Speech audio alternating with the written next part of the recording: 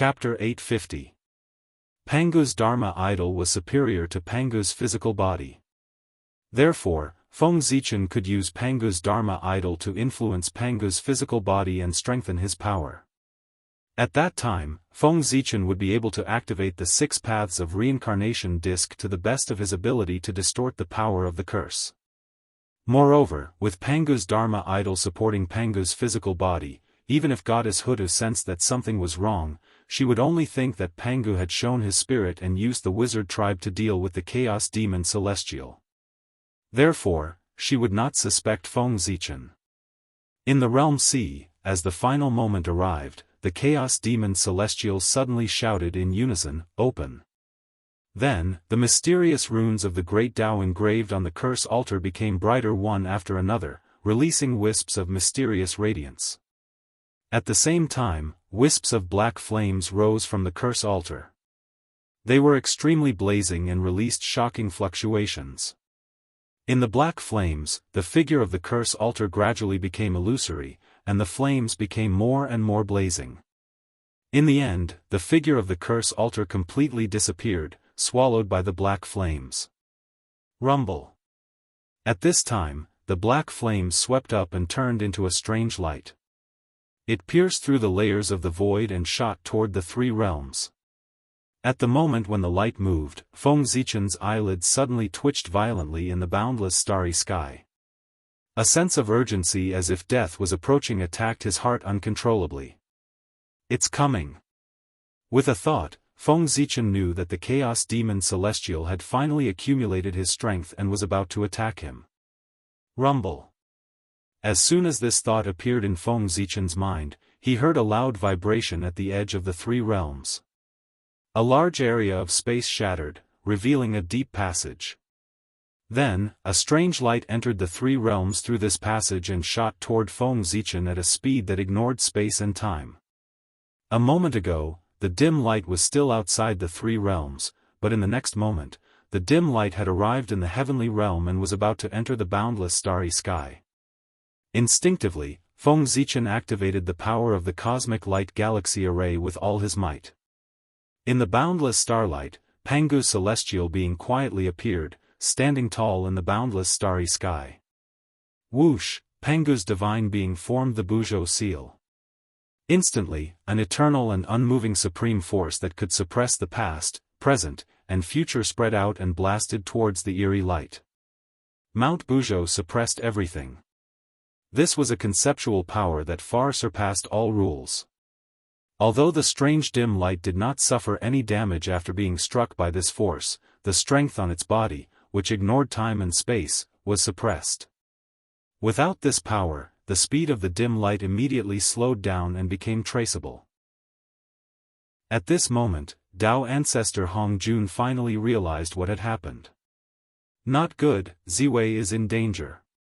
Subconsciously, Dao ancestor Hongjun wanted to help.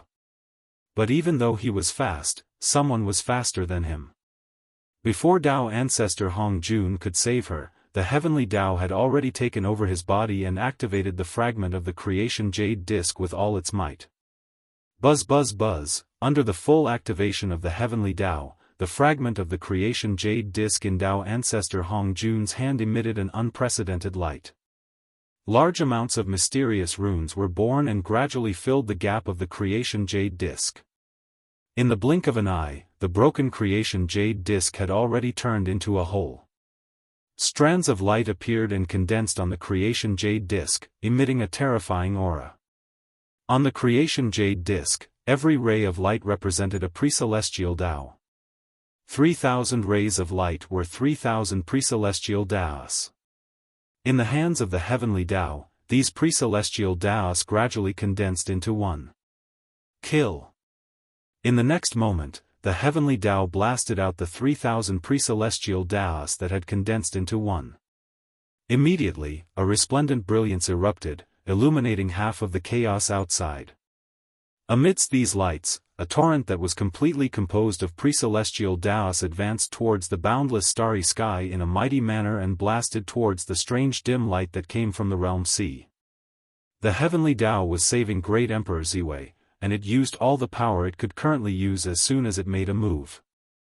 To the primeval world, Great Emperor Ziwei was extremely important. Therefore, when he was in danger, the heavenly Tao definitely couldn't sit idly by and do its best to save him. After the heavenly Tao made a move, Goddess Hutu in the netherworld also reacted. Thinking of her agreement with Great Emperor Ziwei, she made a move. 12 capital heaven divine banners flew out from the ancestral Magi palace and inserted themselves around Goddess Hutu. With her as the center, they formed the 12 capital heaven divine fiends formation. Rumble. In an instant, all the baleful aura between heaven and earth seemed to be guided by an inexplicable force and crazily surged towards the 12 capital heaven divine fiends formation. Then, through the formation, it transformed into the purest energy and poured into Hutu's body. Although the 12 capital heaven divine fiends formation that was set up with 12 capital heaven divine banners was powerful, it could only deal with ordinary primordial chaos experts. It couldn't solve the problem that Feng Zichen was currently facing. Therefore, after setting up the 12 capital heaven divine fiends formation, Goddess Hutu used herself as a carrier to guide the baleful aura between heaven and earth and Panga's power. Thus, she maximized the power of the 12 capital heaven divine fiends formation to reach a higher level. Roar. Inexplicably, a series of crazy roars sounded between heaven and earth. Then, the 12 capital heaven divine banners suddenly bloomed with light. Accompanied by the bright light, the shadows of 12 ancient demon gods walked out. They roared towards the sky as if they were venting their dissatisfaction and angrily rebuking the heavens for being unfair. These 12 ancient demon gods' shadows were undoubtedly the 12 ancestral magi. Except for Goddess Hutu and Xianming ancestral magi, the other 10 ancestral magi were currently in a state of death. Roar. After the ancestral magi's shadows appeared, they suddenly turned into rays of Tao light and merged into Goddess Hutu's body. Then, Goddess Hutu's body suddenly changed. She became larger and larger. Large chunks of muscles bulged like mountains and were filled with the beauty of strength. Rumble. Amidst the roars of heaven and earth, Goddess Hutu completed her transformation and evolved into Panga's body. Her power had reached the level of Wuxia Xianxia. Suppress. After Goddess Hutu condensed Panga's body, she didn't hesitate.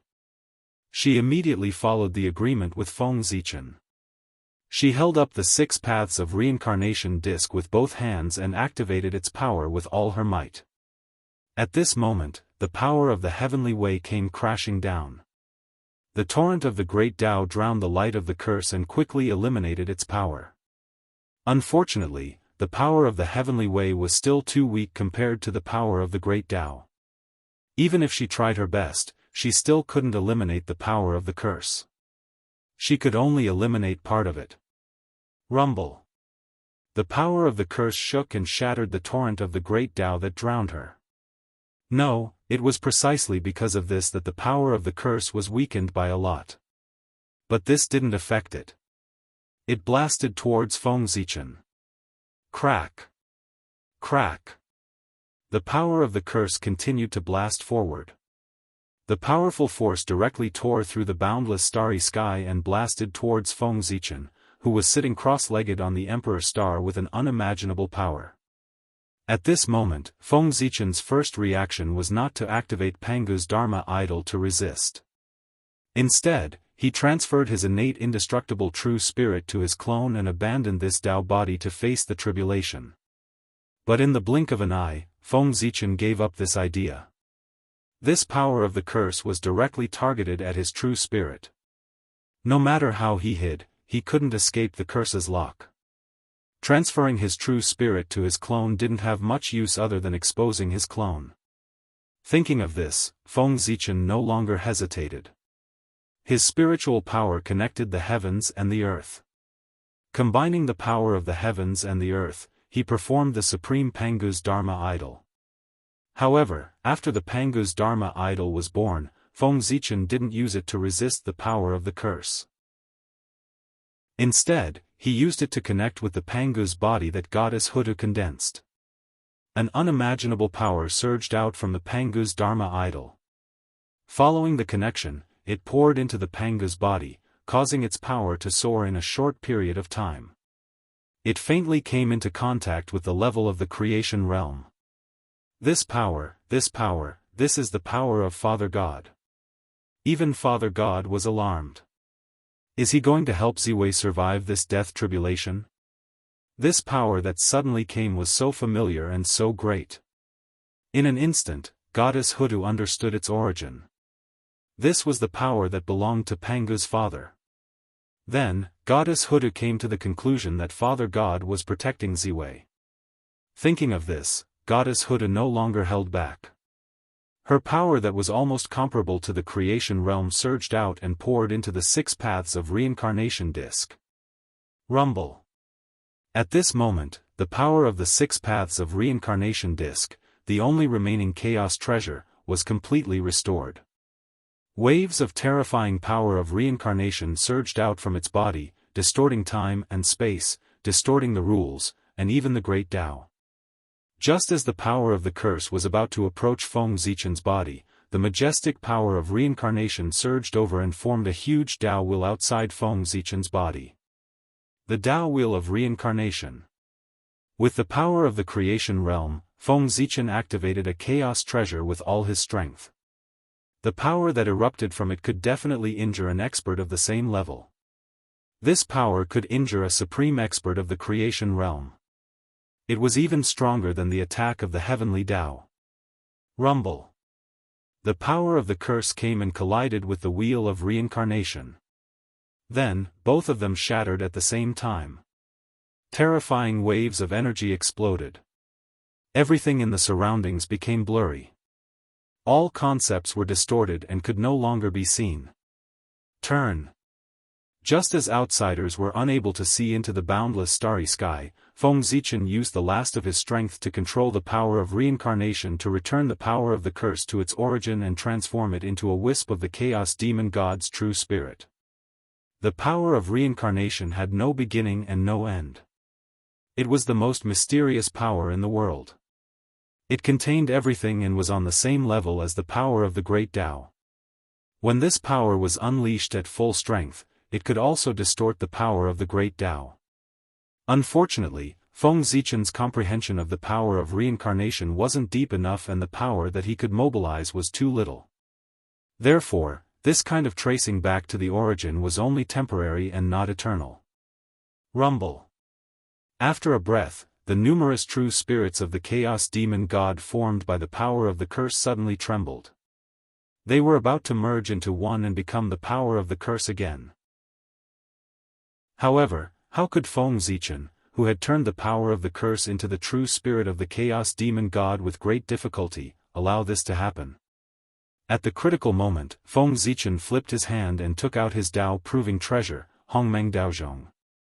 Remember, the condition for Hongmeng Daozhong to advance from a connate treasure to a chaos treasure was to devour the true spirits of 3,000 chaos demon gods. The more it devoured, the stronger the power of Hongmeng Daozhong would be.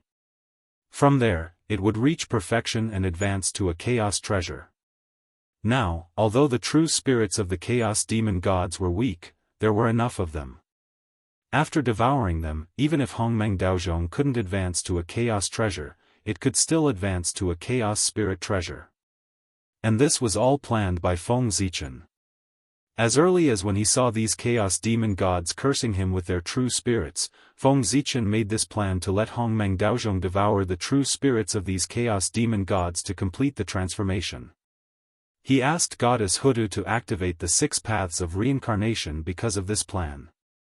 With Feng Zichen's ability, it was impossible for him to turn the true spirit of the chaos demonic god, which had been transformed into the power of the curse, back into a true spirit. Even if he could temporarily stand in the creation realm, it was impossible. Therefore, Feng Zichen thought for a while and set his eyes on the 6 paths of reincarnation. He couldn't do this, but the 6 paths of reincarnation could. Under the great Tao, no one could transcend reincarnation. With the power of reincarnation, the true spirits of the chaos demon gods that had evolved into curse power would be reversed and then devoured by Hongmeng Daozhong. This was a very bold plan. If it succeeded, the benefits Feng Zichen would get would be beyond imagination. Similarly, if it failed, he would also have to pay an unimaginable price. That's right, he was taking a gamble.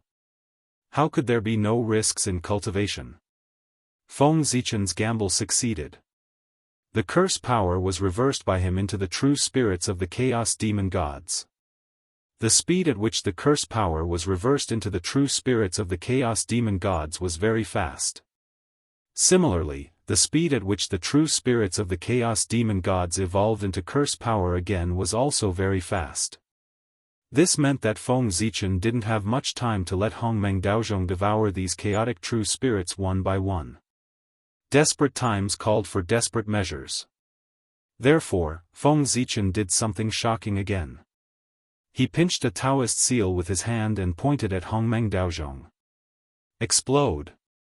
After he finished speaking, this life treasure that had followed Feng Zichen for many years suddenly exploded and turned into Hongmeng Qi that swept across the sky, drowning the chaotic true spirits that were about to merge into one again. In the Hongmeng Qi, these chaotic true spirits couldn't even protect themselves, let alone turn into curse power again. They could only be slowly refined and devoured by Hongmeng Qi. After the Hongmeng Qi devoured all these chaotic true spirits and turned them into Hongmeng Daozhong again, it would be the time for him to complete his promotion. It's over. At this time, Feng Zichen's tensed heart finally relaxed. The curse power was obliterated, and he had survived this calamity.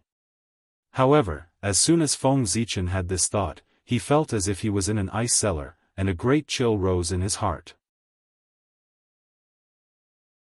Chapter 851. No, the death trial was not over yet.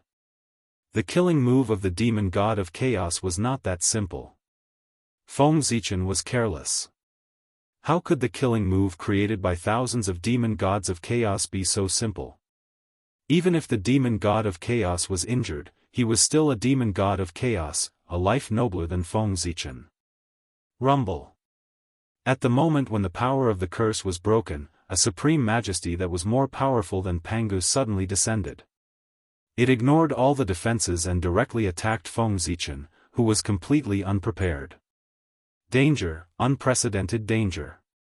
Under the crisis of life and death, Feng Zichen broke out all his potential and desperately activated Pangu's Dharma Laksana. The power that was comparable to the creation realm gathered around him and formed a powerful defense. At the same time, Feng Zichen also recognized the origin of the power that attacked him. It was the power of the Great Way, which was summoned by thousands of demon gods of chaos together. The so-called power of the curse was just a cover to hide the existence of the power of the Great Way. The power of the Great Way was the real killing move of the demon god of chaos to deal with Feng Zichen. In the end, Feng Zichen was careless. After defeating the demon god of chaos several times, he became more and more contemptuous of the demon god of chaos.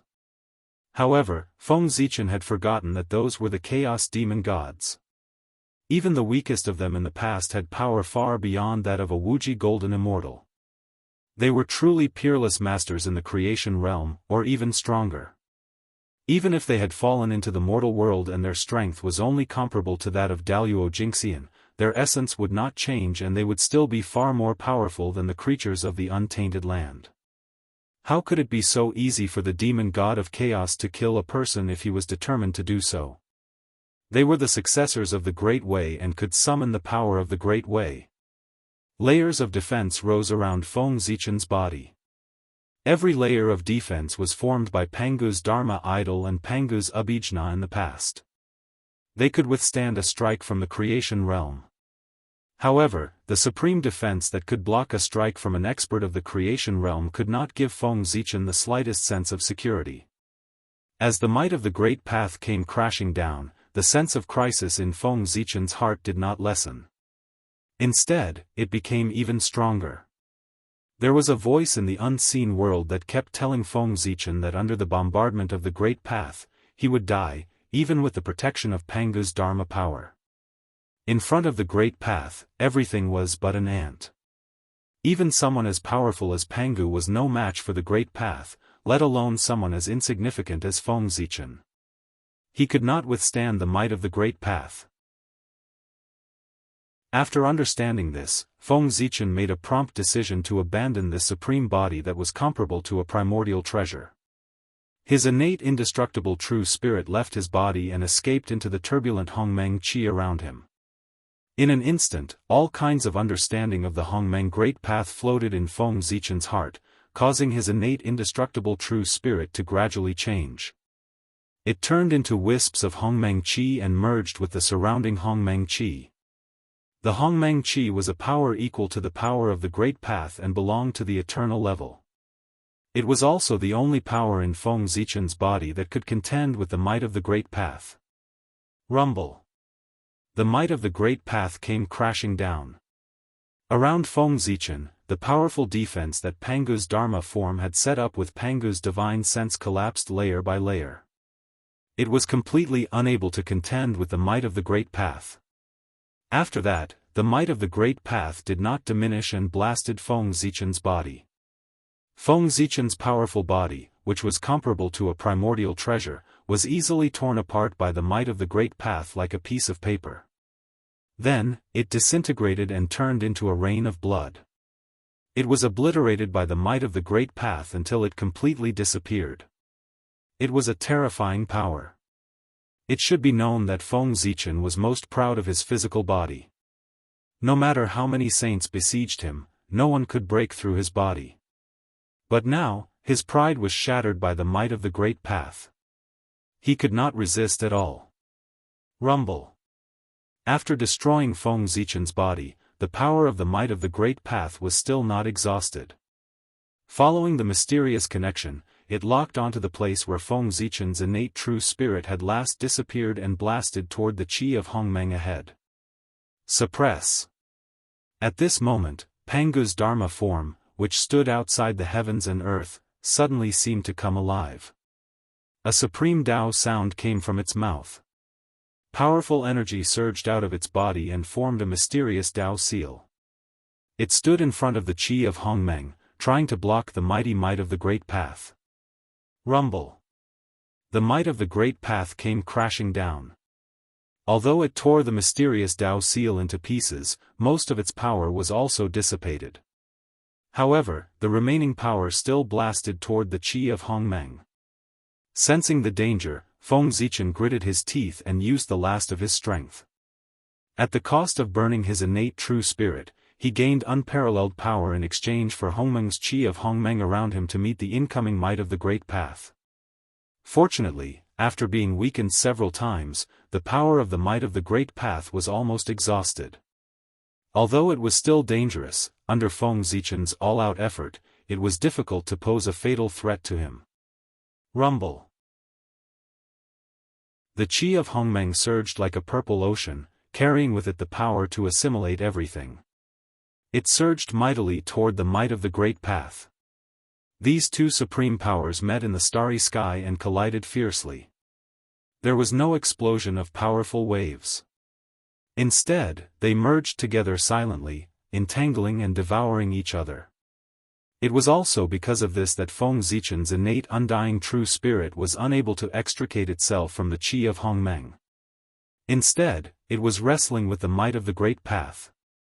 Looking at the situation, Feng Zichen's innate undying true spirit would not be able to extricate itself from the Qi of Hongmeng if the might of the Great Path could not be extinguished.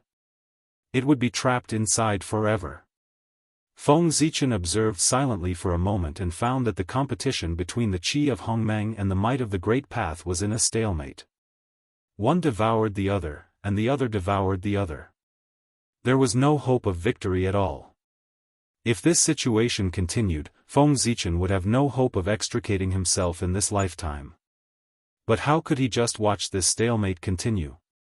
Feng Zichen was not a person who was willing to be trapped. With a thought, Feng Zichen activated the backup plan that he had left behind. The clone that he had previously condensed with the same combat strength as himself suddenly stepped out of the palace of heaven and took over the boundless starry sky. It reactivated the galaxy of cosmic light array. In an instant, endless starlight surged and poured into the chi of Hongmeng, strengthening its power and helping it to devour the might of the Great Path. However, the level of the chi of Hongmeng was too high. Even if it devoured the power of the starlight in the sky, it was just a drop in the bucket. Although it was useful, it would not be effective in a short period of time. Feng Zichen silently calculated.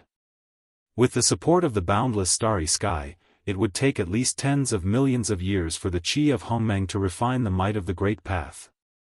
Tens of millions of years. This was a period of time that Feng Zichen could not accept. But fortunately, due to the support of the boundless starry sky, the pressure of the chi of Hongmeng was slightly relieved. Feng Zichen was finally able to divert a bit of his attention and establish contact with his clone.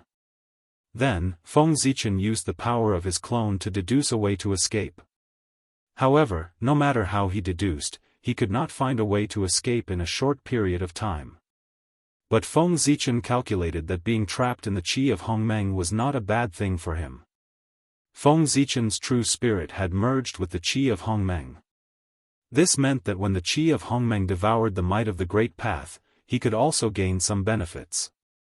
The might of the Great Path was an extraordinary power. As long as a trace of it was refined, there would be endless benefits. Moreover, the chi of Hongmeng and the might of the Great Path belonged to the supreme power of the eternal level. When the two entangled with each other, there would be all kinds of mysteries. Feng Zichen was able to observe the battle between the two at a close distance. It would definitely help him understand the mysteries of the two. If he could catch a glimpse of the mysteries of the eternal level, it would not be a loss even if he fell once. In addition to the might of the Great Path, there were also traces of the chaotic true spirits of thousands of chaos demon gods in the chi of Hongmeng. When the chi of Hongmeng was devouring the might of the Great Path, it was also devouring them.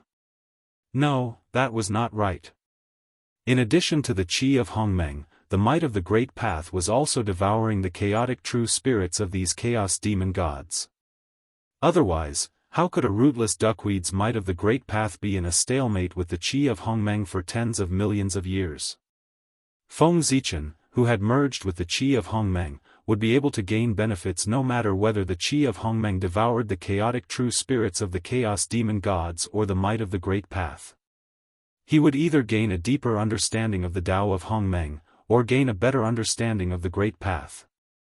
In short, when the chi of Hongmeng completely devoured the might of the Great Path and the chaotic true spirits of the chaos demon gods, Feng Zichen would be able to break free and achieve the realm of the Wuxia Xianxia. This calamity was Feng Zichen's calamity and also his opportunity. If he could not overcome it, he would die. If he could overcome it, he would be able to achieve the realm of the Wuxia Xianxia. But now, Feng Zichen had obviously overcome the calamity and was reincarnated. His opportunity came naturally. He was now transforming into the realm of the Wuxia Xianxia and was about to break free. If he could achieve the realm of the Wuxia Xianxia after being trapped for tens of millions of years, anyone would happily agree to such a good thing. But Feng Zichen would not. At present, the untainted land was going through an unprecedented change. How could he miss it and cultivate in seclusion peacefully for tens of millions of years? Moreover, his body was completely destroyed by the might of the Great Path, and there was no possibility of recovery. After breaking free, Feng Zichen would have to refine his body, which would take tens of thousands of years. What's more, the demon gods of chaos were still eyeing him covetously. If they found that Feng Zichen had not died but had obtained a great opportunity, would they continue to take revenge? At that time, Feng Zichen was trapped and had no freedom. In the face of the revenge of the demon gods of chaos, he was really helpless. As an old cunning man, Feng Zichen would not put himself in a passive situation. Therefore, he was unwilling to be trapped here. He wanted to break free. But it was not easy to break free. After thinking for a while, Feng Zichen made up his mind and activated the Dharma form of Pangu again with the help of the power of his doppelganger. With his cultivation at the ninth heaven of Hunyuan, he could not figure out a way to break free. But with the vision of Pangu's Dharma form of creation, he should be able to figure out a way to break free. With this thought, the power of heaven and earth had condensed into a mass under the guidance of the cosmic light formation of the Milky Way. An incomparably huge Dharma form of Pangu appeared again and stood between heaven and earth. Rumble. In the void that no one could see, Pangu's Dharma form suddenly operated. Endless power gushed out of his body and spread to every corner of time and space, searching for all the futures that Feng Zichen could possibly break free. However, after searching for a long time, Feng Zichen saw many futures where he could successfully break free and become the Wuxia Xianxia, but that was thousands of years later. As for the futures that could break free in a short time, Feng Zichen did not find any. After searching for a while, Feng Zichen still could not find the future he wanted to see. Just as he was gradually disappointed, he saw Haotian by chance. It was the future Haotian. He was achieving Dao and breaking through the realm of Hunyuan Daoist Jingxian. With Haotian's accumulation, he did not encounter any accidents during this period. He completed the breakthrough smoothly and stepped into the realm of Hunyuan that he had always dreamed of. At this time, according to the normal operating rules of heaven and earth, Haotian achieved Dao and cultivated to the level of Hunyuan Daoist Jingxian. He should transcend, step down from the position of celestial emperor, and go to the chaos to cultivate. After that, Great Emperor Ziwei ascended the throne and became the new celestial emperor. However, in this future, Feng Zichen was trapped and could not break free. He could not replace Haotian and become the new celestial emperor. However, heaven and earth could not be without a ruler for a day. Great Emperor Ziwei did not appear for a long time. The heavenly axiom had no choice but to choose a new celestial emperor. For this reason, the three realms entered an era of struggle for hegemony. Strong people from all walks of life appeared one after another to compete for the position of celestial emperor. In the realm of creation, Feng Zichen's vision was forcibly broadened, and his wisdom grew.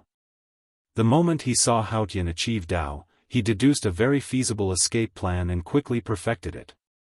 At the same time, in the long river of time and space, a new future about Feng Zichen gradually emerged. At first, it was incomparably illusory, and then it gradually solidified. In the end, as Feng Zichen perfected his escape plan, the new future also became abnormally huge, occupying more than half of Feng Zichen's future. This showed that this future had become mainstream, and the possibility of it becoming true was very high. Rumble. At this time, Feng Zichen's incarnation, because it could not withstand the supreme power of Pangu's Dharma form, suddenly collapsed and turned back into the origin of stars. At the same time, in front of Feng Zichen's eyes, all the futures were being retracted, and the long river of time and space also faded, and soon it was completely invisible. Looking at the shattered incarnation, Feng Zichen's eyes flickered, and immediately made up his mind to follow the plan that he had just deduced. With a thought, Feng Zichen began to gather the origin of stars formed after the shattered incarnation. However, he did not recondense it into an incarnation. Instead, he integrated it into the qi of Hongmeng, and exchanged it for a wisp of his innate true spirit. Feng Zichen's incarnation's combat power was comparable to that of the ninth heaven of Hunyuan. In order to refine it, Feng Zichen had consumed countless treasures of heaven and earth. The origin contained in it could resurrect several Daoist Jingxian. Chapter 852. The qi of Hongmeng had only devoured 2/3 of the origin, but its power had grown significantly. It gradually gained the upper hand in the battle with the might of the Great Path. It was also at this moment that Feng Zichen's innate undying true spirit in the qi of Hongmeng vibrated. It resonated with the origin formed by the incarnation and surged with a powerful force. Rumble. The qi of Hongmeng and the might of the Great Path trembled at the same time. It was as if an unknown change had occurred. The battle between them became even more intense as they frantically devoured each other. At this moment, Feng Zichen's innate undying true spirit seized the opportunity and forcibly separated a wisp of his true spirit from the qi of Hongmeng. Wrapped in a wisp of refined might of the great path, it rushed out of the boundless starry sky and fell towards the untainted land. After losing this wisp of Feng Zichen's true spirit, the power of Hongmeng's qi had decreased. However, because it had devoured Feng Zichen's incarnation, its power had not decreased by much. It was still able to suppress the might of the great path. Gradually, the restless two sides gradually calmed down and returned to a state of stalemate. However, upon closer inspection, one could still see that in the battle between the two sides, the qi of Hongmeng had gradually gained the upper hand. The might of the great path's defeat was already foreseeable. Just before Feng Zichen's wisp of innate undying true spirit escaped from the boundless starry sky, the great masters of the untainted land finally realized what had happened. A peerless powerhouse had attacked great Emperor Ziwei. During this time, Dao ancestor Hongjun and goddess Hutu had stepped in to save him. Even so, the terrifying attack still rushed into the boundless starry sky and brazenly attacked great Emperor Ziwei. Immediately, in the boundless starry sky, an unimaginable wave of energy erupted. Then, all concepts were distorted. The terrifying power boiled in the boundless starry sky, causing everything to disappear. Even so, the great masters of the untainted land, including the sages and Dao ancestor Hongjun, were still under great pressure as they stared at the boundless starry sky. They were waiting for the result. Under such a terrifying attack, would great Emperor Ziwei be able to survive? They were all shrewd people. When they saw the unimaginable attack, they had already guessed that the attacker was the Chaos Demon Celestial. After all, no one in the untainted world could unleash such terrifying power. No one knew what Ziwei the Great had done to force the demon god of chaos to use such a method to kill him. However, although they did not know the exact situation, everyone knew that this should be a good thing for the primordial world. If great Emperor Ziwei had not forced the chaos demonic celestial into a corner, they would not have ended up like this. Therefore, the demon god of chaos must have suffered a great loss. Wasn't it a great thing for the untainted land? It was a pity for great Emperor Ziwei. That attack was so powerful that he might not be able to withstand it. However, it didn't matter. Ziwei the Great's cultivation had long reached the immortal realm. Even if he perished this time, he would be resurrected after a few million years. Moreover, unlike Di Jun and the others, great Emperor Ziwei was a meritorious person. No one dared to stop his resurrection. Even the heavenly path would take the initiative to help great Emperor Ziwei resurrect. This meant that the resurrection of great Emperor Ziwei would be much easier than that of ordinary people. Just as everyone was pondering, the terrifying fluctuation in the boundless starry sky lasted for a moment and suddenly disappeared. Then, everyone saw that in the center of the boundless starry sky, the incomparably brilliant Ziwei star's radiance had suddenly dimmed significantly.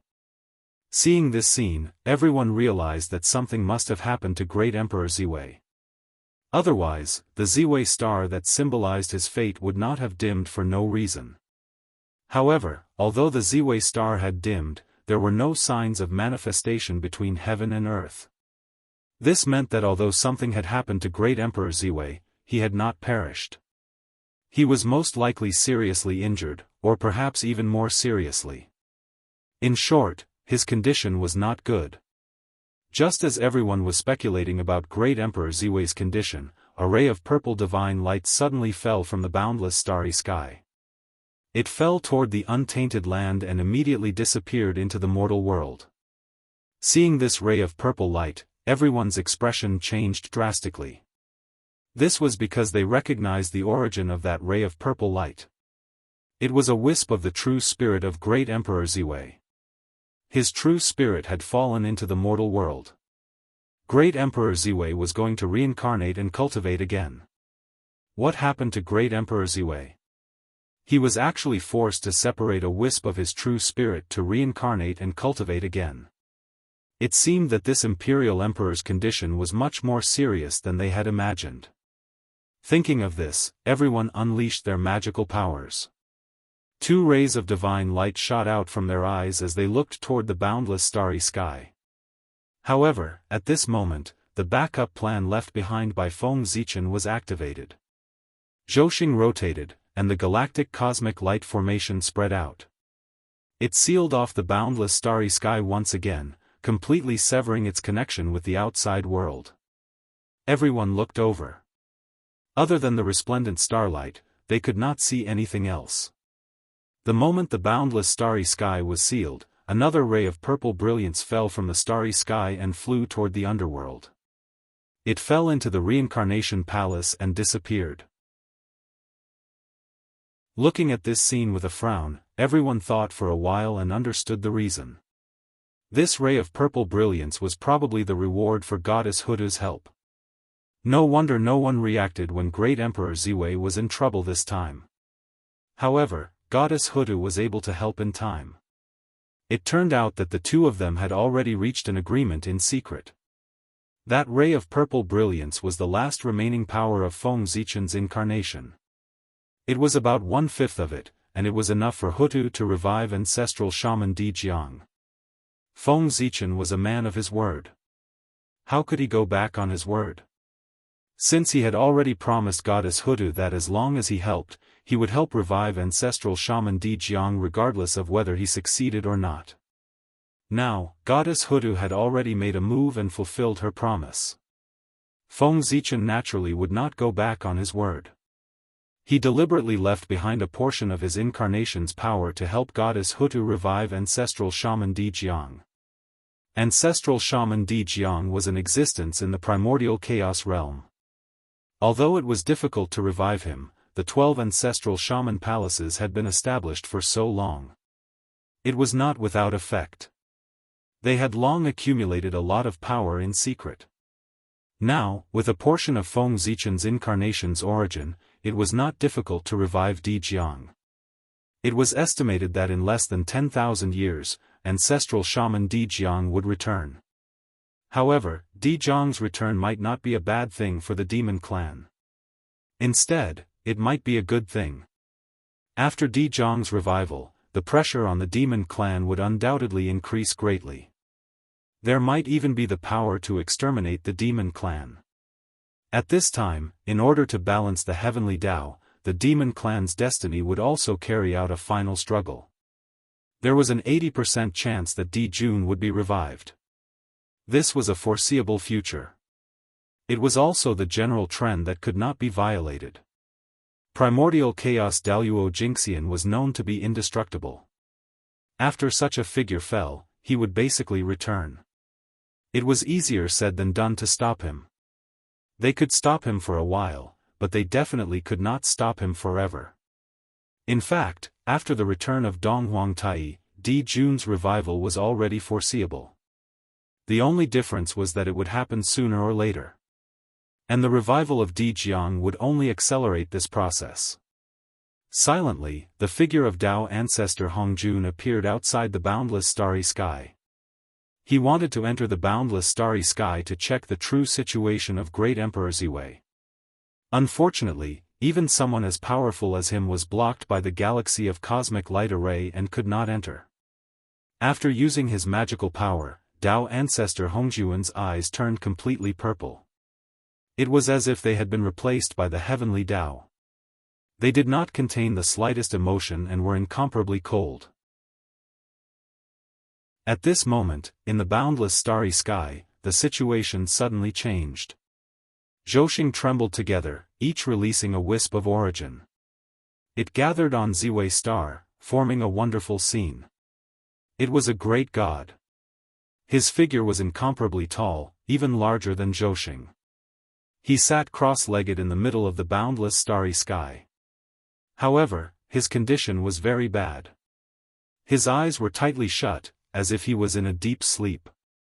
His body also became incomparably illusory, as if he would dissipate at any time. However, as this god breathed, the surrounding essence of the stars all poured into his body, helping him stabilize his body. This caused his condition to gradually develop in a good direction. Seeing this scene, Dao ancestor Hongjun let out a long sigh of relief. Something had obviously happened to Great Emperor Ziwei, and it was very serious. His physical body had been destroyed, his divine consciousness had fallen into a deep sleep, and his innate indestructible true spirit was dim and lightless. It was like an illusion that could shatter at any time. Fortunately, although these problems were serious, they were not fatal. With the nourishment of the boundless starry sky, it would not be long before Great Emperor Ziwei's divine consciousness awakened and he would find a way to restore his physical body. This scene was specially condensed by Feng Zichen so that outsiders could see it. To be more precise, it was for Dao ancestor Hongjun to see. Before leaving, Feng Zichen knew that if Dao ancestor Hongjun could not see his condition, he would definitely not be at ease. Therefore, this scene was created to deal with Dao ancestor Hongjun. After confirming Great Emperor Ziwei's condition, Dao ancestor Hongjun nodded and said to everyone, "You don't have to worry. Although Great Emperor Ziwei's injuries are serious, they are not fatal. In addition to the nourishment of the boundless starry sky, there shouldn't be any major problems. You will be able to see him during the next sparring session." The next sparring session? That would be 1,000,000 years later. In other words, it would take Great Emperor Ziwei 1,000,000 years to recover from his injuries, even under the treatment of the boundless starry sky. From the looks of it, Great Emperor Ziwei's injuries were indeed very serious. Even if Wuxia Xianxia went all out to treat him, it would still take 1,000,000 years. It would not be an exaggeration to say that his life was hanging by a thread. Although this was what everyone thought, they did not forget to say, hearing that the emperor is fine, poor Wei and the others are relieved. It's a pity that our strength is too weak. When the emperor was in trouble this time, we couldn't intervene. It's really detestable. Great Emperor Ziwei's status was equal to that of a Dao ancestor. The respect that he deserved was not lacking. After complaining indignantly for a while, everyone dispersed. However, there was one thing that was buried in the bottom of everyone's hearts. They did not say it out loud, and that was where the reincarnated true spirit of Great Emperor Ziwei had reincarnated to, and what kind of changes would it bring to the current 3 realms. It was an eventful time. The reincarnation of Great Emperor Ziwei, who carried the number 1 providence in the primordial world, would probably cause huge waves in the 3 realms. Netherworld Realm, Reincarnation Palace. Looking at the origin of heaven and earth in her hand, Huda's eyes could not hide the joy in them. Fellow Daoist Ziwei is indeed a trustworthy person. With this origin of heaven and earth, the day of Big Brother's return will not be far. After saying that, Goddess Huda picked up the Dijiang banner and went to the Dijiang temple to prepare the matters of reviving ancestral shaman Dijiang. Goddess Huda was worried about leaving the matter of the revival of Dijiang to her people, so she would complete all the preparations. At this time, where was Feng Zichen's reincarnated true spirit? He had not had the time to reincarnate and was still in the unknown void. Now, he had the 2 powers of Hongmeng's Qi and the power of the Great Tao. Even if the Heavenly Tao personally made a move, it would be impossible to calculate everything about his true spirit. However, it was also because of this that Feng Zichen encountered a big problem. Before he left, he took away a trace of the power of the Great Tao. He was prepared to refine it to strengthen the foundation of this connate indestructible true spirit. However, he did not expect that after Feng Zichen took away this trace of the power of the Great Tao, Hongmeng's Qi sensed it and also separated a trace of Hongmeng's Qi. It followed Feng Zichen's true spirit and left the boundless starry sky. At this moment, these 2 powers, Hongmeng's Qi and the power of the Great Tao, used Feng Zichen's connate indestructible true spirit as a battlefield and engaged in a life-and-death battle. No one was willing to submit to the other and wanted to devour the other. Because of this, Feng Zichen was affected and could not reincarnate for a long time. It was not that he did not want to, but he could not. Before the outcome of these 2 powers could be decided, it would be difficult for Feng Zichen to reincarnate. He had no choice but to help Hongmeng's Qi devour the power of the Great Tao with all his might. However, this would take time. No matter what, even if Feng Zichen's reincarnation was delayed, it would take at least thousands of years or even tens of thousands of years. Just as Feng Zichen was feeling anxious because he had not reincarnated for a long time, the great masters who had returned to the dojo to cultivate in seclusion flashed through their minds from time to time. At first, these great masters were only thinking about the purpose of Feng Zichen's reincarnation. However, as they thought about it, their thoughts began to wander. Then, they associated it with themselves. Boom! It was like a clap of thunder that exploded in the hearts of these great masters, dispelling the fog in their hearts. Yes, it was reincarnation. The so-called verification of the great Tao. How to verify it? Naturally, it was to verify it with heaven and earth and with everyone. However, it was easy to verify it with heaven and earth, but difficult to verify it with everyone. They could not fight with everyone, right? Not to mention whether this would work or not, at the very least, the heavenly Tao would not agree to let them, these great masters, engage in a chaotic battle in the primordial world. If they really did that, they would probably not be able to break through to primordial chaos Daoist Jingxian in this lifetime. Since they could not fight, how could they verify the great Tao with everyone? From Feng Zichen's actions, the great masters obtained inspiration, and that was reincarnation. Everyone separated a wisp of their true spirits and reincarnated to the lower realm. With the human world as the battlefield and the great Tao as the ideal, they would have a silent battle of ideals. In this way, everyone would constantly verify themselves and perfect their Tao in the battle of ideals. From then on, they would break through to become primordial chaos Daoist Jingxian. P.S. It's the end of the month. By the way, what's the name of the protagonist after he reincarnates? This is difficult for me. Chapter 853. Thinking of this, these great beings were all excited and could not hide the excitement in their hearts. Immediately, these great beings used their magical powers to deduce the feasibility of this method. If the heavenly secrets showed that there was no problem, they would put it into action. At this time, the discussion had just ended, and the world was clear. It was the time when the heavenly secrets were the clearest. The great beings deduced the heavenly secrets at this time and quickly got the answer they wanted. The reincarnation method was indeed feasible. Not only that, the great beings not only confirmed the feasibility of this method from the heavenly secrets, but they also perfected the details. For example, where to reincarnate? Where was the most suitable place to spread the idea and verify the great Tao? They all got the answer from the heavenly secrets. The answer was the Central Divine Prefecture, which was the human race. The Central Divine Prefecture was the center of the human world and also the place where the luck of the three realms gathered. The human race was the main character of the world. Only such a place where luck favored could give birth to countless heroes and create a place that could bear the verification of the great Tao. The human race? It's a little troublesome. After coming back to their senses from the heavenly mystery, the group of great divine ability cultivators all revealed looks of contemplation. The Central Divine Prefecture and the human race were the human emperor's territory. If they did not inform him, they would reincarnate directly. It would be fine if the human emperor did not find out. If the human emperor found out, he would at least kill their clones. In the worst case, he might directly kill them and kill them together. The human emperor, the North Star Emperor, was the most ruthless person in the primordial world. There was nothing in this world that he did not dare to do. He would drag others down with him at the slightest provocation. It was better not to provoke such a person. Over the years, Feng Zichen, the North Star Emperor, had made a name for himself.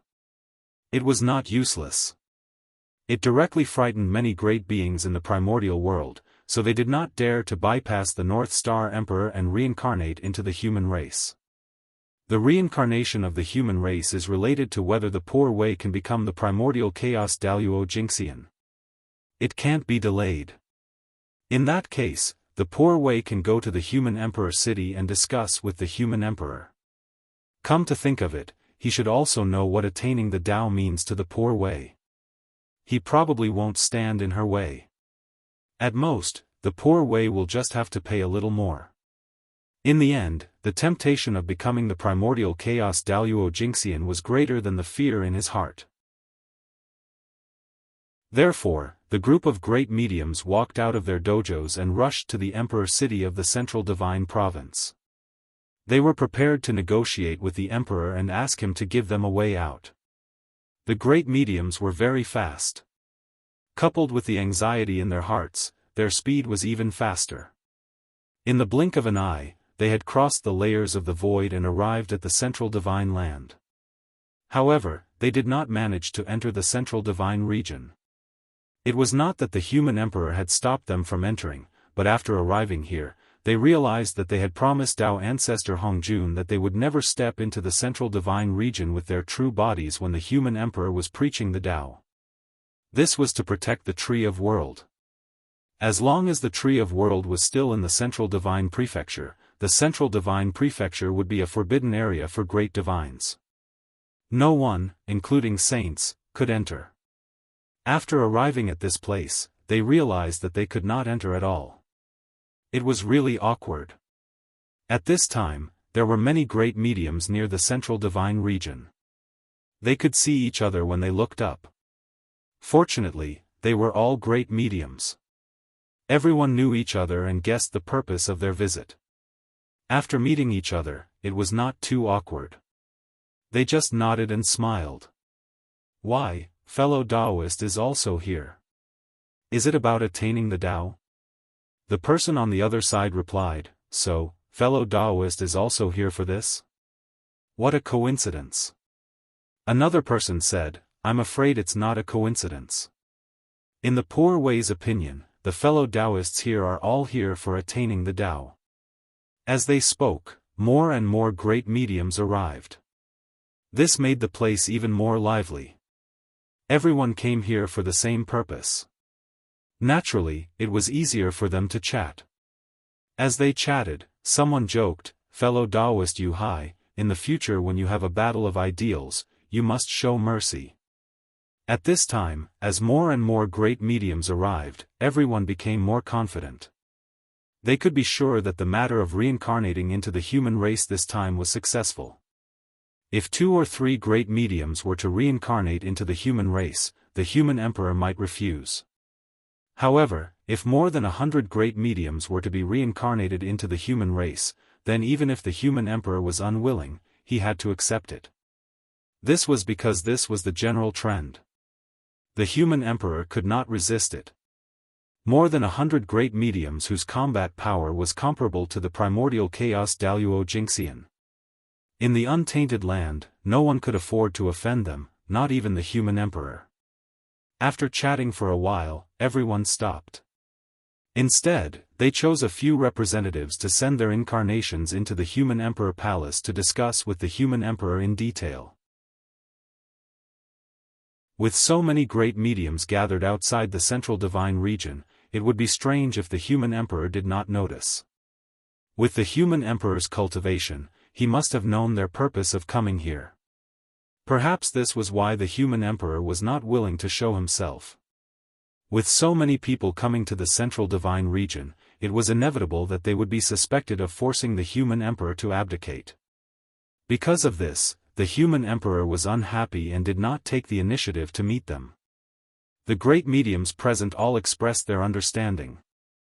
After all, if this matter happened to them and they were forced to abdicate, they would also be displeased. It was also because they knew that the human emperor was unhappy that the great mediums took the initiative to send messengers to the human emperor palace to seek an audience with the human emperor. As for who the messengers were, logically speaking, Zhen Yuanzi was undoubtedly the most suitable one. In the past, he had a good relationship with the human emperor. Unfortunately, because of the matter of Hongyun, the two of them had a conflict. As a good person, Zhen Yuanzi could not show himself. For this reason, Zhen Yuanzi directly gave up reincarnating into the human race and achieved Tao by confirming the Great Path. Firstly, he did not want to owe the human race a favor. Secondly, Zenyuanzi was very confident that he could achieve Tao without confirming the Great Path with others. After guarding the eastern land for countless years, Zenyuanzi finally ushered in his own blessing. The power of heaven and earth helped him achieve Tao. Zenyuanzi did not plan to reincarnate into the human race.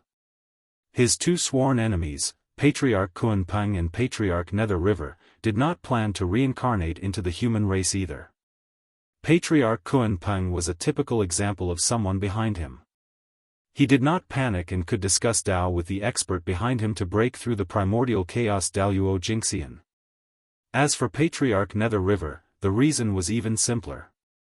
This person cultivated the Tao of slaughter and the Tao of blood.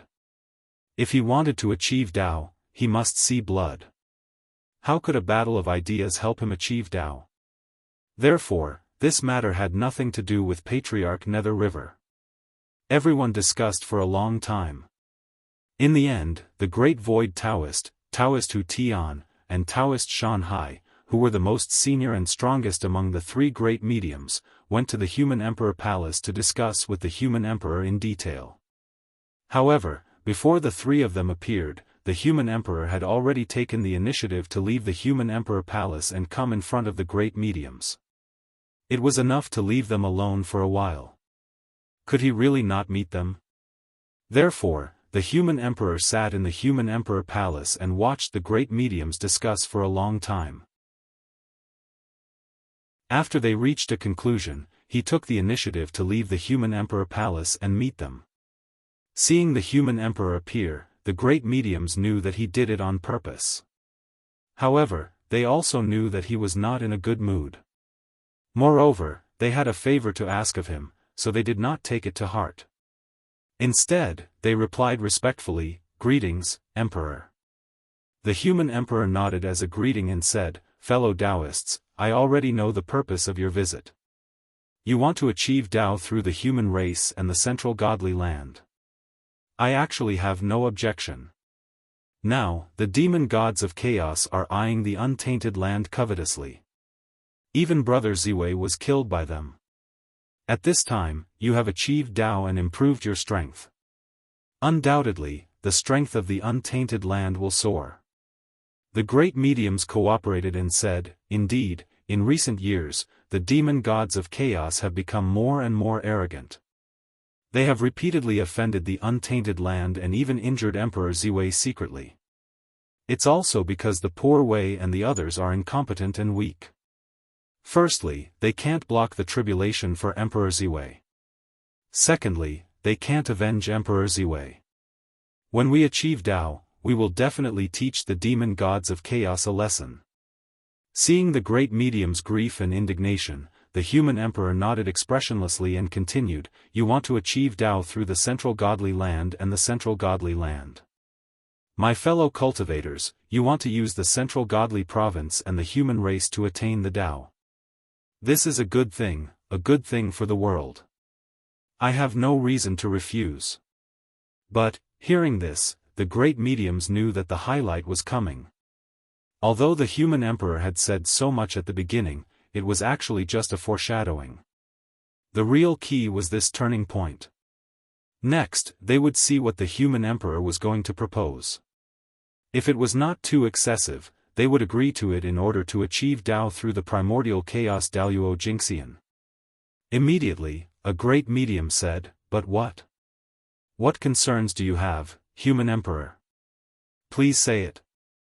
We will achieve Tao through the central godly land and the human clan. We will definitely not let the human clan suffer losses." Looking at him, the Human Emperor said, "Since you've said so, I'll be frank. So many of you have reincarnated into the human race. Although it's to achieve Tao, there's one thing that I can't ignore. Please think about it carefully. What is the difference between your actions and digging up the roots of the human clan?" When the great mediums heard this, they were stunned at first and then wanted to refute. They had reincarnated into the human clan just to achieve Tao. How could it have anything to do with digging up the roots of the human clan? Digging up the roots of the human clan was a deadly feud. The Human Emperor's words were a little harsh. But immediately, the great mediums seemed to have realized something. They suddenly stopped talking and became silent. Just a moment ago, they suddenly understood what the human emperor meant. In order to achieve Tao, these great mediums had reincarnated into the human clan to spread their ideas and pass down their Tao for the human clan to practice. And this was digging up the roots of the human clan. If those humans learned their ideas and practiced their magic, wouldn't they become the disciples of these almighty masters? Moreover, these ideas were bound to be passed down from generation to generation in the human race, and their influence would be far-reaching. By then, most of the human clan would be the disciples and grand disciples of these great mediums. If there was a day when the human clan had a conflict with these great mediums, how would these disciples deal with it? If this was not digging up the roots of the human clan, then what was? Therefore, if they did not solve this problem, they would fall out with these great mediums. The human emperor would not agree to let them reincarnate into the human clan. After a long silence, one of the great mediums remembered the conditions that the human emperor had put forward when he gambled with the saints back then. If the human emperor agrees to let Poor Wei reincarnate into the human clan to preach, then Poor Wei will owe the human clan a favor. Moreover, after Poor Wei's incarnation reincarnates into the human clan, she will only be a human clan. Her successor will also be a successor of the human clan. It will have nothing to do with Poor Wei. He intended to draw a line between himself and his successor. As long as he did not admit that the human clan who had learned his ideas were his successors, then, these human clan would have nothing to do with him. In this way, there would be no problem of digging up the roots of the human clan. He was also a decisive person. In order to achieve Tao, he directly made such a promise to the human emperor in exchange for a chance to reincarnate. In this way, he would be giving the human clan a Tao orthodoxy for free and also doing them a favor. However, he did not lose out. He could achieve Tao with this and achieve the realm of primordial chaos Daoist Jingxian. This was the greatest benefit. Hearing this, a smile appeared on the human emperor's face. He nodded and said, "Okay." After the great medium received a positive answer, he was overjoyed. His intuition told him that his true spirit was beating non-stop. He was closer to the primordial chaos Tao fruit. "Thank you, human emperor, for your help. Poor Wei will go and prepare. When Poor Wei reincarnates, I will disturb you again." After saying this, the person bid farewell to the human emperor and left in a hurry. After this great medium left, the rest of the great medium followed him and promised the human emperor the same conditions. In this regard, the human emperor did not refuse anyone and nodded in agreement. With so many great medium helping the human clan for free, why would the human clan worry about not prospering? When these great medium all achieved Tao, the human clan's foundation was bound to reach a higher level. The other three major continents, the three pure ones, the Eastern Tai, and the Western two sages all frowned when they saw this scene. The great medium all achieved Tao. This was something that they had long foreseen. Therefore, they were not surprised. However, each of them owed the human clan a favor.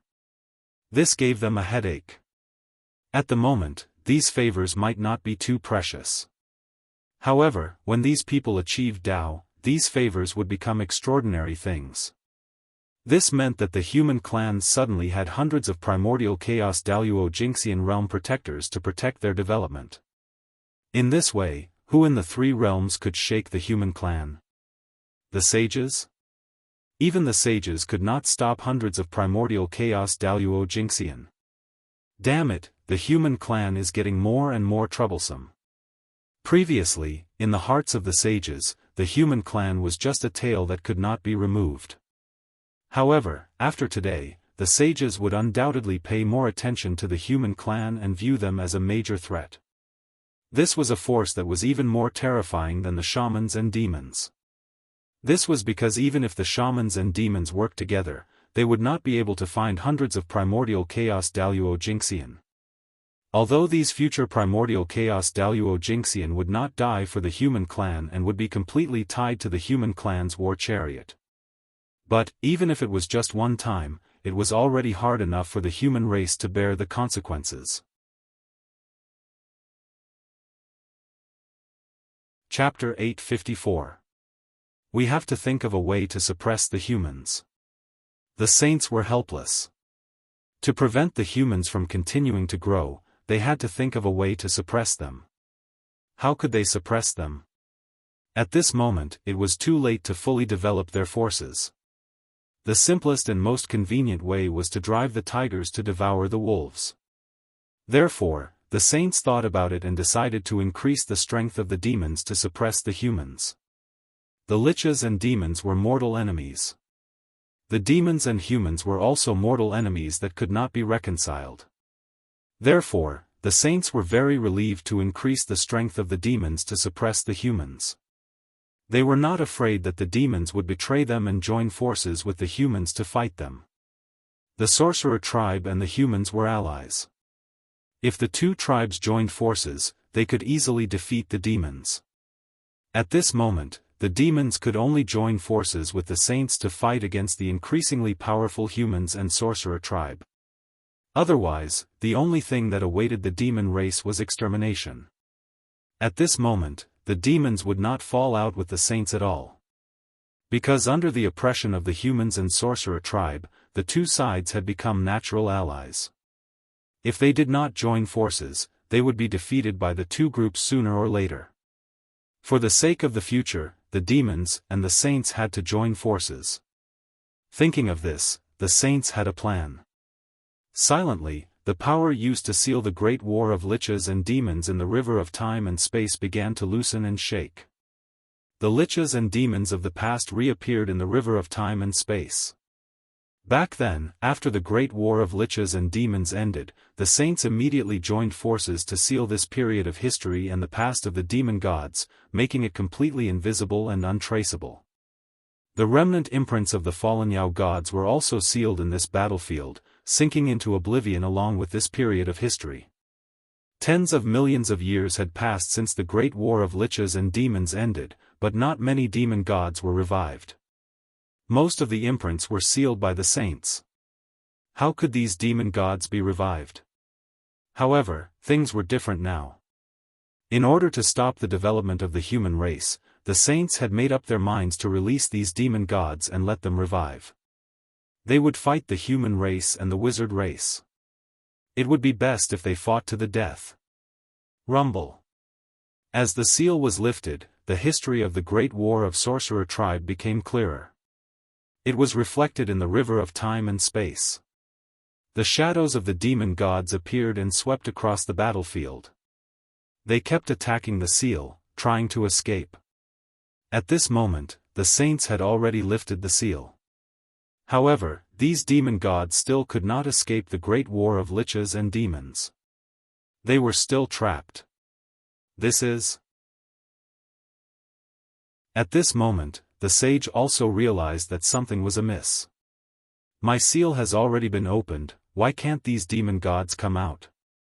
Just as the sages were puzzled, another change occurred in the river of time and space. Large patches of starlight appeared and gathered in the sky above the battlefield, forming a vast sea of stars. In the sea of stars, countless stars rotated, forming an indescribable formation that firmly sealed the past, preventing the demonic god imprints from rushing out of this place.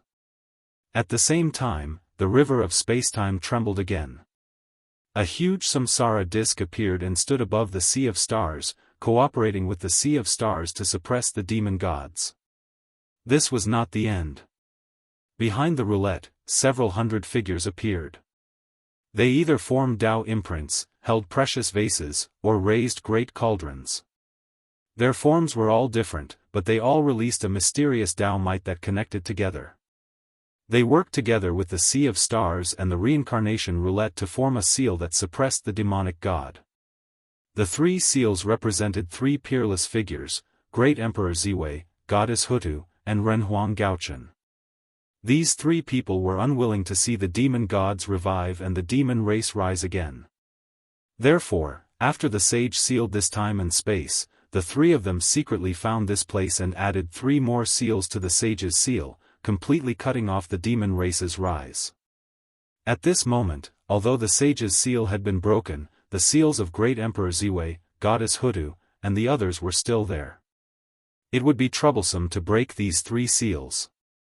Although Great Emperor Ziwei was no longer here, Goddess Hudu and Renhuang Gaochen were still here. If they wanted to break their seals, it was inevitable that they would have to face them. It was also a huge problem. Just as the sages were having a headache, Donghuang Tai secretly set up a mysterious altar in the North Continent. He also used the Bell of Chaos to conceal the secrets of heaven, making it difficult for outsiders to detect this place. Then, Donghuang Tai took the blood of 10,000 races and placed it on the altar. With this as a sacrifice, he actually bypassed everyone's perception and forcefully condensed a trace of Di Jun's innate true spirit. However, this trace of innate true spirit was very fragile. It was as if a gust of wind could extinguish it. Donghuang Tai had no choice but to send this trace of Di Jun's innate true spirit into the cycle of reincarnation so that it could be reborn and cultivate again. Entrusted with the power of reincarnation, it could repair Di Jun's innate true spirit. Not long after this, a wisp of true sun fire fell from the sun star and fell into the North Continent. It merged with a wisp of creation chi. After being nurtured for 1,000 years, an innate fire crow was born. Like the golden crow, the innate fire crow was a spirit born from the sun. However, the innate fire crow was far less noble than the golden crow. It was just an ordinary innate life form, not an innate divine being like the golden crow.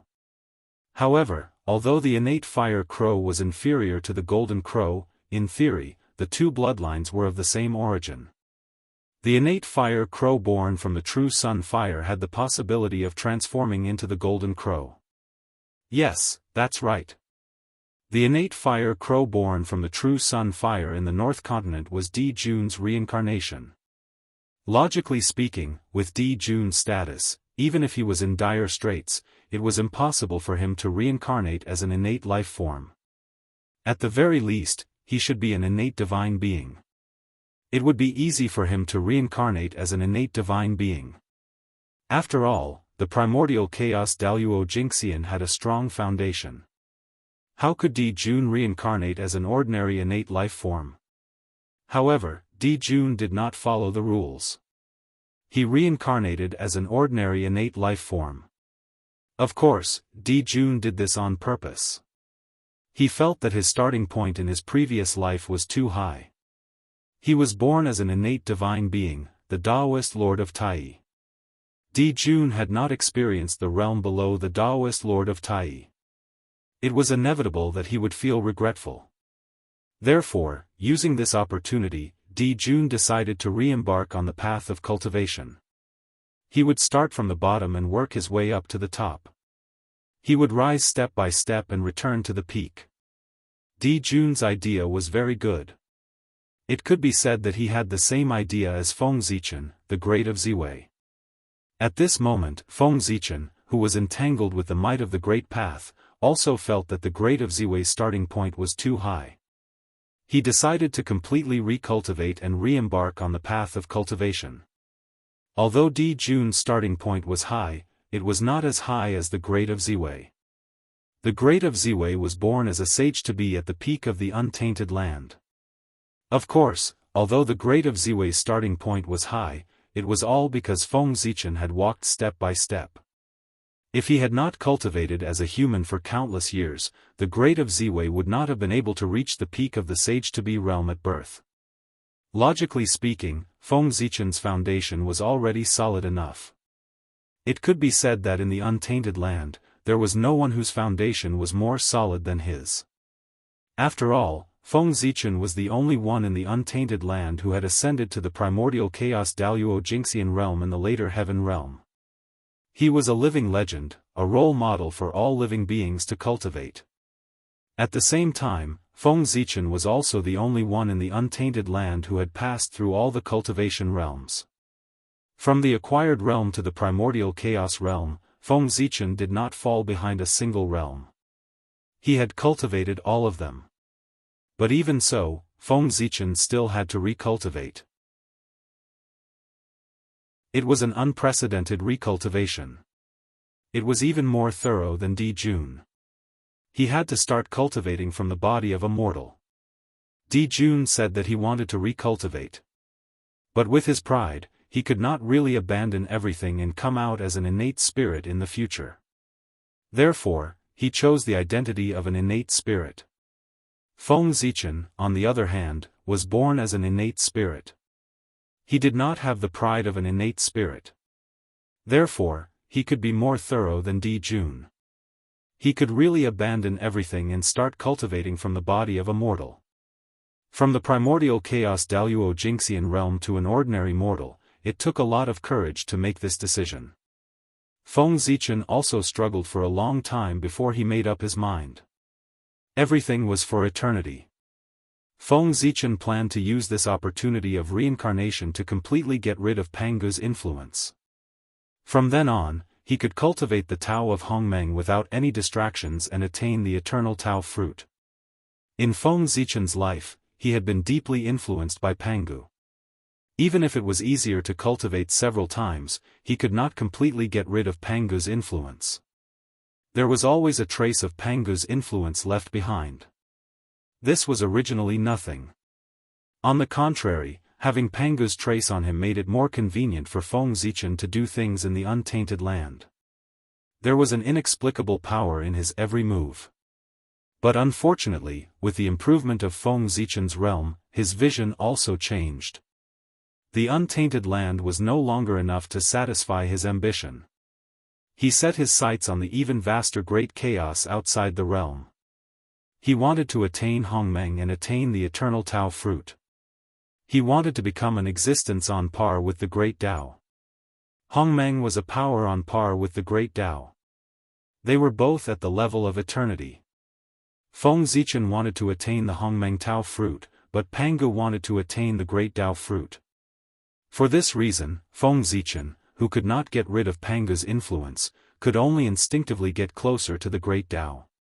From then on, he would get further and further away from Hongmeng.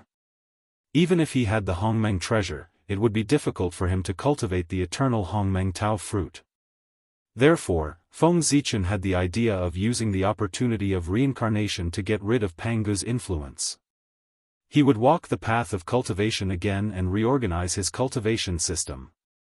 He would change his main cultivation path from Pangu's Tao to Hongmeng's Tao so that everything would be based on Hongmeng. This was the path that Feng Zichen should take. From the time the Hongmeng Tao Jade chose Feng Zichen, his future was already destined. He would walk the path of attaining the Hongmeng Tao. Pangu valued Feng Zichen so much. It was not without the influence of the Hongmeng Tao Jade. To be chosen by the Hongmeng Tao Jade meant that Feng Zichen had the potential to achieve eternity. And what Feng Zichen wanted to achieve was the Hongmeng Tao fruit. It did not conflict with the Tao fruit that Pangu wanted to achieve. In that case, it meant that Feng Zichen might be Pangu's friend on the future path. Therefore, Pangu would take care of Feng Zichen. Otherwise, no matter how great Pangu was, it would be impossible for him to cultivate a competitor.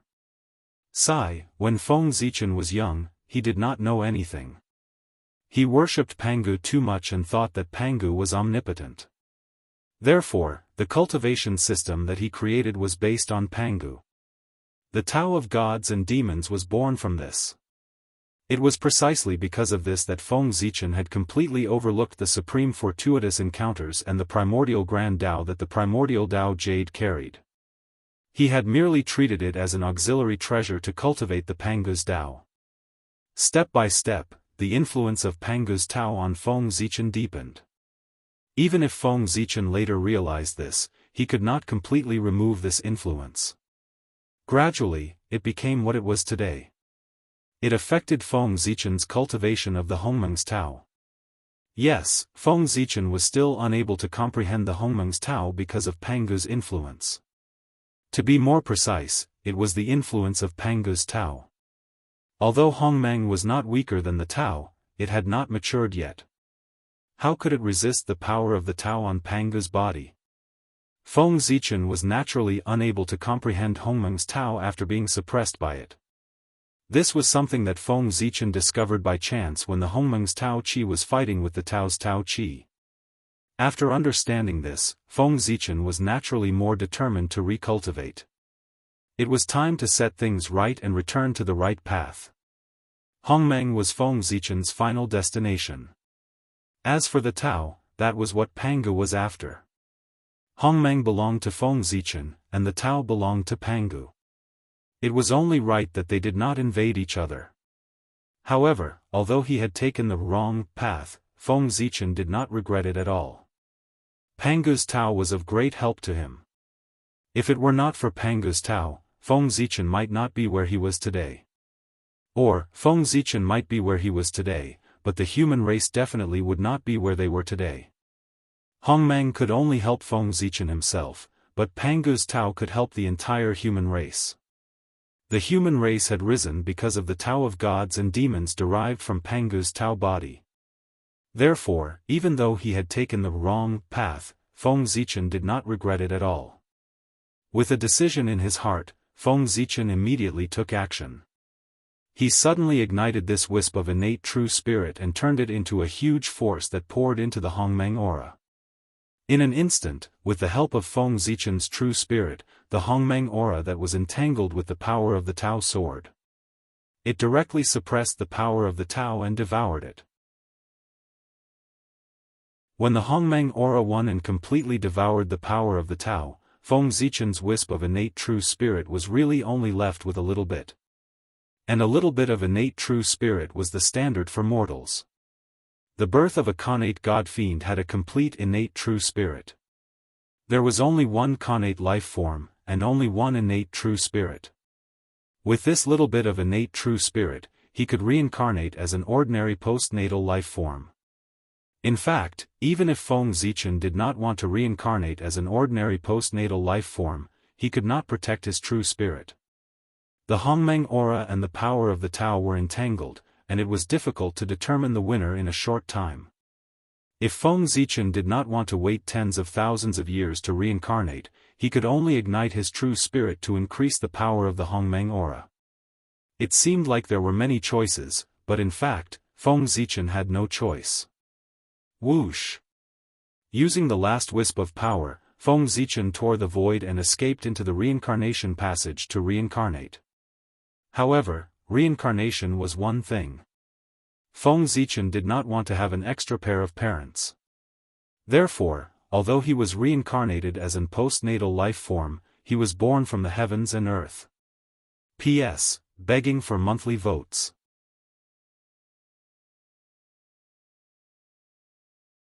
Chapter 855. We have to think of a way to suppress the human race. The saints were helpless. To prevent the human race from growing stronger, they had to think of a way to suppress the human race.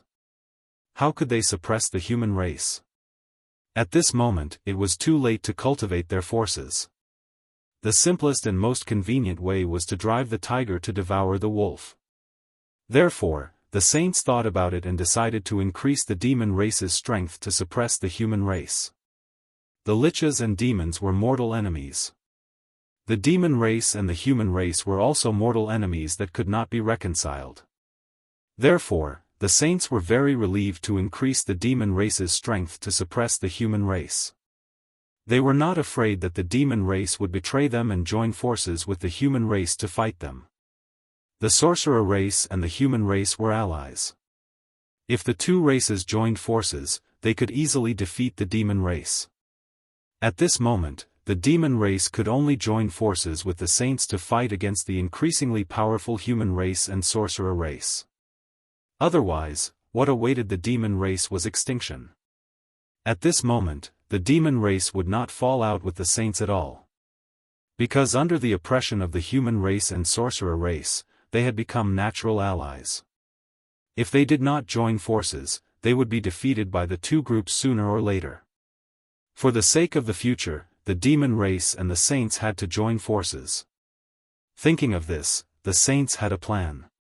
Silently, the power used to seal the great liches and demons in the river of time and space began to loosen and shake. The former battlefield of the liches and demons reappeared in the river of time and space. Back then, after the great liches and demons ended, the saints immediately joined forces to seal this period of history and the past of the demon gods, making it completely invisible and untraceable. The remnant imprints of the fallen Yao gods were also sealed in this battlefield, sinking into oblivion along with this period of history. Tens of millions of years had passed since the great liches and demons ended, but not many demon gods were revived. Most of the imprints were sealed by the saints. How could these demon gods be revived? However, things were different now. In order to stop the development of the human race, the saints made up their minds to release these demon gods and let them revive to fight the human race and sorcerer race. It would be best if they fought to the death. Rumble. As the seal was lifted, the history of the great liches and sorcerer race became clearer. It was reflected in the river of time and space. The shadows of the demon gods appeared and swept across the battlefield. They kept attacking the seal, trying to escape from it. At this moment, the saints had already lifted the seal. However, these demon gods were still unable to break out of the great liches and demons battlefield. At this moment, the sage also realized that something was amiss. My seal has already been opened, why can't these demon gods come out? Just as the sages were puzzled, another change occurred in the river of time and space. Large patches of starlight appeared and gathered in the sky above the lich demon battlefield, forming a vast sea of stars. In the sea of stars, countless stars rotated, forming an indescribable formation that firmly sealed the past, preventing the demonic god imprints from rushing out of this place. At the same time, the river of spacetime trembled again. A huge samsara disk appeared and stood above the sea of stars, cooperating with the sea of stars to suppress the demon gods. This was not the end. Behind the roulette, several hundred figures appeared. They either formed Dao imprints, held precious vases, or raised great cauldrons. Their forms were all different, but they all released a mysterious Dao might. They connected together, working together with the sea of stars and the reincarnation roulette to form a seal to suppress the demonic god. The three seals represented three peerless figures, Great Emperor Ziwei, Goddess Hutu, and Renhuang Gaochen. These three people were unwilling to see the demon gods revive and the demon race rise again. Therefore, after the sage sealed this spacetime, the three of them secretly found this place and added three more seals on top of the sage's seal, completely cutting off the demon clan's path of rise. At this moment, although the sage's seal was broken, the seals of Great Emperor Ziwei, Goddess Hutu, and the others were still there. It would be troublesome to break these three seals. Although Great Emperor Ziwei was no longer here, Goddess Hutu and Renhuang Gaochen were still here. If they wanted to break their seals, it was inevitable that they would have to face them. It was also a huge problem. Just as the sages were having a headache, Donghuang Tai secretly set up a mysterious altar in the North Continent. He also used the Bell of Chaos to conceal the secrets of heaven, making it difficult for outsiders to detect this place. Then, Donghuang Tai took the blood of 10,000 races and placed it on the altar. With this as a sacrifice, he actually bypassed everyone's perception and forcefully condensed a trace of Di Jun's innate true spirit. However, this trace of innate true spirit was very fragile. It was as if a gust of wind could extinguish it. Donghuang Tai had no choice but to send this trace of Di Jun's innate true spirit into the cycle of reincarnation so that it could be reborn and cultivate again. Entrusted with the power of reincarnation, it could repair Di Jun's innate true spirit. Not long after this, a trace of the sun's true fire fell from the sun star and fell into the North Continent. It merged with a trace of creation chi. After being nurtured for 1,000 years, an innate fire crow was born. Like the golden crow, the innate fire crow was a spirit born from the sun. However, the innate fire crow was far less noble than the golden crow. It was just an ordinary innate life form, not an innate divine being like the golden crow. However, although the innate fire crow was inferior to the golden crow, in theory, the two bloodlines were of the same origin. The innate fire crow born from the sun's true fire had the possibility of transforming into the golden crow. Yes, that's right. The innate fire crow born from the sun's true fire in the North Continent was Di Jun's reincarnation.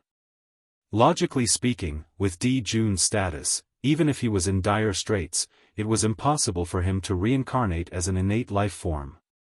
At the very least, he should be an innate divine being. Even becoming an innate divine being would be a piece of cake. After all, the primordial chaos Daoist Jinxian's foundation was there. How could Di Jun reincarnate as an ordinary innate life form? However, Di Jun did not play by the rules. He reincarnated as an ordinary innate life form. Of course, Di Jun did this on purpose. He felt that his starting point in his previous life was too high. He was born as an innate divine being, a Tao Lord of Tai. Di Jun had not experienced the realm below the Tao Lord of Tai, so it was inevitable that he would feel regretful. Therefore, using this opportunity, Di Jun decided to re-embark on the path of cultivation. He would start from the bottom and work his way up to the top. He would rise step by step and return to the peak. Di Jun's idea was very good. It could be said that he had the same idea as Feng Zichen, great Emperor Ziwei. At this moment, Feng Zichen, who was entangled with the might of the Great Path, also felt that great Emperor Ziwei's starting point was too high. He decided to completely recultivate and re-embark on the path of cultivation. Although Di Jun's starting point was high, it was not as high as great Emperor Ziwei's. Great Emperor Ziwei was born as a sage to be at the peak of the untainted land. Of course, although great Emperor Ziwei's starting point was high, it was all because Feng Zichen had walked step by step. If he had not cultivated as a human for countless years, great Emperor Ziwei would not have been able to reach the peak of the sage-to-be realm at birth. Logically speaking, Feng Zichen's foundation was already solid enough. It could be said that in the untainted land, there was no one whose foundation was more solid than his. After all, Feng Zichen was the only one in the untainted land who had ascended to the primordial chaos Daoist Jinxian realm after reaching the heaven realm. He was a living legend, a role model for all living beings to cultivate. At the same time, Feng Zichen was also the only one in the untainted land who had passed through all the cultivation realms. From the acquired realm to the primordial chaos realm, Feng Zichen did not fall behind in any of the realms. But even so, Feng Zichen still had to recultivate. It was an unprecedented recultivation. It was even more thorough than Di Jun. He had to start cultivating from the body of a mortal. Di Jun said that he wanted to recultivate, but with his pride, he could not really abandon everything and come out as an innate spirit in the future. Therefore, he chose the identity of an innate spirit. Feng Zichen, on the other hand, was born as an innate spirit. He did not have the pride of an innate saint. Therefore, he could be more thorough than Di Jun. He could really abandon everything and start cultivating from the body of a mortal. From the primordial chaos Daoist Jinxian realm to an ordinary mortal, it took a lot of courage to make this decision. Feng Zichen also struggled for a long time before he made up his mind. Everything was for eternity. Feng Zichen planned to take this opportunity of reincarnation to completely get rid of Pangu's influence. From then on, he could cultivate the Tao of Hongmeng without any distractions and attain the eternal Tao fruit. In Feng Zichen's life, he had been deeply influenced by Pangu. Even if he cultivated more easily several times, he could not completely get rid of Pangu's influence. There was always a trace of Pangu's influence left behind. This was originally nothing. On the contrary, having Pangu's trace on him made it more convenient for Feng Zichen to do things in the untainted land. There was an inexplicable power in his every move. Unfortunately, with the improvement of Feng Zichen's realm, his vision also changed. The untainted land was no longer enough to satisfy his ambition. He set his sights on the vaster great chaos outside the realm. He wanted to attain Hongmeng and attain the eternal Tao fruit. He wanted to become an existence on par with the great Tao. Hongmeng was a power on par with the great Tao. They were both at the level of eternity. Feng Zichen wanted to attain the Hongmeng Tao fruit, but Pangu wanted to attain the great Tao fruit. For this reason, Feng Zichen, who could not get rid of Pangu's influence, could only instinctively get closer to the great Tao. As a result, he got further and further away from Hongmeng. Even with the Hongmeng treasure, it was difficult for him to cultivate the eternal Hongmeng Tao fruit. Therefore, Feng Zichen had the idea of using the opportunity of reincarnation to get rid of Pangu's influence. He walked the path of cultivation again, reorganized his cultivation system, and changed his main cultivation path from Pangu's Tao to Hongmeng's Tao, so that everything would be based on Hongmeng. This was the path that Feng Zichen should take. From the time the Hongmeng Tao Jade chose Feng Zichen, his future was already destined. He was going to walk the path of Hongmeng. Pangu valued Feng Zichen so much. It might not be without the influence of the Hongmeng Tao Jade. To be chosen by the Hongmeng Tao Jade meant that Feng Zichen had the talent to achieve eternity. And what Feng Zichen wanted to achieve was the Hongmeng Tao fruit. It did not conflict with the Tao fruit that Pangu wanted to achieve. In that case, it meant that Feng Zichen might be Pangu's future Daoist friend. Therefore, Pangu took care of Feng Zichen. Otherwise, no matter how great Pangu was, it would be impossible for him to nurture a competitor for himself. When Feng Zichen was young, he did not know anything. He worshipped Pangu too much and thought that Pangu was omnipotent. Therefore, the cultivation system that he created was based on Pangu. The Tao of gods and demons was born from this. It was also because of this that Feng Zichen completely ignored the Hongmeng Tao Jade itself. The Hongmeng Tao was a supreme opportunity. He only used it as an auxiliary treasure to cultivate Pangu's Tao. Step by step, the influence of Pangu's Tao on Feng Zichen deepened. Even if Feng Zichen later realized this, he could not completely remove this influence. Gradually, it became what it was today. It affected Feng Zichen's cultivation of the Hongmeng's Tao. Yes, Feng Zichen was still unable to comprehend the Hongmeng's Tao because of Pangu's influence. To be more precise, it was the influence of Pangu's Tao. Although Hongmeng was not weaker than the Tao, it had not yet matured. How could it resist the power of the Tao on Pangu's body? Being suppressed by it, Feng Zichen naturally could not comprehend Hongmeng's Tao. This was something that Feng Zichen discovered by chance when the Hongmeng's Qi and the power of the Tao were fighting. After understanding this, Feng Zichen was naturally more determined to recultivate. It was time to set things right and return to the right path. Hongmeng was Feng Zichen's final destination.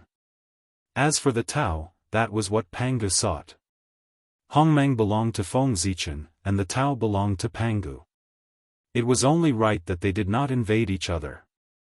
However, although he had taken the wrong path, Feng Zichen did not regret it at all. Pangu's Tao was of great help to him. If it were not for Pangu's Tao, Feng Zichen might not be where he was today. Or, Feng Zichen might be where he was today, but the human race definitely would not be where they were today. Hongmeng could only help Feng Zichen himself, but Pangu's Tao could help the entire human race.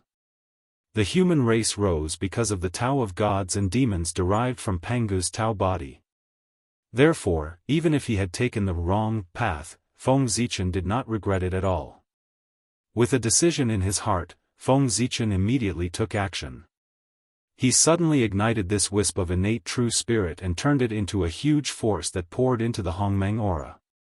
In an instant, with the help of Feng Zichen's true spirit, the Hongmeng aura that was entangled with the power of the Tao sword. It directly suppressed the power of the Tao and devoured it. When the Hongmeng aura won and completely devoured the power of the Tao, Feng Zichen's innate true spirit was really only left with a little bit. And a little bit of innate true spirit was the standard for mortals. The birth of innate gods and demons had a complete innate true spirit. There was only one innate life form, and only one innate true spirit. With this little bit of innate true spirit, he could reincarnate into an ordinary postnatal life form. In fact, even if Feng Zichen did not want to reincarnate into an ordinary postnatal life form, he could not protect his true spirit. The Hongmeng aura and the power of the Tao were entangled, and it was difficult to determine the winner in a short time. If Feng Zichen did not want to wait tens of thousands of years to reincarnate, he could only ignite his true spirit to increase the power of the Hongmeng aura. It seemed like there were many choices, but in fact, Feng Zichen had no choice. Whoosh! Using the last wisp of power, Feng Zichen tore the void, escaped into the reincarnation passage, and reincarnated. However, reincarnation was one thing. Feng Zichen did not want to have another pair of parents. Therefore, although he was reincarnated as a postnatal life form, he was born from heaven and earth. P.S. Begging for monthly votes.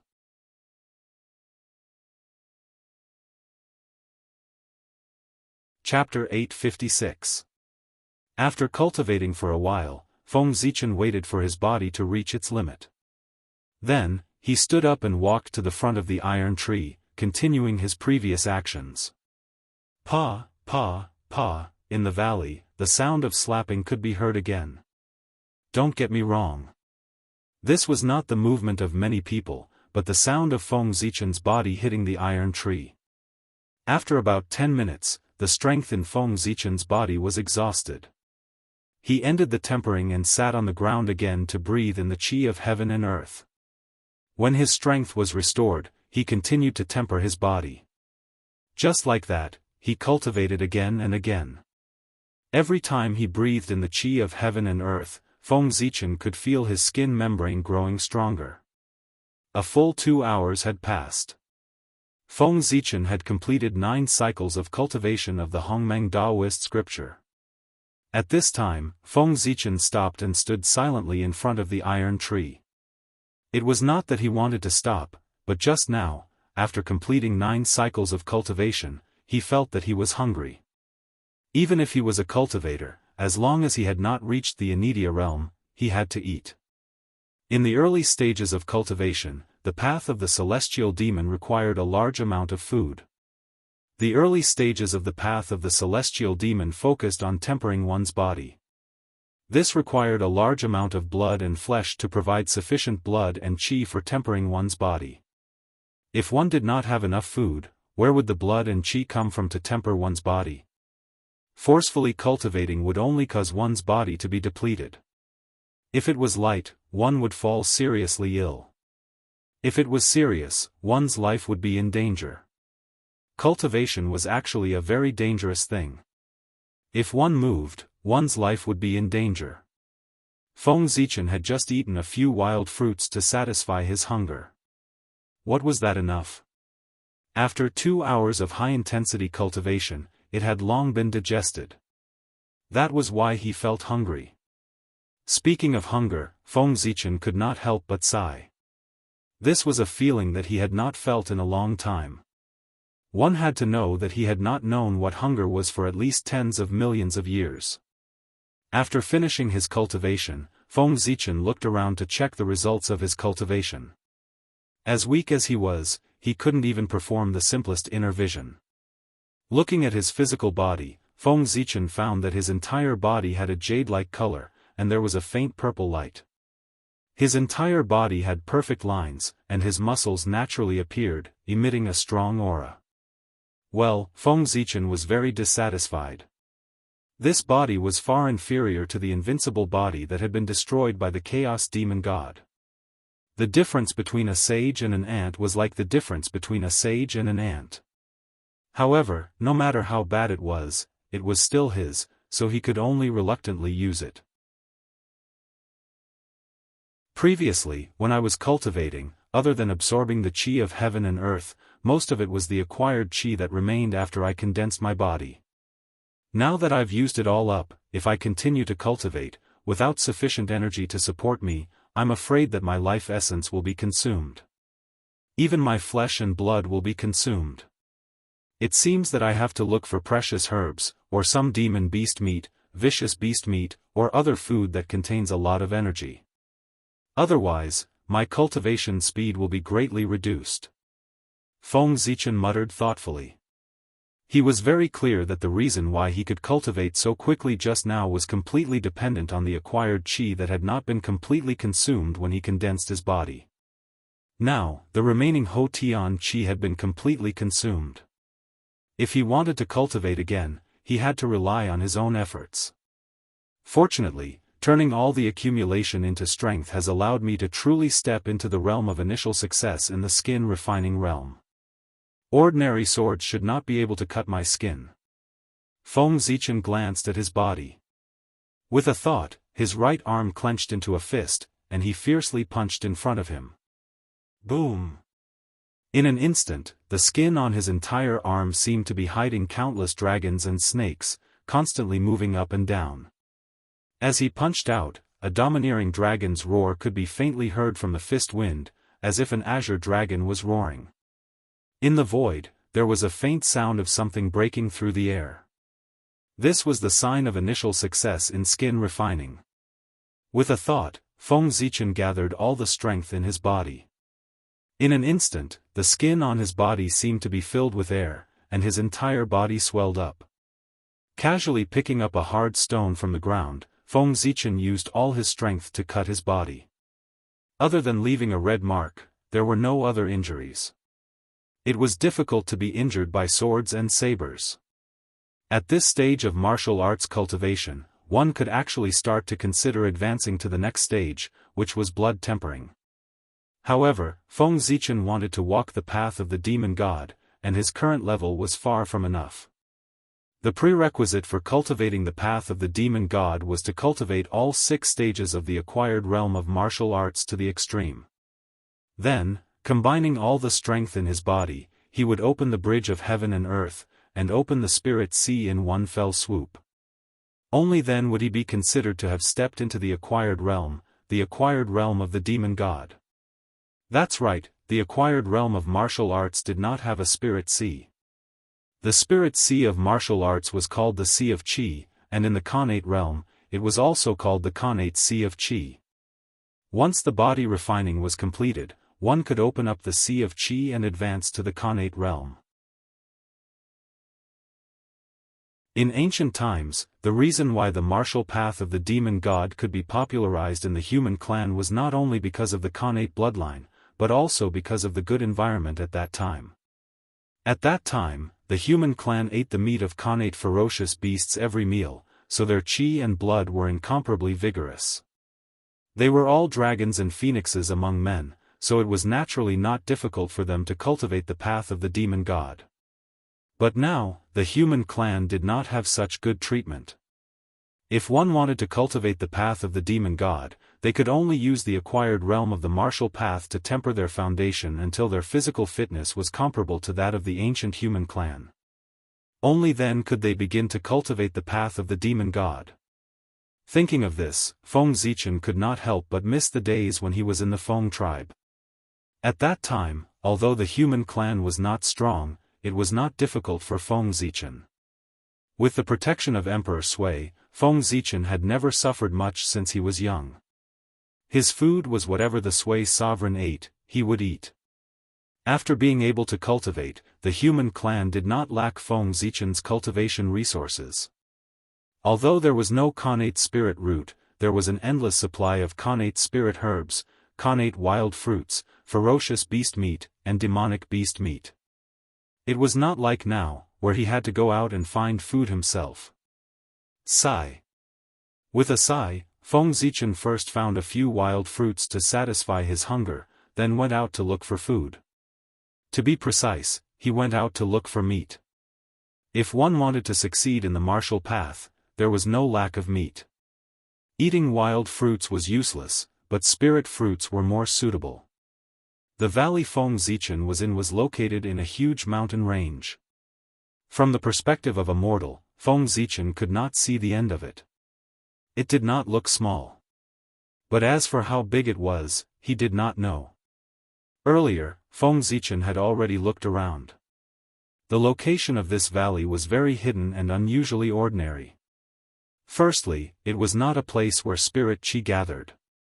Secondly, there were no rare and precious fruits. It was just an ordinary valley. Therefore, it was very safe here. Even if there were ferocious beasts and cultivators in the mountain, they would not come here because they did not like this place. The reason why Feng Zichen was born in this valley was that he liked the ordinariness of this place. The more ordinary it was, the safer it was. With Feng Zichen's mortal cultivation, if he was born in a place where spirit qi gathered, he would have been eaten by the demonic beasts that lived there. Of course, the ordinariness of this place also indicated that there were no ferocious beasts or precious herbs in the mountain. Feng Zichen looked around and only saw a few wild chickens and rabbits. These were all ordinary animals that did not have a trace of spirit qi in their bodies. Eating them could only fill one's stomach and could not improve one's cultivation speed. Feng Zichen did not like them, so he was too lazy to catch them. After looking around the valley, Feng Zichen did not find any ferocious beasts or spiritual herbs that could help him cultivate. He decided to go out of the valley to try his luck and see if he could pick up some ferocious beasts or spiritual herbs. Immediately, Feng Zichen strode out of the valley. Speaking of hurrying, Feng Zichen was not used to it. He had not hurried like this for tens of millions of years. In the past, wherever he wanted to go, he could go with just a thought. No matter how bad it was, he could also fly. Even if he took a step, he would be hundreds of millions of miles away. It was not like now, where he had to travel for half a day just to get out of the valley. After about an hour, Feng Zichen finally walked out of the valley. Looking up, he saw a vast mountain range appear in front of him. As far as the eye could see, there was a boundless ancient forest in front of him. Ancient trees towered into the sky, and there were also new trees blooming with vitality. Countless leaves were densely intertwined. At a glance, one could see the ancient and deep forest. In the forest, there was a strange aura. Moreover, looking at the entire mountain range, it was like a huge true dragon lying on the ground. It emitted an indescribable aura that made people feel awe. At a glance, it was impossible to see the end of the entire mountain range. It was extremely vast. From time to time, there were terrifying roars of beasts and chirps of birds in the forest, making people shudder. There was no doubt that there were countless ferocious beasts living in this unknown mountain range. Yes, this was the holy land of martial arts cultivation. As long as one ate the ferocious beasts in this mountain range day and night, it would be difficult not to become powerful. As the lowest threshold of martial arts cultivation, the early stage of cultivation was so simple. If there were enough resources, breaking through was as simple as eating and drinking. There was no bottleneck in the early stage. Ferocious beasts were also divided into grades. The lowest grade was naturally the ferocious beasts of the mortal grade. This meant that such ferocious beasts were still in the scope of the mortal world. They did not have magical powers, but their strength was equally terrifying. Feng Zichen was confident. Now that he had succeeded in skin refining, he almost had the strength of a bull. It should not be difficult for him to deal with ordinary ferocious beasts. Moreover, although his cultivation in his previous life was not there, his combat experience was still there. With this bonus, he could definitely easily fight those of a higher level. It should be known that in his previous life, Feng Zichen had also risen from insignificance. Since he was young, he had fought with the cubs of primordial ferocious beasts. After he became the primordial chaos Daoist Jingxian, he had experienced countless big and small battles in his life. It was no exaggeration to say that in the entire untainted land, Feng Zichen might not be the one who had experienced the most battles. However, only the great divines in the untainted land could compare with Feng Zichen in terms of combat experience. The noble birth of the great divines made them rarely experience life and death battles. Naturally, their combat experience could not be compared with Feng Zichen's. By the way, do the ferocious beasts here really dare to attack me after seeing me? As he walked, Feng Zichen suddenly thought of something. That was, because he had swallowed the power of the Great Way, his body was inevitably contaminated with a trace of the aura of the Great Way. The creatures in the untainted land might not be very sensitive to the aura of the Great Way. However, as the descendants of the chaotic demon god, the ferocious beasts' imprint of the aura of the Great Way was engraved in the depths of their blood and life imprints. Therefore, after sensing the aura of the Great Way on Feng Zichen, the ferocious beasts would be too scared to move even if Feng Zichen did not attack. However, this mountain range was so big that there might not only be ferocious beasts. There might also be demonic beasts. And demonic beasts could not sense the aura of the Great Way. What was a demonic beast? It was the demon clan that had not transformed. In terms of bloodline, demonic beasts were not as good as ferocious beasts. In terms of physical body, demonic beasts were not as good as ferocious beasts. In terms of strength, demonic beasts were not as good as ferocious beasts. However, demonic beasts had intelligence, while ferocious beasts did not. In this aspect, demonic beasts were much better than ferocious beasts. Perhaps the valley where Feng Zichen was located was too remote. Feng Zichen had walked for about 2 hours, but he did not see any ferocious beasts or demonic beasts. Feng Zichen's stomach was about to growl again. Wild fruits could not fill his stomach. They could only quench his thirst, but not his hunger. After eating the wild fruits for about 2 to 4 hours, he was hungry again. Awesome! The feeling of hunger was indeed uncomfortable. However, soon, Feng Zichen did not feel hungry anymore. It was not because he found food, but because his attention was attracted by something else. As he walked, Feng Zichen suddenly realized that the ground under his feet was spewing out wisps of dragon aura from time to time. At first, Feng Zichen thought that it was his illusion. After all, his strength was gone, and his perception had dropped to the freezing point. It was normal to have illusions. But every once in a while, Feng Zichen could feel the signs of the appearance of dragon aura.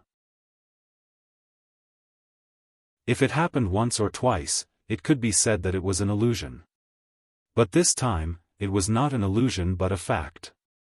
In other words, there was indeed dragon aura spewing out from the ground.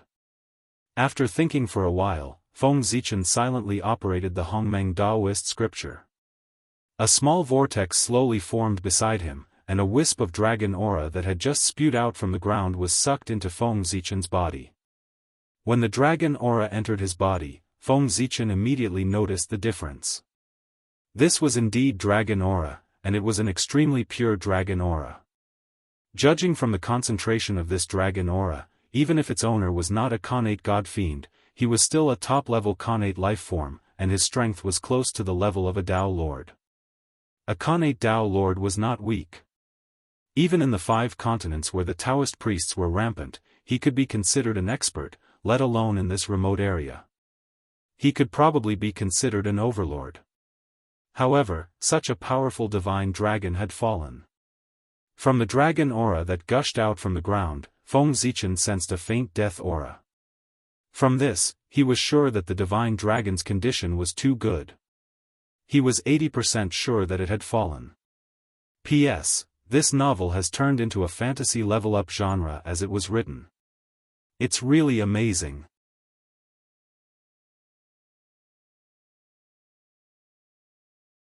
Chapter 857. Underground, there was a great fortune. However, this had nothing to do with the current Feng Zichen. Even if he knew that there was a dragon corpse at the foot of the mountain, with his current cultivation, he could not dig it out. Right now, the most important thing for Feng Zichen was to fill his stomach. Suppressing the various thoughts in his heart, Feng Zichen continued to walk forward. Then, he heard a rumbling sound in front of him. Looking up, he saw a ferocious beast as tall as a mountain running wildly in the forest. And with its footsteps, the entire earth was shaking and buzzing. At the same time, a fierce and violent aura was emitted from the body of the ferocious beast, causing the beasts in the forest to be terrified. They crawled on the ground and did not dare to move. After the time it took to brew a cup of tea, the ground stopped trembling, and the ferocious and tyrannical aura disappeared along with it. Well, that ferocious beast had gone far away. It was probably just passing by. At first, Feng Zichen did think so. But soon after, he realized that he was wrong. That ferocious beast was not passing by. It was clearly here to deliver food to him. Not long after that ferocious beast left, a dazed bird suddenly fell from a height of 10,000 meters. It happened to land beside Feng Zichen, making a loud bang. A large amount of smoke and dust filled the air, and it took a long time for it to fade away. Hearing this sound, he knew that this dazed bird had fallen hard. Feng Zichen followed the sound and went forward. He saw that there was a pit several feet in size on the ground. There was a big bird in it, about his size. At the moment, the big bird's situation looked very bad. It probably fell hard. Looking at how it struggled in the pit, it could not move at all and flew out of the pit. From this, Feng Zichen concluded that the bird's bones were probably almost broken. This meant that the combat power of this big bird had fallen to the freezing point. The danger was infinitely close to zero. As the saying goes, take your life while you're sick. Now Feng Zichen was in a remote place where he was starving. At this time, a bird in the air took the initiative to come to his door. How could he hesitate? He directly jumped into the pit, mobilized all his strength, and punched the head of this stupid bird one after another, ending its painful life. It seems that my luck is still here. Feng Zichen thought as he dragged the dumb bird back to the valley. If it weren't for his luck, he wouldn't have encountered such a good thing where food fell from the sky. This dumb bird was obviously affected by the momentum of the fierce beast just now and lost its intelligence for a moment.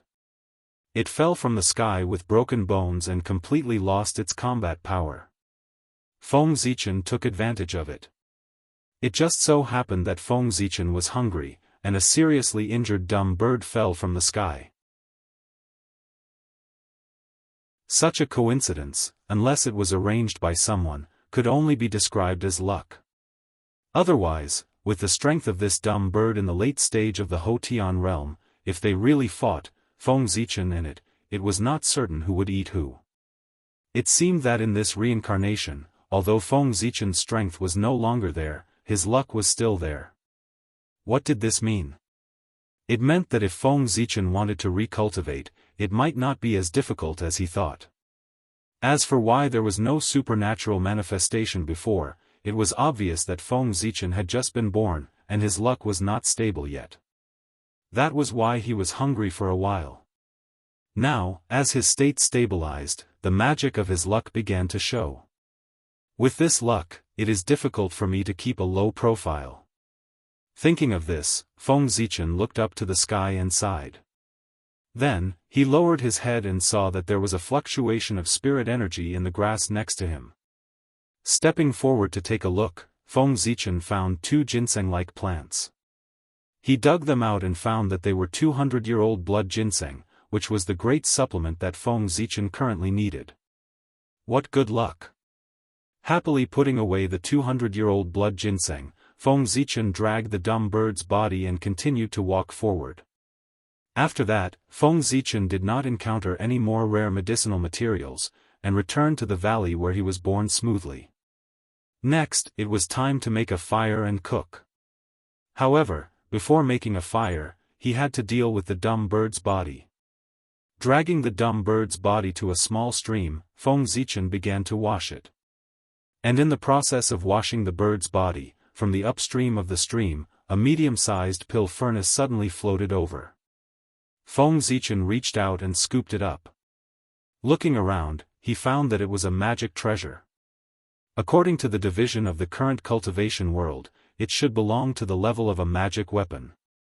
In the ancient times, there were only 6 levels of magic treasures, which were acquired magic treasures, acquired spiritual treasures, acquired supreme treasures, innate magic treasures, innate spiritual treasures, and innate supreme treasures. And as the cultivation of the cultivators became lower and lower, there were gradually 2 more levels under acquired magic treasures, which were magic weapons and precious treasures. Above precious treasures was spiritual weapons, which corresponded to acquired magic treasures. Above spiritual weapons was immortal weapons, which corresponded to acquired spiritual treasures. Above immortal weapons was divine weapons, which corresponded to acquired supreme treasures. As for innate spiritual treasures and innate supreme treasures, they were collectively known as Daoist weapons. What was a Daoist weapon? It was a Daoist weapon. The pill furnace that Feng Zichen fished out from the river was a magic weapon. Although it was the lowest level of magic treasure, it could be considered to have entered the level of extraordinary. Coincidentally, Feng Zichen was worried about how to deal with the 200-year-old blood ginseng. He couldn't swallow it raw. Now, with the pill furnace, he could make soup. He put the blood and the dumb bird's meat together to stew. The dumb bird was not small.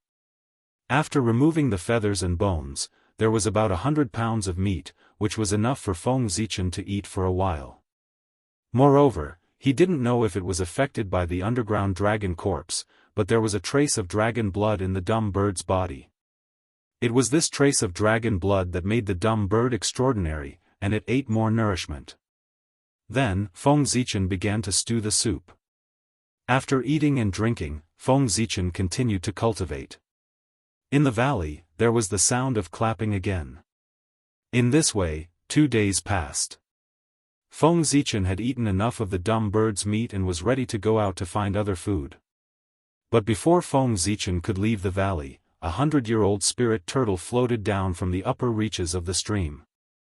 The spirit turtle was as white as jade, and there were mysterious dragon patterns on the turtle's shell. It was not big, only about the size of a palm. At first glance, Feng Zichen was sure that it was a dragon turtle that had eaten a lot of nourishment. Immediately, Feng Zichen did not leave the valley. After using the pill furnace to take down the dragon turtle, he ate it as dinner. The next day, not only was the dragon turtle eaten by Feng Zichen, but even the dumb bird's meat was eaten by him. Feng Zichen had no choice but to continue to go out to find food. This time, there was no food that came to him, but Feng Zichen took away 3 bird eggs the size of a human head from a bird's nest on a cliff. The parents of these bird eggs must have had an accident and could not come back. And these 3 bird eggs, without their parents incubating them, had no chance of turning into cubs and could only become eggs. Since that was the case, Feng Zichen reluctantly took them away to fill his stomach. On the way back, Feng Zichen first encountered a spiritual medicine similar to a green onion. Then, he picked up an ownerless storage magic tool. He did not know who threw it into the wilderness. There was nothing else in it except for some daily necessities such as salt, oil, and other things. After thinking about it, Feng Zichen guessed what was going on. In the wilderness, other than being greedy, what else could it be? After the ferocious beasts killed people, they were worried that if they took the storage magic tool, their identity would be traced. Therefore, after taking away the valuable things in it, they casually found a place to throw the storage magic tool. Then, after an unknown period of time, it was picked up by Feng Zichen. With the storage magic tool, it saved Feng Zichen a lot of trouble, especially the oil, salt, and other daily necessities in it, which solved a big problem for Feng Zichen. Sigh. The more he lived, the more he went back. In the past, Feng Zichen would not use such a low-end storage magic tool. The big shots had their own space around them. At the very least, they were a great universe themselves. They could put whatever they wanted, and the space was even more boundless. With a sigh, Feng Zichen stuffed the 3 bird eggs and the spiritual medicine that looked like a green onion into the storage magic tool and continued to walk forward. Not long after, Feng Zichen encountered another opportunity. It was 3 huge black bears, and they were being chased by 3 groups of poisonous bees. Great, the world has really changed. When the black bears stole the honey, they knew how to use strategies.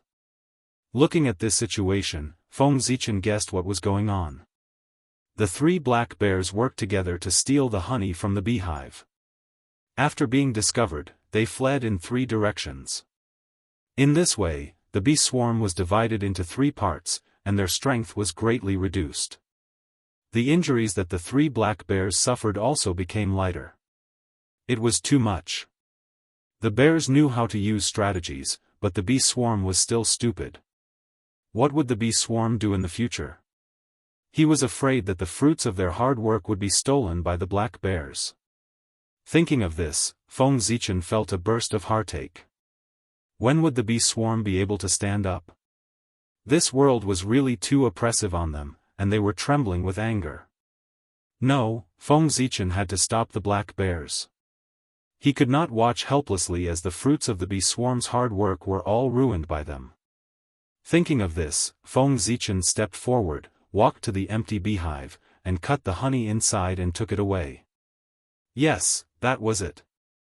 As long as he took the honey in the beehive, the black bear's plan would be ruined, and they would not harass the bee swarm in the future.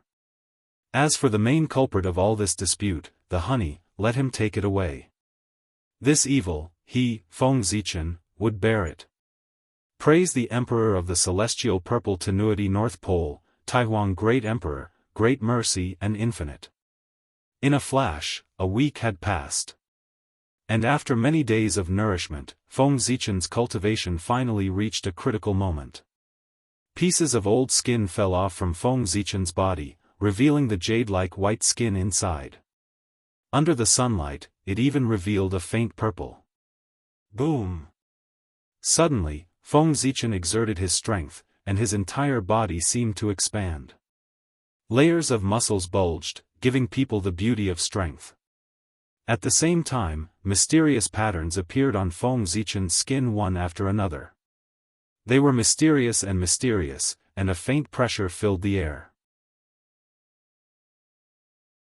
The appearance of Dao patterns on the skin was a sign that the skin refining stage had reached the limit. In other words, Feng Zichen had completed the skin refining stage. He had established the foundation of cultivating the path of gods and demons, and had begun the next stage of blood extraction cultivation. With a thought, Feng Zichen visualized Hongmeng Daozhong in his mind. Clang! Clang! Clang! The Dao bell roared, blooming with endless mystery.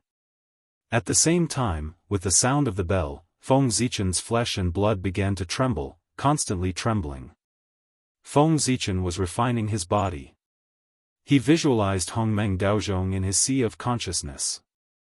As the Dao bell trembled, his body trembled as well, and he experienced the changes, thus achieving the goal of refining his flesh and blood. The sound of the bell became more and more urgent, and Feng Zichen's flesh and blood trembled more and more violently. Gradually, strands of heat rose from his limbs and bones, gradually condensing into a pure blood qi. With this, Feng Zichen had officially stepped into the second stage of the acquired realm, the acquired blood tempering realm. The so-called blood tempering was to refine the blood qi from the flesh and blood. With this, the birth of the first blood qi meant that he had stepped into the blood tempering realm. Next, as long as he refined his blood qi step by step, and when the blood qi filled his body, he would be considered to have completed the blood tempering realm and could enter the next stage, the bone tempering realm. In the blood tempering realm, if one slowly refined their blood qi, it would take a genius several years to reach the great accomplishment realm. However, this realm could be achieved quickly.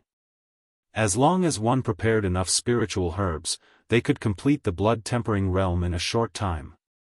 Boom! Boom! Boom! As time passed, Feng Zichen's body trembled more and more violently. At the same time, more and more blood qi emerged from his body. It was extremely hot, faintly distorting the surrounding void. At this moment, the effect of Feng Zichen swallowing many spiritual herbs and ferocious beasts was manifested. However, just after entering the blood tempering realm, he had reached the great accomplishment realm of the blood tempering realm. But that was all. Although Feng Zichen could continue to refine his blood qi, it would consume his life essence. If it was just a loss of lifespan, Feng Zichen didn't care. However, if it hurt his foundation, it would be impossible for him to use his life essence to cultivate. Feng Zichen didn't care about lifespan, but he couldn't ignore his foundation. Now that the blood-tempering realm is complete, I should go out and find some spiritual herbs to speed up the blood-tempering realm and reach the limit as soon as possible and enter the bone-tempering realm. After finishing his cultivation, Feng Zichen wiped the sweat off his body and muttered to himself. Then, a huge shadow fell from the sky and landed accurately beside Feng Zichen. It was a huge goat, dozens of feet tall. Its body wasn't covered with fur, but with distinct layers of scales. Its two horns pointed to the sky and showed signs of bifurcating. It was a goat with the blood of the dragon clan, and its blood was abnormally rich. It showed signs of transforming into a dragon. According to Feng Zichen's judgment, its strength was at least at the peak of the Khanate realm.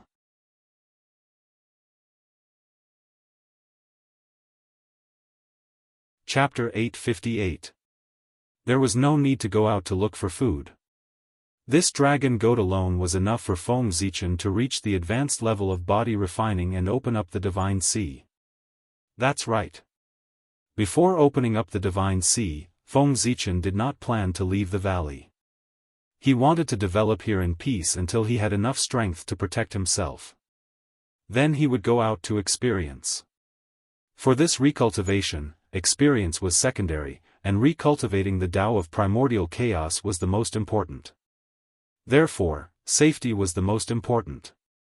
Time flew, and half a month passed. On this day, in the valley where Feng Zichen lived, a blood-red dragon suddenly rose into the sky. It bared its fangs and brandished its claws in the air, roaring endlessly. It was Feng Zichen's blood and qi. It was like a dragon, which meant that he had reached the advanced level of blood refining. In his flesh and blood, mysterious textures appeared, intertwining with the textures on his skin. It was extremely mysterious. Refine. This time, Feng Zichen did not visualize Hongmeng Daozhong. Instead, he visualized the Great Path furnace in his sea of consciousness. He saw himself as the Great Path and turned into a supreme furnace. Then, he saw his blood and qi as the qi of Hongmeng. Finally, he used heaven and earth as the fuel to burn the Great Path furnace. He refined his flesh and blood into his bones and continued to strengthen his bones. In this way, another year passed. In this year, Feng Zichen had completed the 4 stages of bone forging, tendon transformation, marrow transformation, and internal organs. All of them had reached the stage of great accomplishment. With a thought, mysterious textures appeared all over Feng Zichen's body. On his skin, in his flesh and blood, in his bones, in his tendons, in his marrow, and in his internal organs, there seemed to be natural textures imprinted on his body. They were extremely mysterious. These were Hongmeng textures. They were formed by the qi of Hongmeng. They were the most mysterious principles in the world. They were superior to all the Khanate Tao in the untainted land. They were the most supreme. At this moment, Feng Zichen had reached the peak of the acquired realm. He could open up the divine sea and enter the divine sea realm at any time. Or he could reach the Khanate realm in one step. Screech. Suddenly, a sharp bird cry was transmitted from above the valley. Immediately, 100,000 feet large phoenix-like bird flew over from afar and continued to circle above the valley. Whoosh! At this moment, Feng Zichen sensed something and raised his head to whistle. When the phoenix-like bird heard the whistle, its body suddenly shrank to the size of 2 palms. It descended from the sky and stopped beside Feng Zichen. This divine bird that looked like a phoenix was named Little Sky. It possessed strength comparable to a celestial immortal. It could be considered as Feng Zichen's pet. On that day, Feng Zichen was forging his bones in the valley. Little Xiao had chased after prey from afar and accidentally ran into Feng Zichen. Originally, seeing how powerful Little Xiao was, Feng Zichen was still hesitating whether to contact the other incarnations and kill it to save his life. After all, Little Xiao was a celestial immortal while Feng Zichen was an acquired realm expert. It could really kill him with just a breath. But just as Feng Zichen was hesitating, an astonishing change took place. When Little Xiao saw Feng Zichen, it trembled in fear as if it had seen an extremely terrifying existence. It fell directly from the sky and lay on the ground, not daring to move. Seeing this, Feng Zichen realized that something was wrong. After careful observation, he found that the Chaos Demon God bloodline in Little Xiao's body was extremely rich, almost comparable to that of a third-generation descendant. From this, Feng Zichen could conclude that this was a mutated ferocious beast. Otherwise, with such rich Chaos Demon God bloodline, it would not only have the cultivation of a celestial immortal. If it was a normal third-generation descendant, its strength would be at the peak of the Khanate Taoist priests, even if it was not at the level of a Khanate Dao Lord. Little Xiao was far from it. A mutated species, no, it should be said that its bloodline had returned to its ancestors. After so many generations of ferocious beasts, it was normal for a few of them to return to their ancestors. This was nothing strange. Similarly, it was not strange for Little Xiao to appear in front of Feng Zichen. This was because there was still the aura of the great Tao in Feng Zichen's body. This was the source of the Chaos Demon God and the source of all the ferocious beasts in the primordial world. The impossibility that originated from the life mark made the ferocious beasts both happy and afraid of the aura of the great Tao. Although it made them afraid, the ferocious beasts could not help but want to get close to the aura of the great Tao. This feeling was stronger for ferocious beasts whose bloodline was also rich. Therefore, Feng Zichen was a human-shaped ferocious beast. As long as he was there would always be high-level ferocious beasts approaching him, intentionally or unintentionally. Little Xiao came for this reason. But at the same time, because its bloodline was too powerful, the aura of the great Tao had a greater impact on it. Therefore, after seeing Feng Zichen, Little Xiao was so afraid. The instinctive fear made it not dare to resist Feng Zichen at all. However, although Little Xiao was afraid of Feng Zichen, because its strength was too high, Feng Zichen could not do anything to it. With Feng Zichen's current strength, it was impossible for him to hurt Little Xiao. Therefore, Feng Zichen simply ignored it and continued to temper his bones. Later, for some reason, this divine bird peeped at Feng Zichen's cultivation for more than a month. As if it had suddenly gained intelligence, it suddenly soared into the sky. At first, Feng Zichen thought it had run away, but not long after, it flew back and caught a divine image realm flood dragon. It placed it in front of Feng Zichen and chirped at him as if it was asking for credit. Feng Zichen understood its meaning. This flood dragon was a tribute to Emperor Ziwei. Good heavens, it really gained intelligence. Feng Zichen did not stand on ceremony and directly accepted this gift. It just so happened that he had eaten enough mutton and changed to flood dragon meat. Ever since he formed an alliance with the 5 pre-celestial races, in order to show his sincerity, Feng Zichen did not eat the descendants of the 5 sacred beasts. Even if there were evil people among them, he would only kill and not eat. He really had not eaten flood dragon meat for a long time.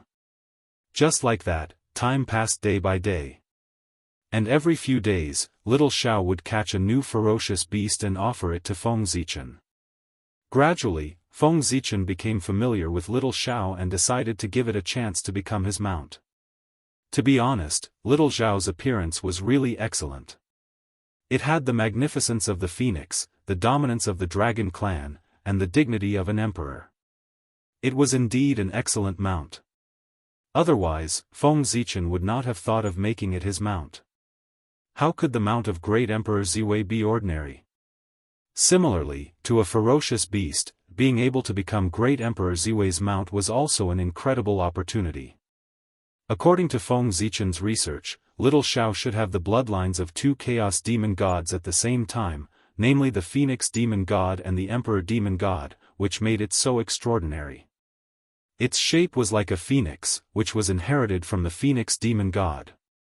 At the same time, the innate Emperor aura on its body, as well as the rainbow-colored feathers on its tail, were inherited from the Emperor demon god. Emperor Phoenix Bird. Feng Zichen combined Little Xiao's appearance and named it the Emperor Phoenix Bird Clan. However, Feng Zichen did not know if there was a second Emperor Phoenix Bird in this world. Originally, Feng Zichen wanted to call the Emperor Phoenix Bird Little Phoenix, but he felt that this name was not nice. It sounded like a homonym for Little Yellow, which sounded like a dog's name. It immediately lowered the Emperor Phoenix Bird's level.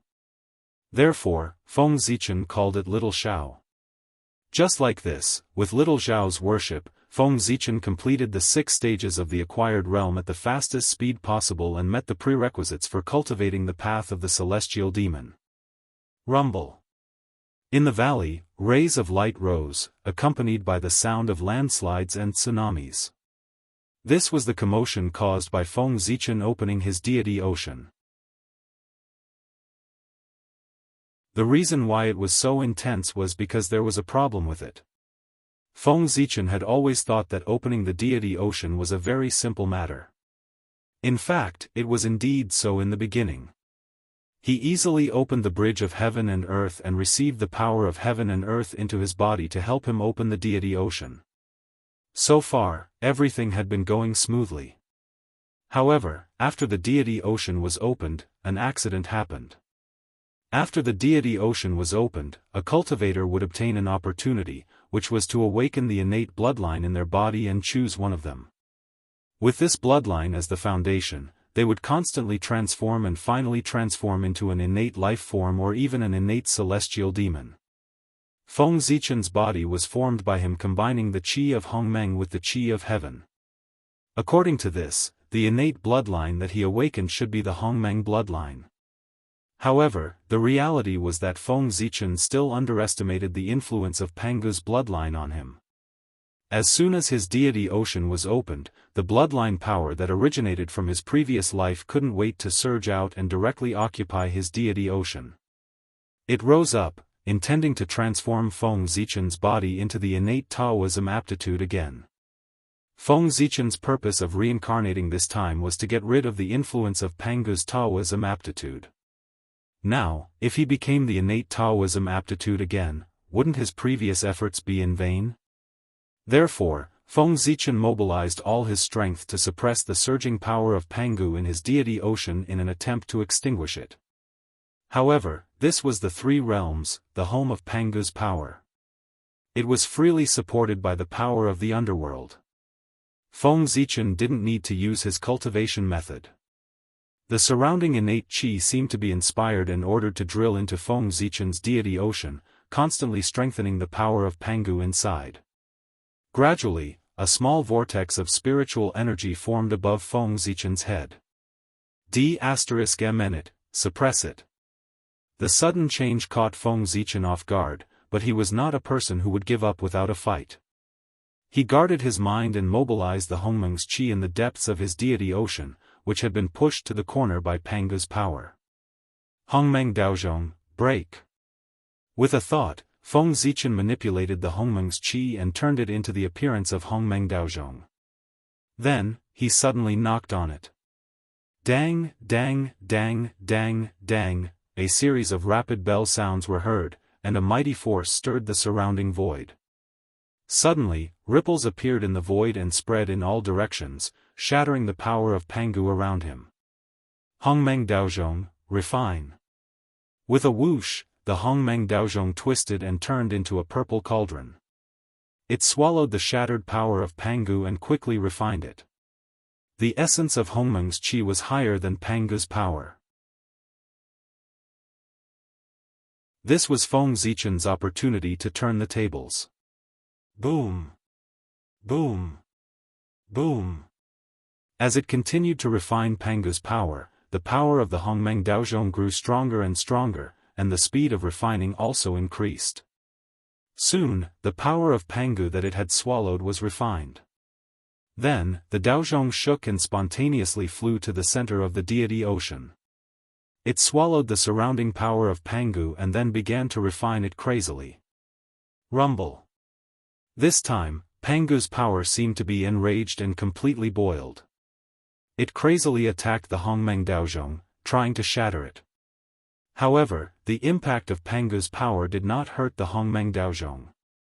Instead, it helped it refine Pangu's power.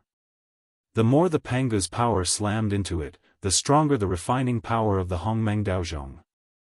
Whoosh! Outside, sensing that Pangu's power was gradually weakening, the vortex above Feng Zichen's head suddenly grew bigger. More and more Khanate Qi gathered and poured into Feng Zichen's deity ocean, causing the power of Pangu to grow stronger.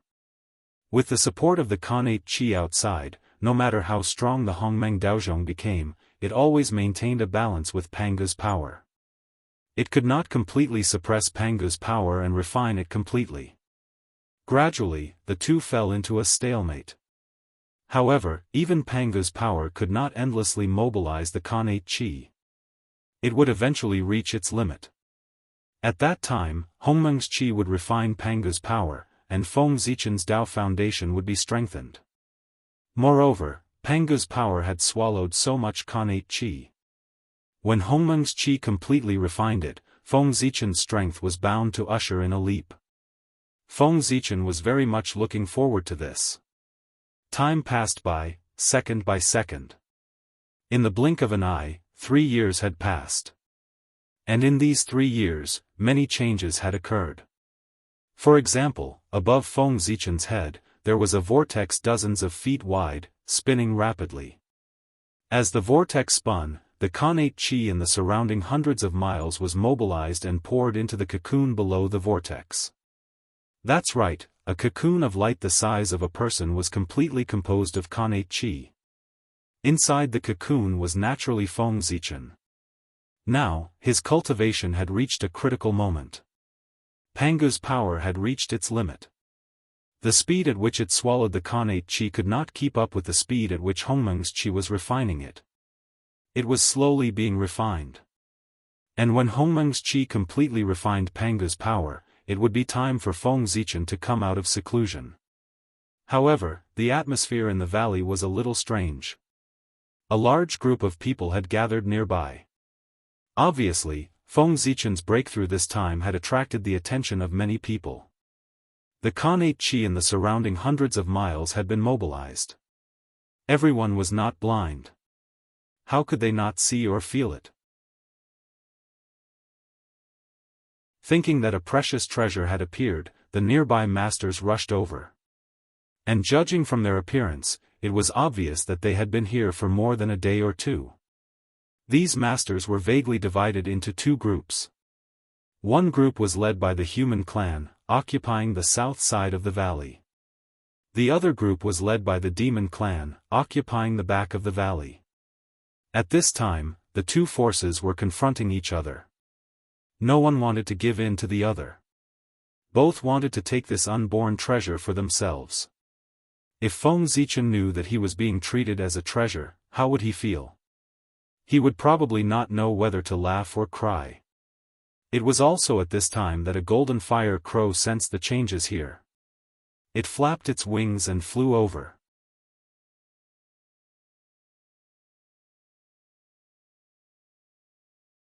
Chapter 859. This fire crow had a very high status in the demon clan. This was because when he came here, the surrounding demons, regardless of their strength, all bowed to him and faintly regarded him as their leader. When he came forward, the fire crow stared at the light cocoon that Feng Zichen had turned into and thought silently, what a rich Pangu's power. Who could it be? He was Di Jun. He, who had also chosen to reincarnate, did not stay in the North Continent. Instead, he went all the way north and crossed an unknown distance to arrive at this very vast continent. This was simply a miniature version of the untainted land. There were also many powerful races such as the Demon Clan, the Human Clan, the Wizard Clan, and so on. Therefore, Di Jun chose this place as his training ground. With his natural emperor's aura, Di Jun quickly became the saint of the demon clan here. Even the demon kings here respected him. No one knew what he had promised these demon kings. Today, Di Jun came here because he heard that a true dragon had fallen here. Therefore, he specially came here to try his luck and see if he could dig out the corpse of the dragon clan at the foot of the mountain. Unexpectedly, when Di Jun came here, before he found the dragon clan's corpse, he first sensed an extremely familiar aura. That was Pangu's aura. As the top great medium in the untainted land, how could Di Jun not be familiar with Pangu's aura? In this place far away from the 5 major continents, he could sense Pangu's aura. Of course, Di Jun was curious to meet someone he knew. For this reason, he specially came here to see who the person he felt familiar with was.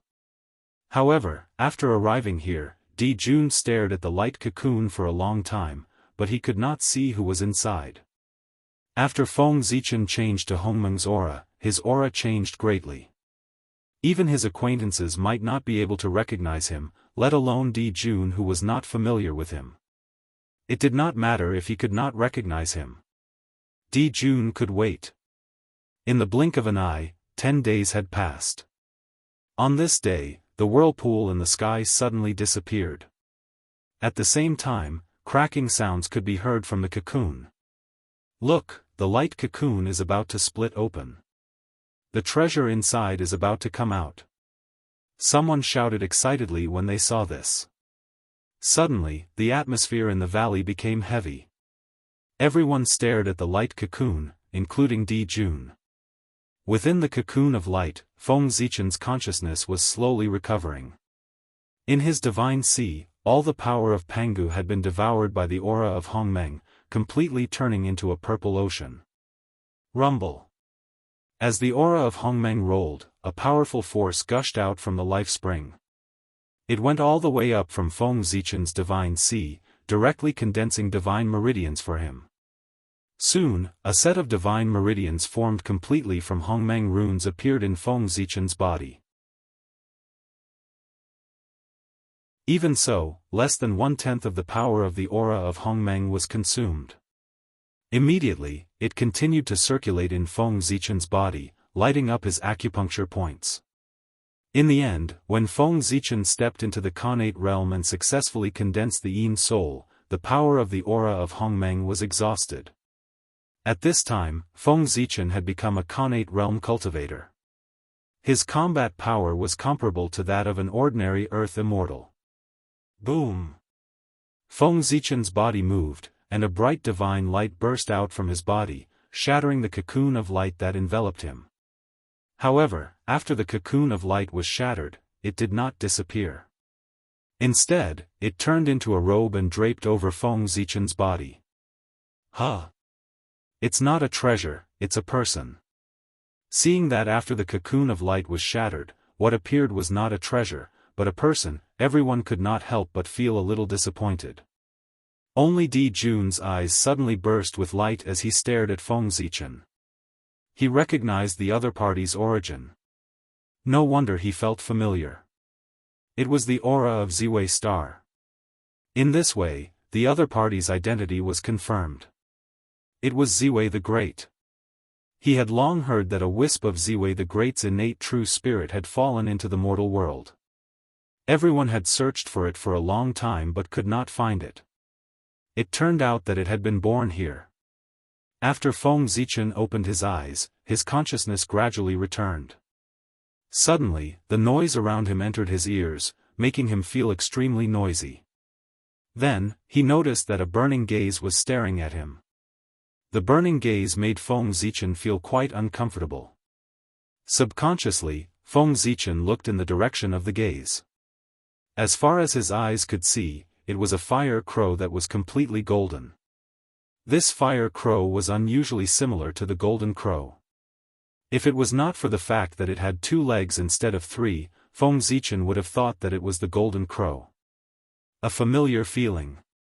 Looking at this fire crow, Feng Zichen suddenly felt a sense of familiarity in his heart. At the same time, he also noticed that the eyes of this fire crow showed the same expression as his. The other party also felt that he was familiar. Who was he? Looking at the respectful attitude of the surrounding demons, Feng Zichen suddenly had a flash of inspiration and guessed the identity of this fire crow. It was Di Jun. Di Jun had been resurrected. It's you. It's actually you.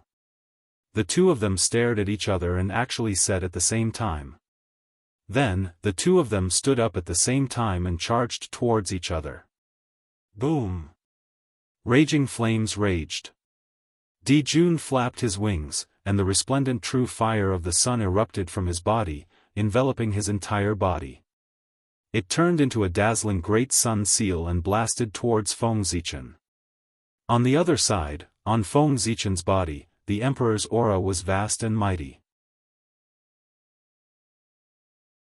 Resplendent starlight filled the air, converging into a majestic Ziwei Emperor's seal that faced Di Jun's divine ability. Boom! The two of them met in mid-air, and a powerful force overflowed in all directions, forming strong wind pressure that swept away all the surrounding weeds. Then, the two of them retreated at the same time. This exchange of blows was actually a draw. No, to be precise, Feng Zichen won. This was because Di Jun's current cultivation was slightly higher than Feng Zichen's. However, after exchanging blows with Feng Zichen, the two of them were actually tied. From the looks of it, Di Jun had lost. The two of them were at the same level. Di Jun was definitely not a match for Feng Zichen. Of course, that was not necessarily the case. When one's strength reached their level, a momentary victory or defeat was nothing. In the end, it still depended on one's means and planning. After all, so what if one's strength was stronger than the other? If one could defeat the other, could one kill the other? When one's strength reached the level of primordial chaos Daoist Jingxian, it was easy to determine the winner, but it was difficult to determine the life and death of the other. After the first attack, the two of them continued to exchange blows. They constantly collided in the air, causing the earth and rocks to crack and the mountain rocks to explode. Where did these two people come from? Why are they so strong? Seeing the two of them fighting, both sides wanted to go forward and help. The demon clan wanted to help Di Jun, and the human clan wanted to help Feng Zichen. Unfortunately, although the two of them were both in the Khanate realm, their combat strength was so strong that ordinary earth immortals could not compare to them. No one could help at all. In particular, the divine powers of the two of them were even more confusing to the people present. This was because they could not tell at all whether the two of them were using divine powers or not. Although they could be called mystical powers, when the two of them fought, they used the most ordinary fighting style.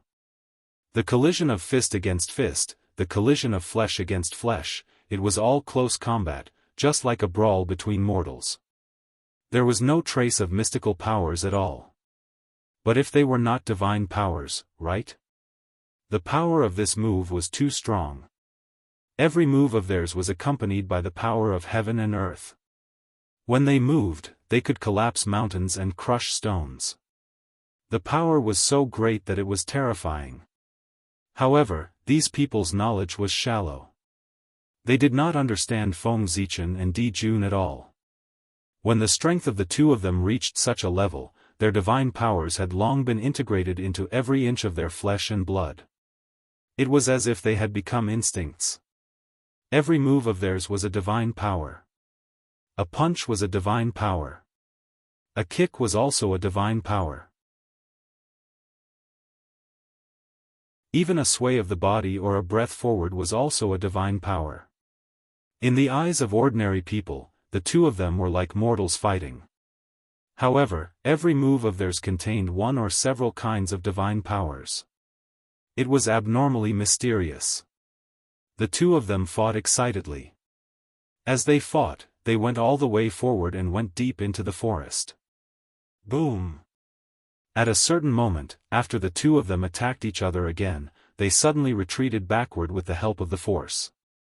They did not move forward anymore. Separated by a large distance, they faced each other from a distance. Looking at Feng Zichen, who was opposite him, Di Jun took a deep breath and asked in a deep voice, "Who are you?"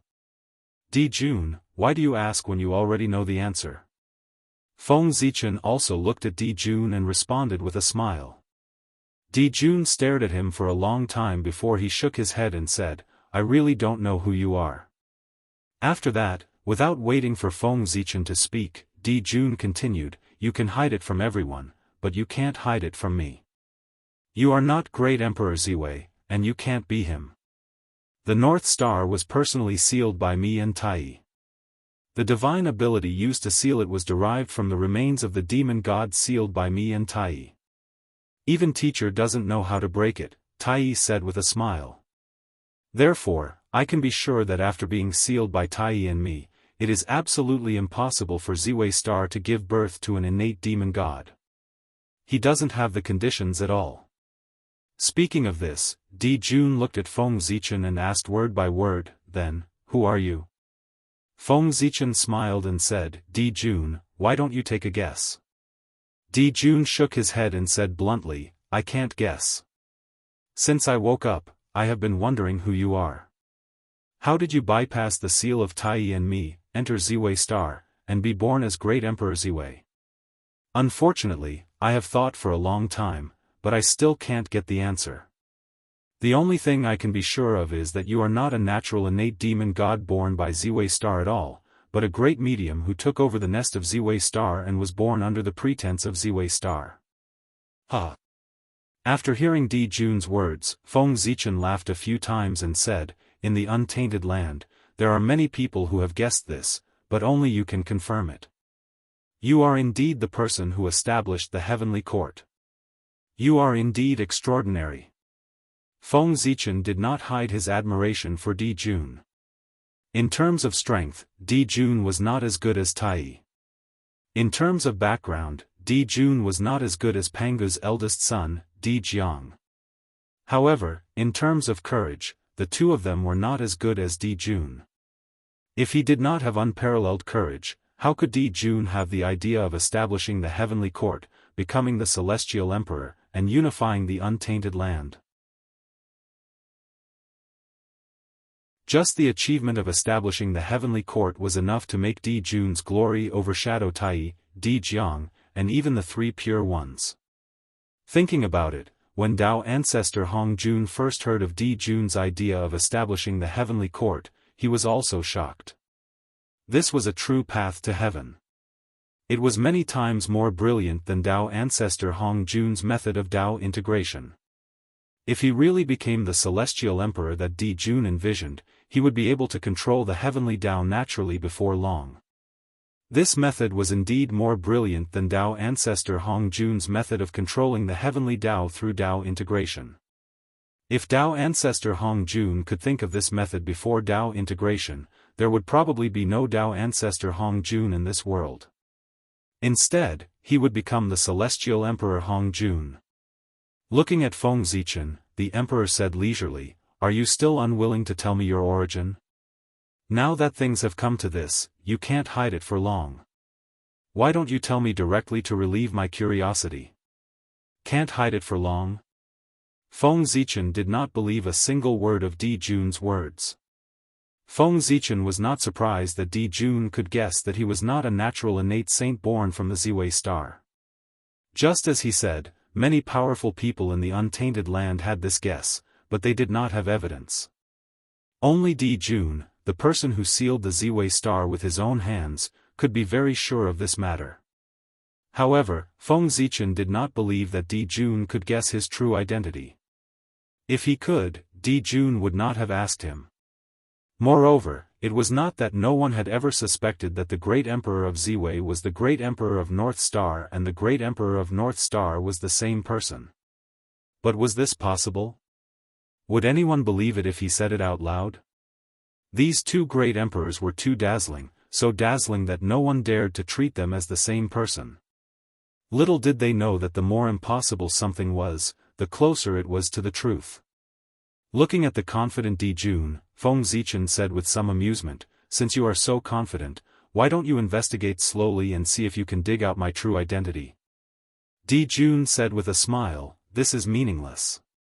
Instead of digging deeper into your identity, why don't I think about how to deal with you in the future?" After saying that, Di Jun suddenly turned around and left, flying into the distance. "My friend, the next time we meet, it won't end so easily." Watching Di Jun leave, Feng Zichen did not stop him because there was no need to. At the moment, neither of them could do anything to each other, so there was no point in stopping him. He could not kill the other party, so why bother? Instead of wasting his energy to keep Di Jun here, he might as well find a way to improve his strength so that he could suppress Di Jun the next time they met. Thinking of this, Feng Zichen also turned around and left, walking into the depths of the mountain range. He had to work hard to cultivate. The countless ferocious beasts and demonic beasts in this mountain range were the resources for his improvement. In addition, Feng Zichen would also care about the dragon corpse at the foot of the mountain. This was probably the biggest opportunity he had seen since coming here. After walking for a while, Feng Zichen wanted to hunt a few ferocious beasts, but he did not expect to find the inheritance of a predecessor when he happened to pass by a cave abode. From this inheritance, Feng Zichen learned that the continent he was on was called the Ancient Barons Continent. P.S. Since no one likes it, I will not write this plot. I will start writing the esoteric debate tomorrow.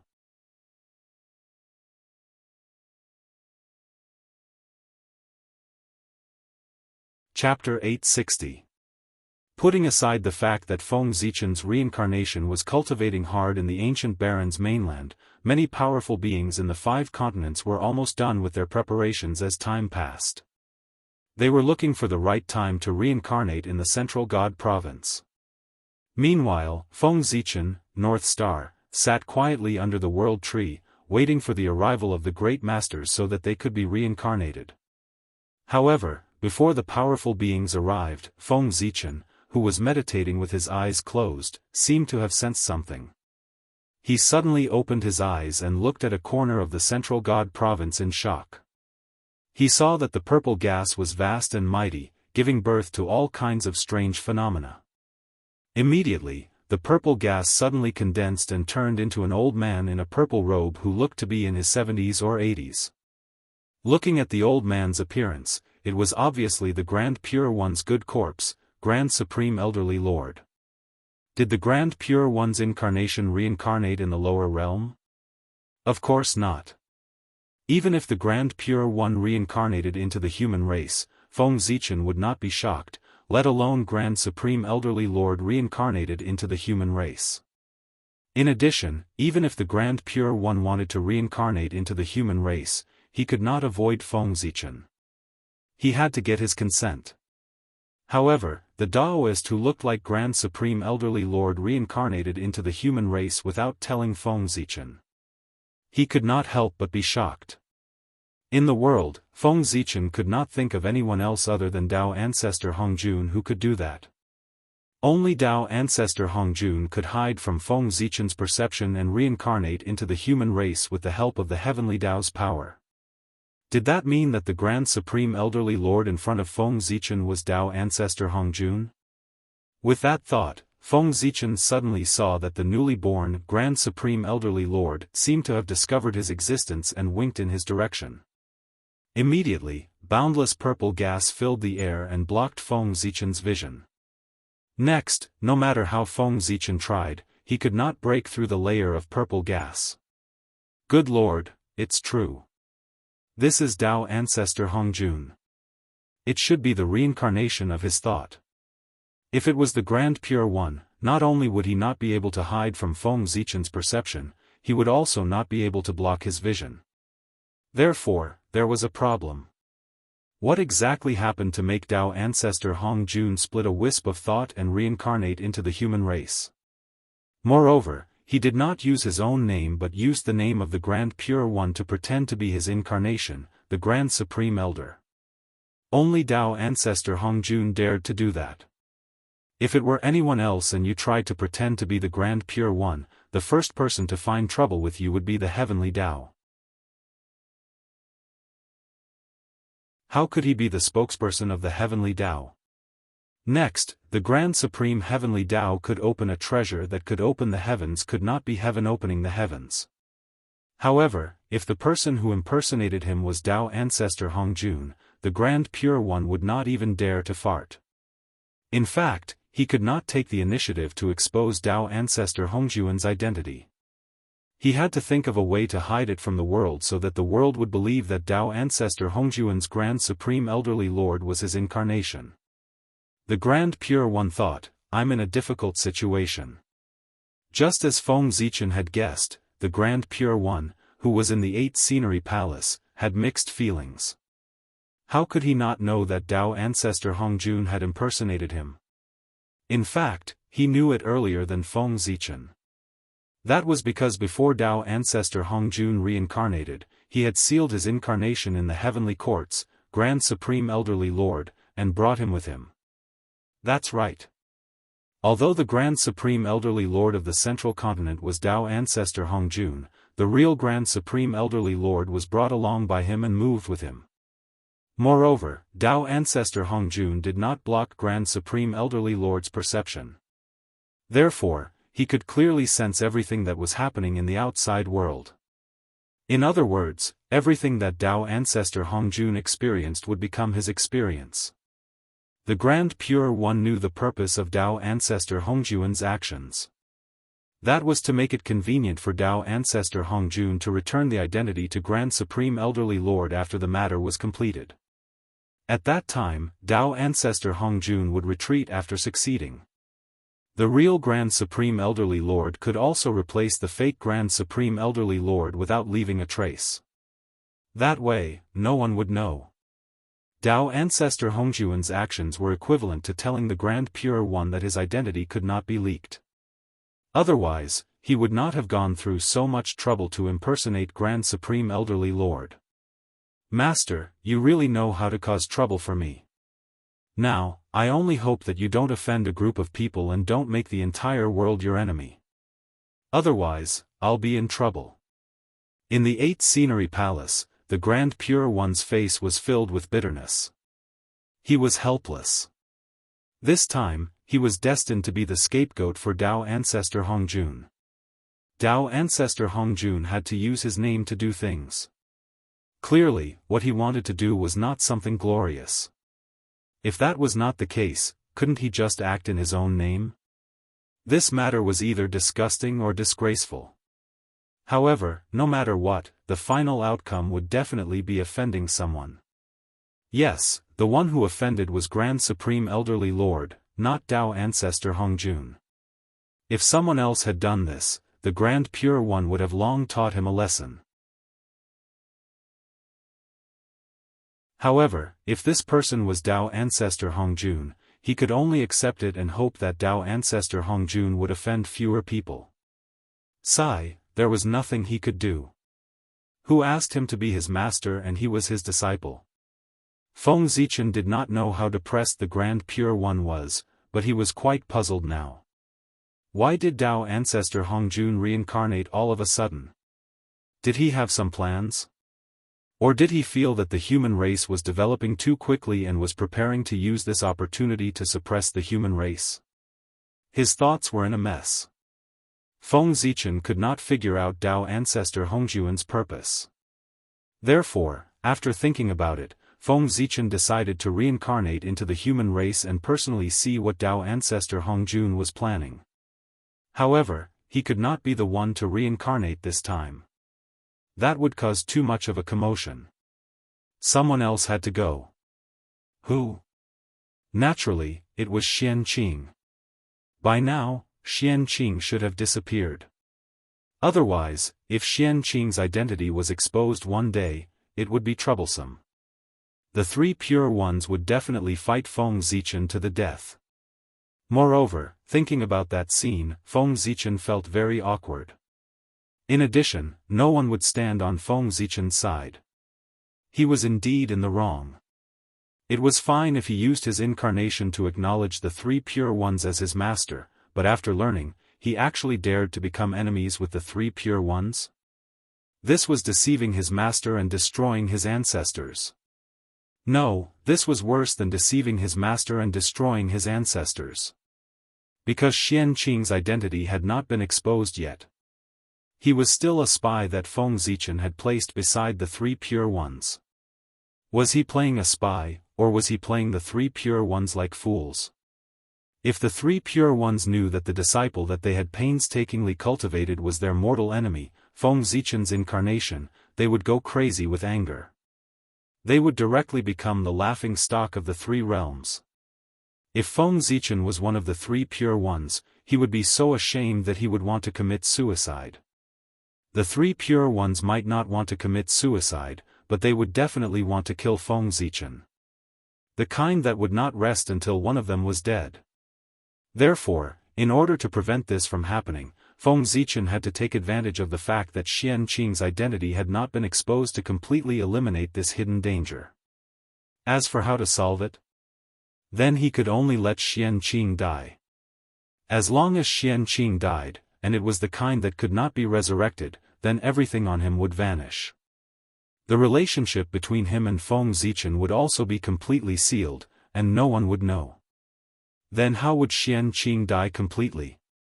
That would be related to what he would do when he reincarnated into the human race. To be honest, Feng Zichen felt that he was wronged in this matter with Xianqing.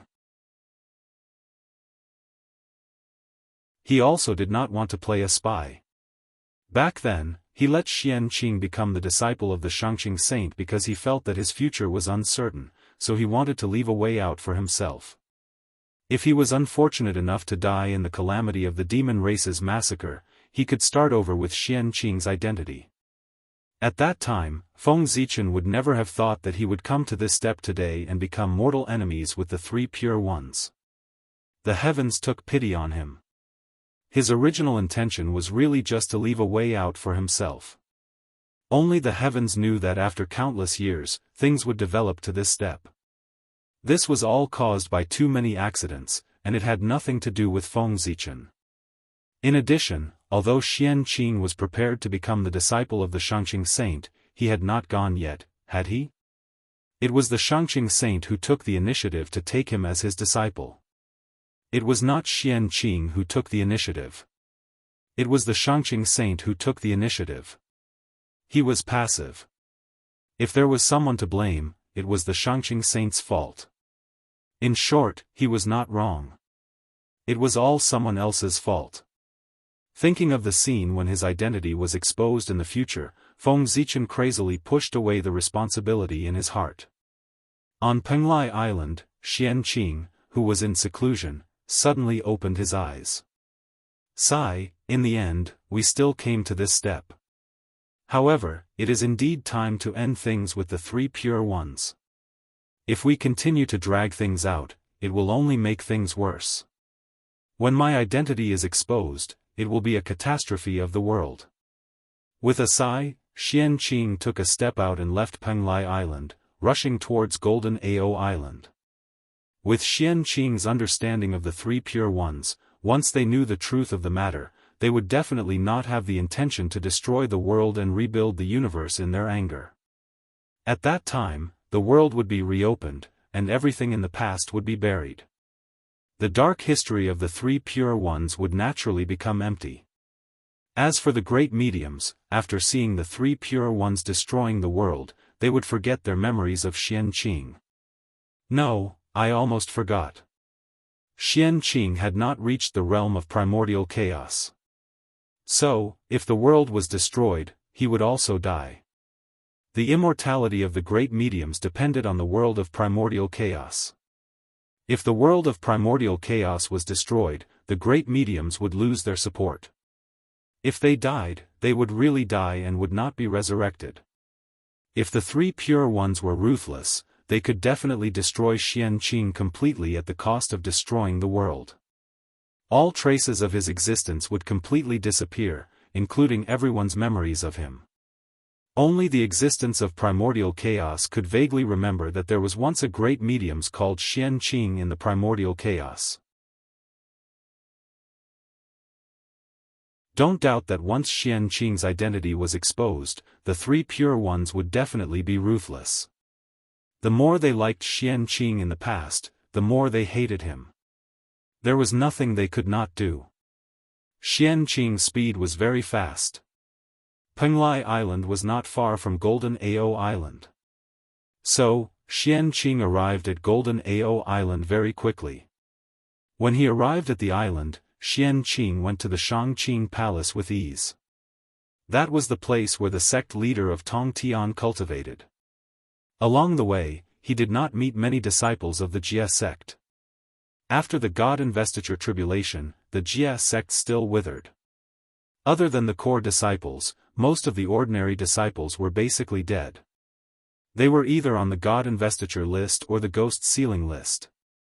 In the past, the Jia sect, which had tens of thousands of immortals, was no longer at its peak. However, even so, the Jia sect was still stronger than the Chan sect. As for the Western sect, they could not be compared. Even if the number one sect in the primordial chaos suffered heavy losses, it was still the number one sect in the primordial chaos. It was not that the Jia sect was too strong, but the performance of the other sects was too weak. Outside the Shangqing Palace, Xianqing shouted respectfully, "Disciple is here to pay respects to Master." With a creak, the door of the Shangqing Palace slowly opened. At the same time, the sect leader of Tongtian's voice sounded, "Come in." After Xianqing entered the palace, the sect leader of Tongtian opened his eyes and asked curiously, "Xianqing, why are you free to come here today?" The sect leader of Tongtian paid a lot of attention to Xianqing, the most outstanding disciple. He knew that Xianqing had been stimulated by his good friend's attainment of the Tao. In recent years, Xianqing had been living in seclusion and working hard to cultivate so that he could reach the realm of the primordial chaos Daoist Jingxian as soon as possible. Since Xianqing was working so hard, the sect leader of Tongtian naturally could not say anything. He could only support Xianqing silently and occasionally explain the Tao of the primordial chaos to Xianqing. However, Xianqing did work hard. Although Xianqing's realm was still at the great completeness of the sage-to-be, his aura was more stable. He was not inferior to those great mediums at the peak. This meant that Xianqing had reached the extreme of the sage-to-be realm and could start to break through the realm of the primordial chaos Daoist Jingxian. Yes, after the sage-to-be great completeness, Xianqing could break through and become the primordial chaos Daoist Jingxian. This was the real cultivation sequence. After the sage-to-be realm was the primordial chaos. There was no such thing as a half-step. When Xianqing's realm reached the great completeness, he could break through. The so-called half-step primordial chaos was the result of the failure of breaking through the sage-to-be great completeness to the primordial chaos. They were stronger than the sage-to-be great completeness but weaker than the real primordial chaos. They were stuck in the middle. Therefore, they were called half-step primordial chaos. Half-step primordial chaos were all failures. As for those who succeeded, they directly attained the Tao and became the primordial chaos Daoist Jingxian. At this time, Xianqing had reached such a realm. The reason why he could cultivate so fast could only be said that the green lotus of creation was awesome. It was worthy of being the ultimate treasure of creation. The 24th grade green lotus of creation was the number one auxiliary ultimate treasure of the untainted land. Even the jade plate of creation could not compare with it. Xianqing sat cross-legged on the green lotus. His cultivation increased rapidly like a rocket. In just hundreds of thousands of years, he had reached the extreme of the sage-to-be realm. Xianqing bowed to the sect leader of Tongtian and said, "Master, I am going to reincarnate into the human tribe to practice my own path of great Tao. Therefore, I am here to report to you."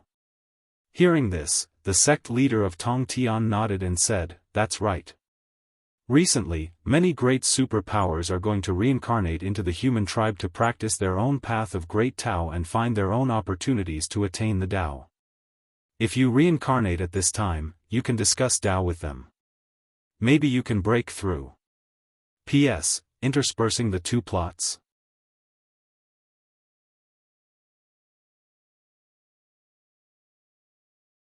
Chapter 861. Do you want me to ask the human sovereign to leave a place for you to be reincarnated? Xianxia shook his head and said, Master, you have forgotten that I am an immortal master of the human clan. I have been worshipped by the human clan for generations. If I want to be reincarnated into the human clan, even the human sovereign can't stop me. Tong Tian smiled and said, Indeed, I have forgotten that you have a high status in the human clan. You have the destiny of the human clan. Even the 3 sovereigns and 5 emperors have to respect you when they see you. After chatting with Tong Tian for a while, Xianxia didn't forget the purpose of his visit. He said to Tong Tian, Master, I plan to go all in this reincarnation.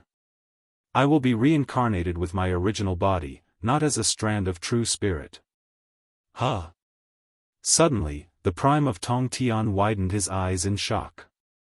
This expression shouldn't have appeared on Tong Tian's face, but it still appeared. It could be seen that Xianxia's words had shocked Tong Tian. Reincarnated with your original body? Are you crazy?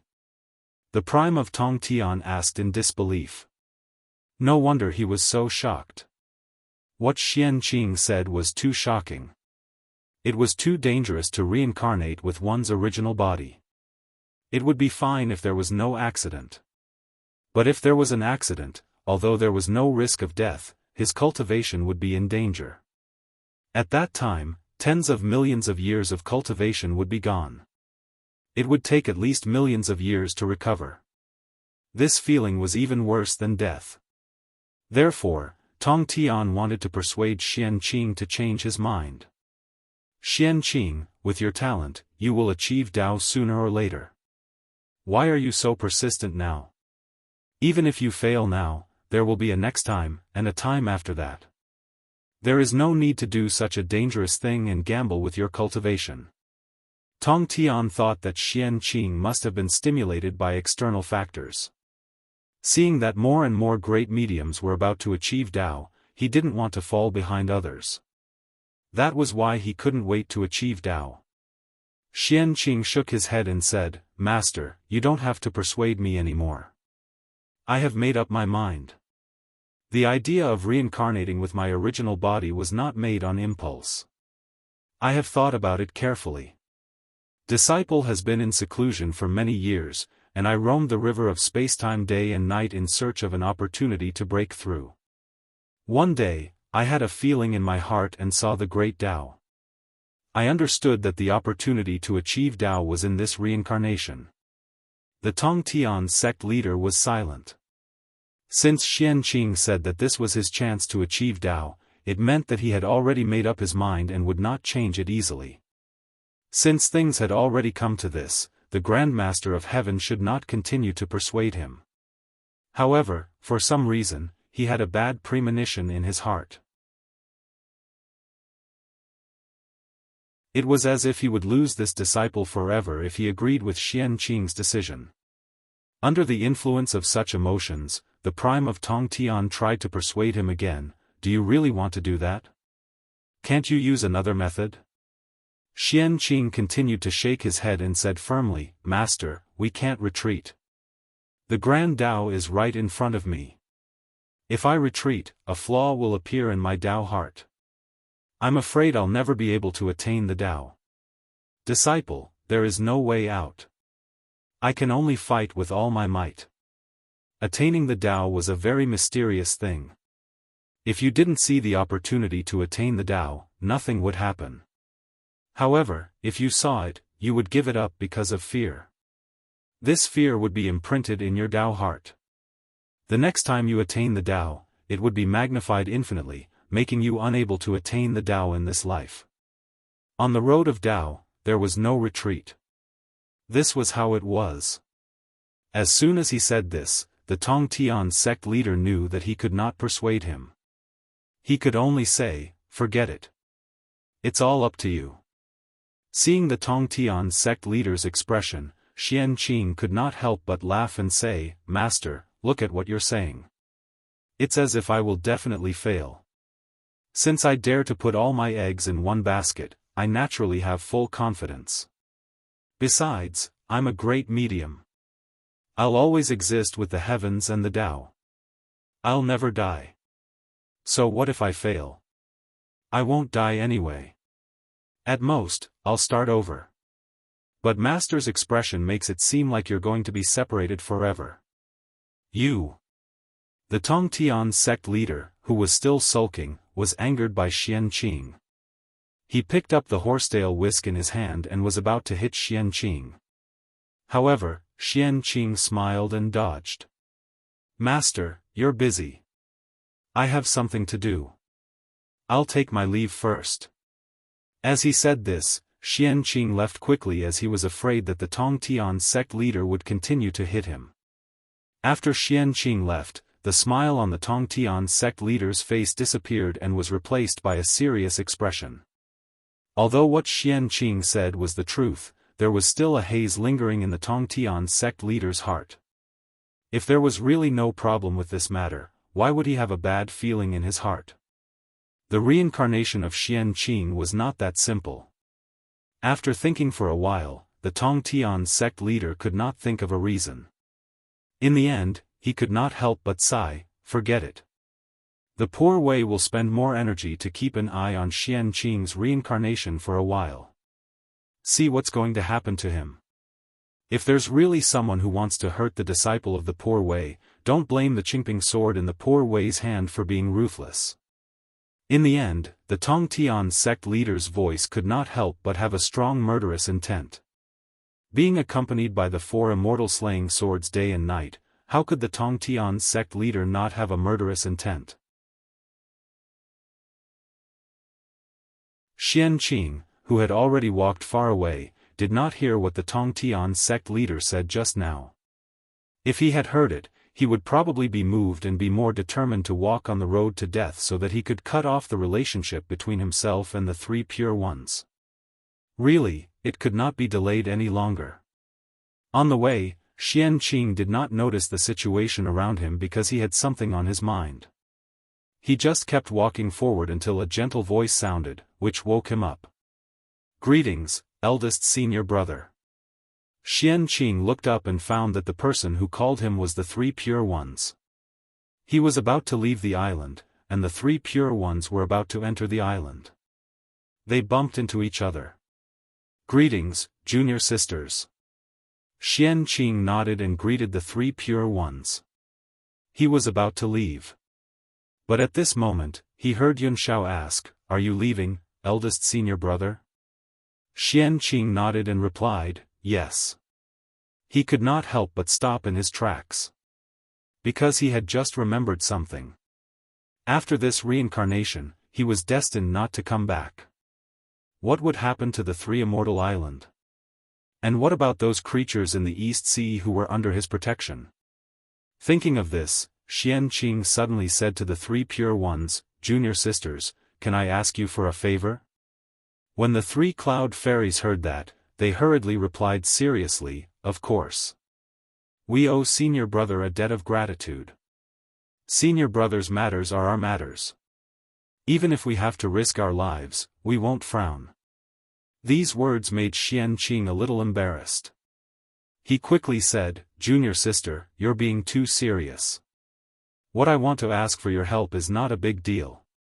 I just want you to help me take care of the 3 immortal island and the creatures outside the island while I'm away."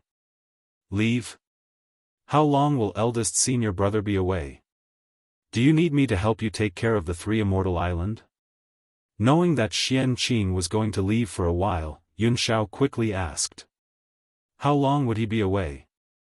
Of course, he would never come back. Xianqing replied in his heart. However, he could think that way, but he could not say that out loud. Xianqing pretended to think for a while and said, "How long will he be away?" "It's hard to say. At least 100 years or 1,000 years. At most, it might be 1,000,000 years." Yunshao asked in confusion, "Where is eldest senior brother going? It's actually going to take so long?" Xianqing smiled and pretended to be mysterious as he replied, "You'll know after a while." At this point, before Yunshao could ask, Xianqing interrupted, "All right, don't ask about me. Let's talk about whether you agree to my request." Hearing this, the three pure ones hurriedly said, "Junior sister has no reason to refuse senior brother's request." That was an agreement.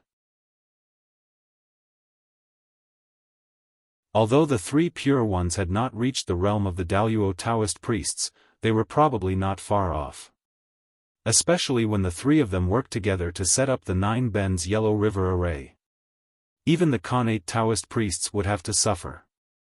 With the three sisters protecting the three immortal island, the safety of the East Sea living beings inside and outside the island was guaranteed. As for why he asked the three pure ones to take care of the three immortal island and not other junior brothers and sisters, such as Duobao. Of course, it was not because the three pure ones were good-looking, but because they were born and raised in the East Sea like Xianqing. With this karma, they would treat the living beings near the three immortal island more attentively. It was because they had the same interests. No matter how deep their relationship was, there would be a day when they were indifferent. Only benefits could last forever. If they asked other junior brothers for help, it would be fine if Xianqing did not show up for 1,000 or 10,000 years. However, if this time was extended to 1,000,000 or 10,000,000 years, and Xianqing did not show up for a long time, no matter how great their relationship was, it would be over. As such, they would abandon these living beings in the East Sea sooner or later if they had no interest in them. However, the three pure ones were different. The East Sea was their natural base, and these living beings in the East Sea would become their subordinates. Therefore, they would be more attentive to the living beings in the East Sea and would not become estranged because of the passage of time. After all, the living beings near the three immortal island had worshipped Xianqing for tens of millions of years. With this relationship, even if Xianqing left, he would leave a way out for them. In this way, their acquaintance was not in vain. In that case, I'll thank you in advance, junior sisters. Xianqing nodded and thanked the three purities before taking his leave. Just as Xianqing was preparing to arrange the reincarnation matters, some of the great mediums were already fully prepared. They separated a strand of divine sense and set off to the central divine prefecture to meet the human emperor and obtain the qualifications to reincarnate from him. This was not difficult.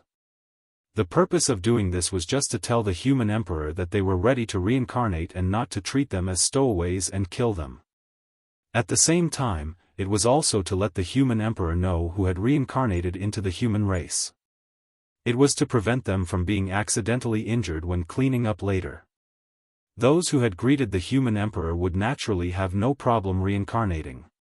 However, those who did not greet the human emperor but secretly reincarnated should not blame the human emperor for being ruthless. Destroying a strand of divine sense was still a light punishment. Who knows, they might even follow this strand of divine sense to investigate and find the location of their original body. Whether this was possible or not depended on Feng Zichen's mood. Fellow Daoists, you can reincarnate, but don't kill all your relatives and friends just to cut off the karma. If you really do that, then don't blame me for being ruthless. Don't say that I didn't warn you. Just before the great mediums reincarnated, Feng Zichen gave them a final warning. It was no wonder that Feng Zichen said so. If these great mediums were to reincarnate into the human race, they would definitely have an additional father, mother, and a bunch of relatives and friends. When the great mediums' thoughts returned to their original bodies, what would happen to their relatives? Could it be that they had to be taken away? Definitely not. Who would be willing to have an additional pair of parents for nothing, especially these Khanate saints who were born by heaven and earth? Then, in this case, letting these relatives die silently was the best choice. Your Majesty, don't worry. Poor Wei and the others are not people of the devil Dao. How could they do such a heartless thing? In this reincarnation, since Poor Wei and the others have already separated this strand of divine sense, they have no intention of taking it back. In this way, all the karma will be in this strand of divine sense incarnation. When Poor Wei and the others disperse their incarnations, all the karma will disappear and it will not affect their original bodies. A Daoist said loudly. Hearing this, Feng Zichen nodded and agreed with him. If the divine sense did not return to the original body, then all the experiences and karma in this life would have nothing to do with the original body. Naturally, there would be no more scruples. The so-called parents were the incarnation's parents. What did it have to do with the original body? Glancing at everyone, Feng Zichen said, "Since you all know what to do, I won't say anything else. Fellow Daoists, please do as you please." After saying that, Feng Zichen slashed down with his sword and opened up a huge reincarnation passage in the void. Entering it, one could be reincarnated as a human. As for when to enter, Feng Zichen did not care or ask. It was all up to the powerful cultivators. On the ground, many powerful cultivators were preparing to reincarnate into the human race. It was very lively, and the underground was not calm either. First, a huge spatial fluctuation suddenly appeared in the reincarnation hall, alarming the entire three realms and attracting the attention of many powerful cultivators. Unfortunately, before these powerful cultivators discovered anything, Goddess Hutu had already activated the 6 paths of reincarnation disc and used the power of reincarnation to envelop the netherworld, sealing it completely so that outsiders could not see anything. However, although they could not see what was happening in the netherworld, everyone could roughly guess. Who else in the primordial world could create such a strong spatial fluctuation other than space ancestral Magus Di Jiang? Thinking back to the origin of heaven and earth that fell from the boundless starry sky before Ziwei the Great sealed it, it was not difficult to guess that it was most likely the return of ancestral Magus Di Jiang. The 12 ancestral Magi palaces had suppressed the primordial world for many years and had accumulated a lot of power for the return of the ancestral Magus. In addition to the origin of heaven and earth left behind by Ziwei the Great, it would not be difficult for Goddess Hutu to revive ancestral Magus Di Jiang. P.S. Rich woman, where are you? I don't want to work hard anymore.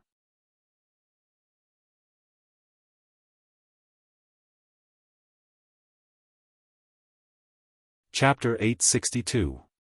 He just didn't know how much strength Di Jiang had left after his resurrection. How long would it take for him to recover to his peak? Was it 100 years, 10,000 years, or millions of years? Also, since Di Jiang had returned, would his old enemy, Di Jun, return be far away? The two of them were old enemies. Their luck would naturally be tied together. If one side was resurrected, the other side would most likely be resurrected and returned in a short period of time under the guidance of the aura. It was chaotic. It was all chaotic. Di Jiang and Di Jun had suddenly resurrected. No one knew what kind of changes their resurrection would bring to the current 3 realms. At this moment, the group of powerful beings still didn't know that Di Jun had actually been resurrected and returned long ago. It was just that he was training in the ancient Baron's continent and didn't appear in the 5 continents. If they knew this news, the powerful beings of the primordial world would most likely not be shocked. Because the present was different from the past. In the past, Di Jun was the primordial chaos Daoist Jingxian. His realm was higher than everyone. But now, everyone was about to step into this realm and stand at the same height.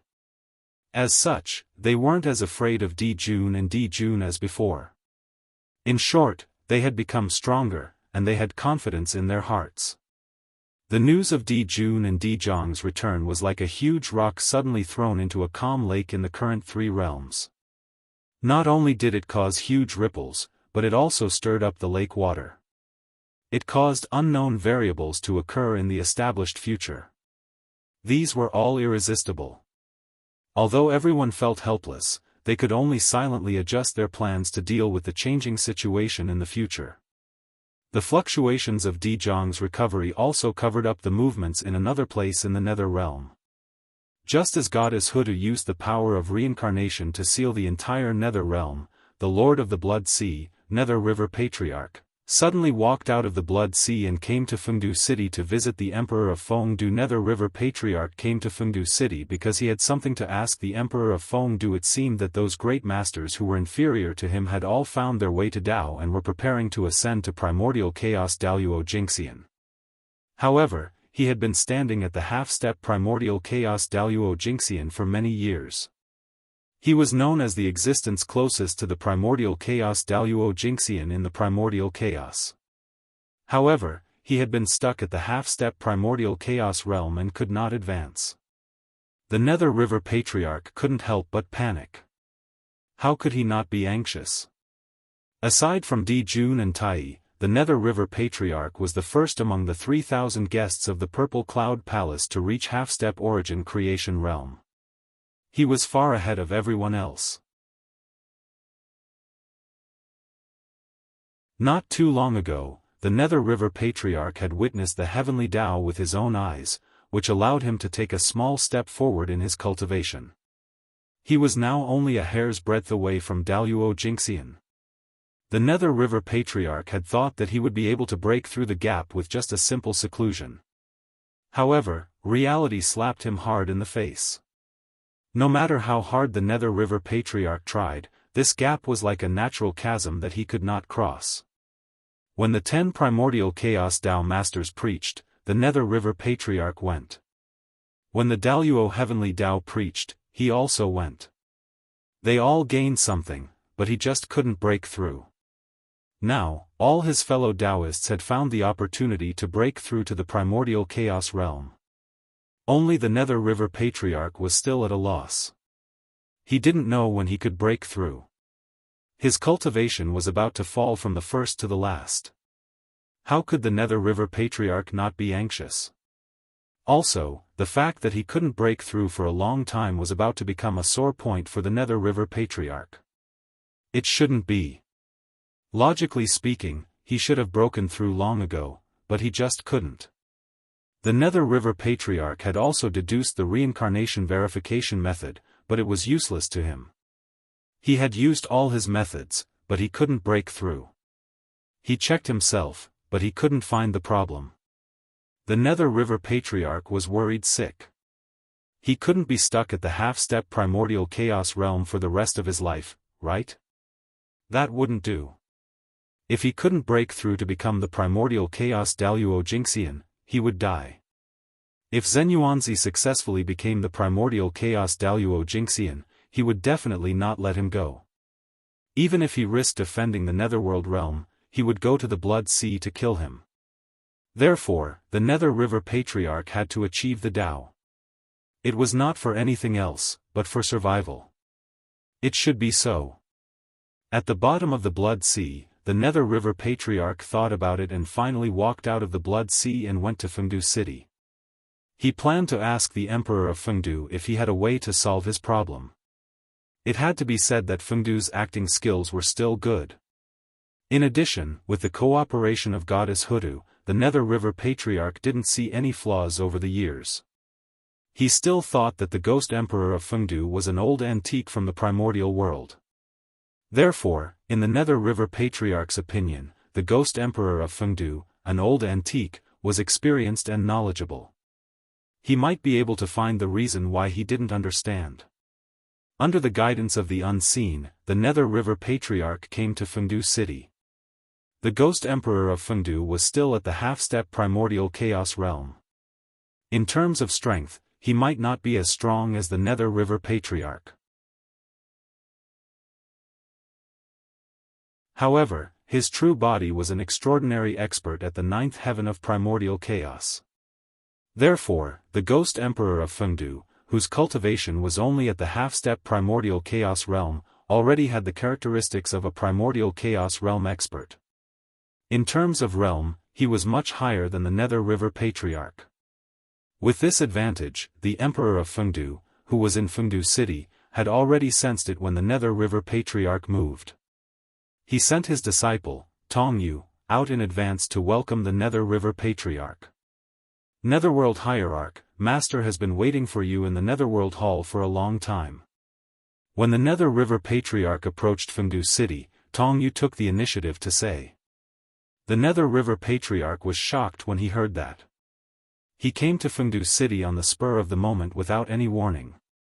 Even so, the Ghost Emperor of Fengdu was still able to calculate his itinerary.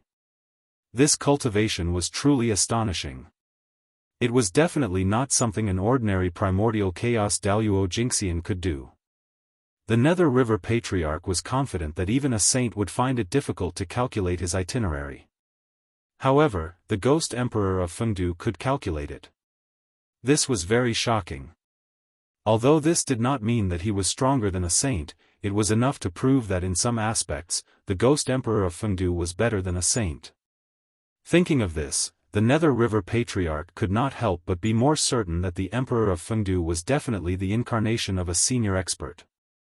At the same time, he was more confident about the result of this trip. Perhaps, the Emperor of Fengdu could really solve the doubts in his heart.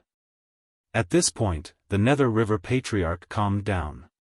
He looked at Tong Yu and said unhurriedly, "You are Tong Yu? Fellow Daoist Fengdu's new disciple?" Tong Yu was not afraid of being stared at by the Nether River Patriarch. He replied respectfully, "Yes, I am."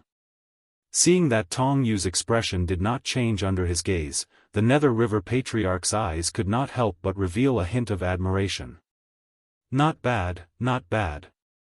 As expected of fellow Daoist Fengdu's disciple. Just this courage has already surpassed many living beings in the three realms. Who was the Nether River Patriarch? He was an innate saint born from the killing intent of heaven and earth. He cultivated the innate Tao of slaughter. His eyes contained boundless killing intent. There were images of mountains of corpses and seas of blood, blood floating in the air, and the corpses of gods and demons lying on the ground. Ordinary Taoist priests would tremble in fear if they were stared at by him. However, Tong Yu's expression did not change. It was clear that he was extraordinary. You are the first innate god and demon born from the ghost Tao. If there are no accidents, it will not be difficult for you to become a great divinity in the future. It is also not impossible for you to strive for the supreme primordial chaos Tao realm. After praising Tong Yu, the Nether River Patriarch took out a blood-colored lotus seed and handed it to Tong Yu. The sea of blood is so filthy that it is difficult to breed treasures. Therefore, I don't have anything good in my hands. Only this red lotus seed can be taken out. I will give you one as a meeting gift. Although Tong Yu was born later and was a living being of the three realms, he was also a person who was well-read. Therefore, he was not unfamiliar with the few precious treasures of the Nether realm. In the Nether realm, apart from the Chaos Supreme Treasure, the 6 Paths of Reincarnation Disc, the most precious treasures were the 4 great spiritual treasures in the Nether River Patriarch's hands. They were the Supreme Grade Connate Merit Numinous Treasure, the Northern Mystic Origin Water Control Flag, the 12th rank Red Lotus of Hellfire, and the 2 Connate Killing Swords, UN2 and Abi. In the Emperor of Fengdu's handwriting, he held the 12th rank Red Lotus of Hellfire in high esteem. It was said that its power was comparable to Connate Absolute Treasures, and was a rare treasure in the world. Therefore, Tong Yu, who had read the Emperor of Fengdu's handwriting, was very familiar with the 12th rank Red Lotus of Hellfire even though he had never seen it. The Red Lotus seed was the seed of the Red Lotus of Hellfire. It was divided into the first, second, and third generations, corresponding to the superior grade, medial grade, and inferior grade Connate spiritual treasures. Tong Yu identified it with the method written by the Emperor of Fengdu, and found that the lotus seed given by the Nether River Patriarch was the first generation lotus seed. In other words, if the red lotus seed was nurtured properly, it would at least be a superior grade Connate spiritual treasure. It was even possible for it to be a supreme grade Connate spiritual treasure. What was a great gift? This was it. The Nether River Patriarch was indeed the richest person in the Nether realm. It was hard to refuse such a great gift. Tong Yu also knew that a big shot like the Nether River Patriarch would not go back on his words. If he said that he would give the red lotus seed, then he would definitely give it away. Therefore, Tong Yu did not pretend to refuse. He accepted the red lotus seed and thanked the Nether River Patriarch. "Thank you for the gift, martial uncle." At this time, the Nether River Patriarch laughed. "Ha, the poor way likes you more and more. You are much better than those idiots from the Ashura tribe. It's also because you have already taken fellow Daoist Feng Du as your master. Otherwise, I would have snatched you over to be my disciple." At this point, the Nether River Patriarch could not help but complain. "It's also the poor way's luck has been bad recently. There are connate god-fiends being born everywhere in the 3 realms. Only my blood sea has not shown any signs of activity. It's really infuriating." With that, the Nether River Patriarch shook his head and followed Tong Yu into Fengdu City to meet the Emperor of Fengdu at the Nether Hall. Nether Hall. If the Hall of Reincarnation was the sacred ground of the Nether Realm, the Nether Hall was the center of power in the Nether Realm. It was named after the Nether Hall, which showed its status. After leading the Nether River Patriarch to the Nether Hall, Tong Yu consciously retreated. The Nether River Patriarch, on the other hand, stepped into the Nether Hall alone. Looking at the Nether River Patriarch who stepped into the hall, the Emperor of Fengdu smiled and said, "Fellow Daoist Nether River, why do you have time to come to the poor way's place?" Hearing that, the Nether River Patriarch smiled bitterly and said, "Fellow Daoist Fengdu, why do you ask when you already know the answer? The matter of achieving the Tao is really difficult for the poor way." The Nether River Patriarch did not hide his purpose since he had a favor to ask. He directly stated his purpose of coming. At the same time, he also knew that since the other party had predicted his return, he naturally guessed his purpose of coming. In that case, there was no point in hiding his purpose of coming. It was better to say it openly. Hearing the Nether River Patriarch's words, the Emperor of Fengdu immediately fell silent. It was not that he did not know the crux of the Nether River Patriarch's problem. On the contrary, it was because he knew the crux of the Nether River Patriarch's inability to achieve the Tao that he could not say it. It was not that the Nether River Patriarch could not achieve the Tao, but that he had missed the opportunity to achieve the Tao. At the end of the Primeval Age, before the 5 continents were established, the Primeval Age had 2 earth-shattering battles with the Chaos Demon Gods in the Primeval Age. Nearly 20 Chaos Demon Gods were involved in this.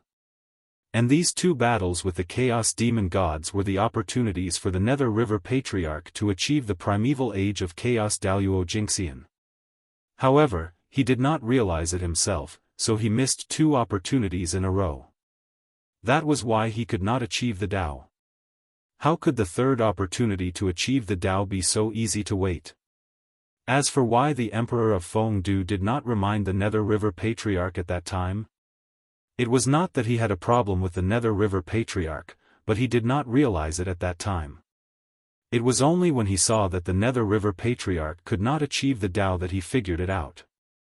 Seeing the hesitation on the Emperor of Fengdu's face, the Nether River Patriarch immediately guessed that he indeed knew the reason, but he could not say it out loud.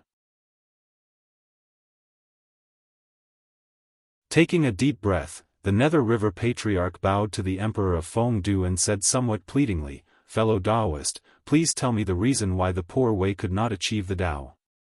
Sigh. The Emperor of Fengdu sighed and said slowly, "The poor way has known you for many years. Seeing that you are stuck at the last half step, I am also very anxious for you.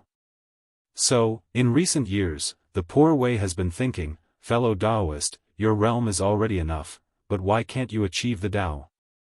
I've thought about it for a long time and finally figured out some ideas." Hearing this, although the Nether River Patriarch was excited, he still held back and did not speak. He patiently waited for the Emperor of Fengdu to say the reason. However, at this moment, the Emperor of Fengdu suddenly asked him, "Fellow Daoist, do you still remember the 2 battles with the Chaos Demon Gods?" The Nether River Patriarch was stunned. Although he did not know what this question had to do with his Tao, he still replied, "Of course I remember. In the battle in the chaos beyond the heavens, the poor way was able to glimpse the heavenly Tao, and his cultivation improved greatly. The battle in the wilderness officially confirmed the current situation of the three realms. These were earth-shattering events that could not be forgotten even if he wanted to. Of course, the Nether River Patriarch remembered. Sigh. After a long sigh, the Emperor of Fengdu said helplessly, "Fellow Daoist Nether River, these two battles were your opportunity to achieve the Tao, but you missed them one by one." As soon as Fengdu said that, not only did Patriarch Nether River not feel relieved, but he became even more confused. Why did his opportunity to achieve the Tao should be in these two battles with the Chaos Demon Gods? He did not feel anything at all. The Nether River Patriarch could not help but ask, "Fellow Daoist, what do you mean? Could it be that the poor way's delay in achieving the Tao is related to these two battles?"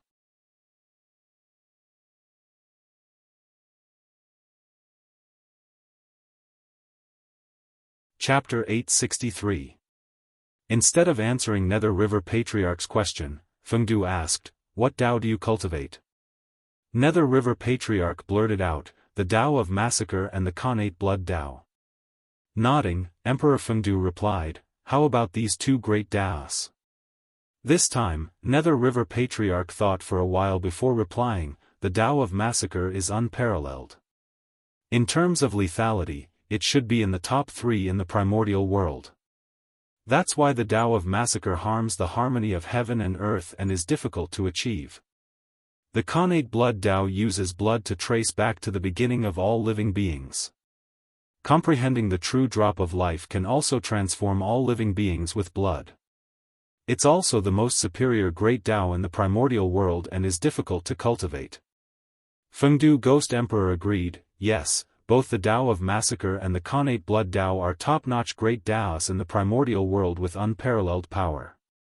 Once they achieve Tao, they will definitely bring you an unimaginable transformation. However, as you said, these two great Taos are too harmful to the harmony of heaven and earth.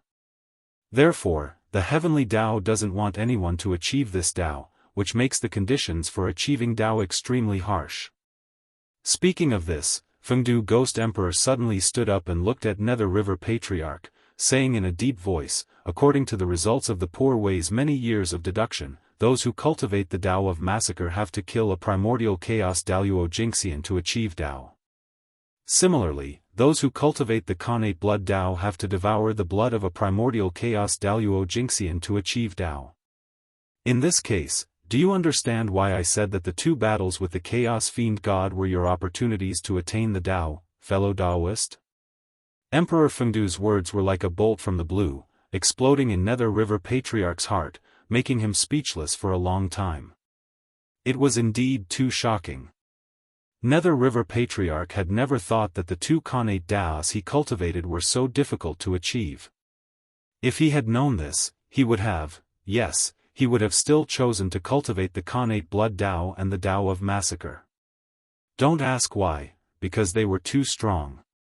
After a while, Nether River Patriarch smiled bitterly and said, "I see. No wonder you said that the two battles were my opportunities to achieve Tao. Yes, it was an opportunity to attain the Tao. It was also an opportunity to pick up scraps." At that time, nearly 20 Chaos Fiend gods had been beaten to the brink of death by a group of primordial chaos experts of the untainted land. As long as the Nether River Patriarch had hardened his heart and seized the opportunity to give the Chaos Demon God a final blow at all costs, he would have attained Tao by now and would not be stuck at half-step primordial chaos like he was now.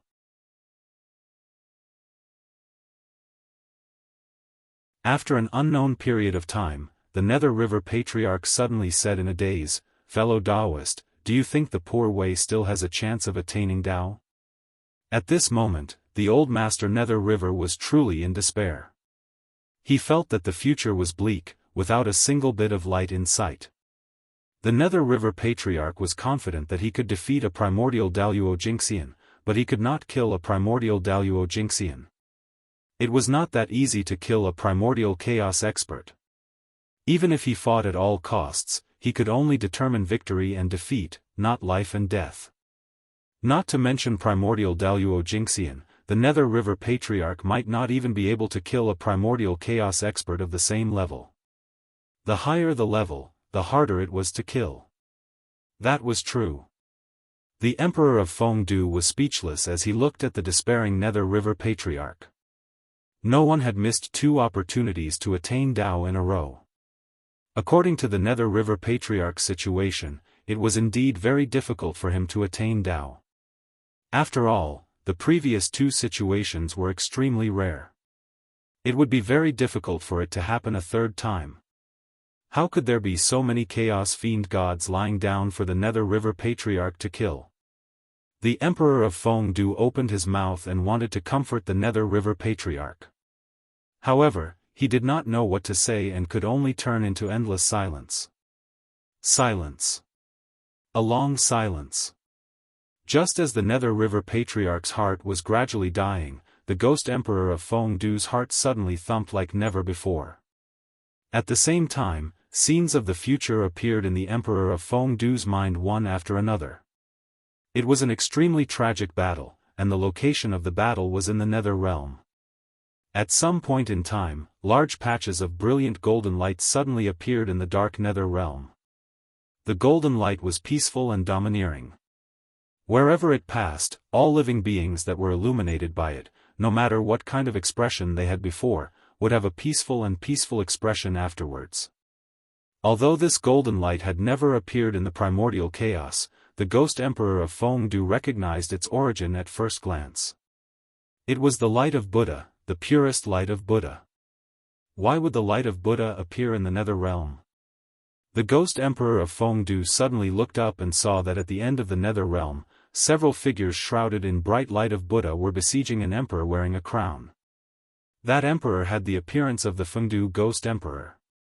Turning his head to look in another direction, the Ghost Emperor of Fengdu saw the Nether River Patriarch, but his situation was not good.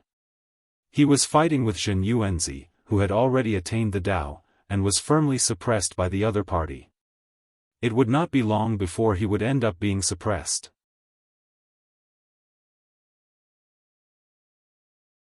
As he continued to observe the battlefield, the Ghost Emperor of Fengdu realized that almost all the Nether Realm experts were targeted. Wait, no, not all of them. Goddess Hutu and Ancestral Witch Xianming were not there. Thinking of this, the Emperor of Fengdu scanned the battlefield. Then, he saw the figure of Goddess Hutu in the depths of the 6 paths of reincarnation. However, at this moment, Goddess Hutu's situation was not good. The Taiji diagram, Panga's banner, and the Bell of Chaos, these 3 great heaven-opening treasures were summoned at the same time. They turned into the shape of a giant axe in the sky and suppressed the 6 paths of reincarnation, so that Goddess Hutu could not help the Nether Realm. As for Ancestral Witch Xianming, the Emperor of Fengdu also saw him. He was in the Nanzhan Department continent, leading a group of grand shamans to invade the demon race. The current situation was very obvious. The Buddhist sect was invading the Nether Realm on a large scale. They wanted to suppress all the experts of the Nether Realm so that they could take the Nether Realm into their own sphere of influence. As for why the Buddhist sect wanted to invade the Nether Realm, the reason was very simple. It was written in the teachings of the Buddhist sect. Boom, just as the Emperor of Fengdu was thinking, he heard a shocking explosion. The Emperor of Fengdu, who was surrounded by several figures shrouded in Buddhist light, was smashed into pieces. At the same time, with the death of the Ghost Emperor of Fengdu, all the images shattered. Humph. Suddenly coming back to his senses, the Emperor of Fengdu's expression was very ugly. That's right. Anyone who knew that they were besieged to death would be in a bad mood. Although he was just an incarnation, it was not a big deal if he died. Moreover, the future shown in the images might not come true.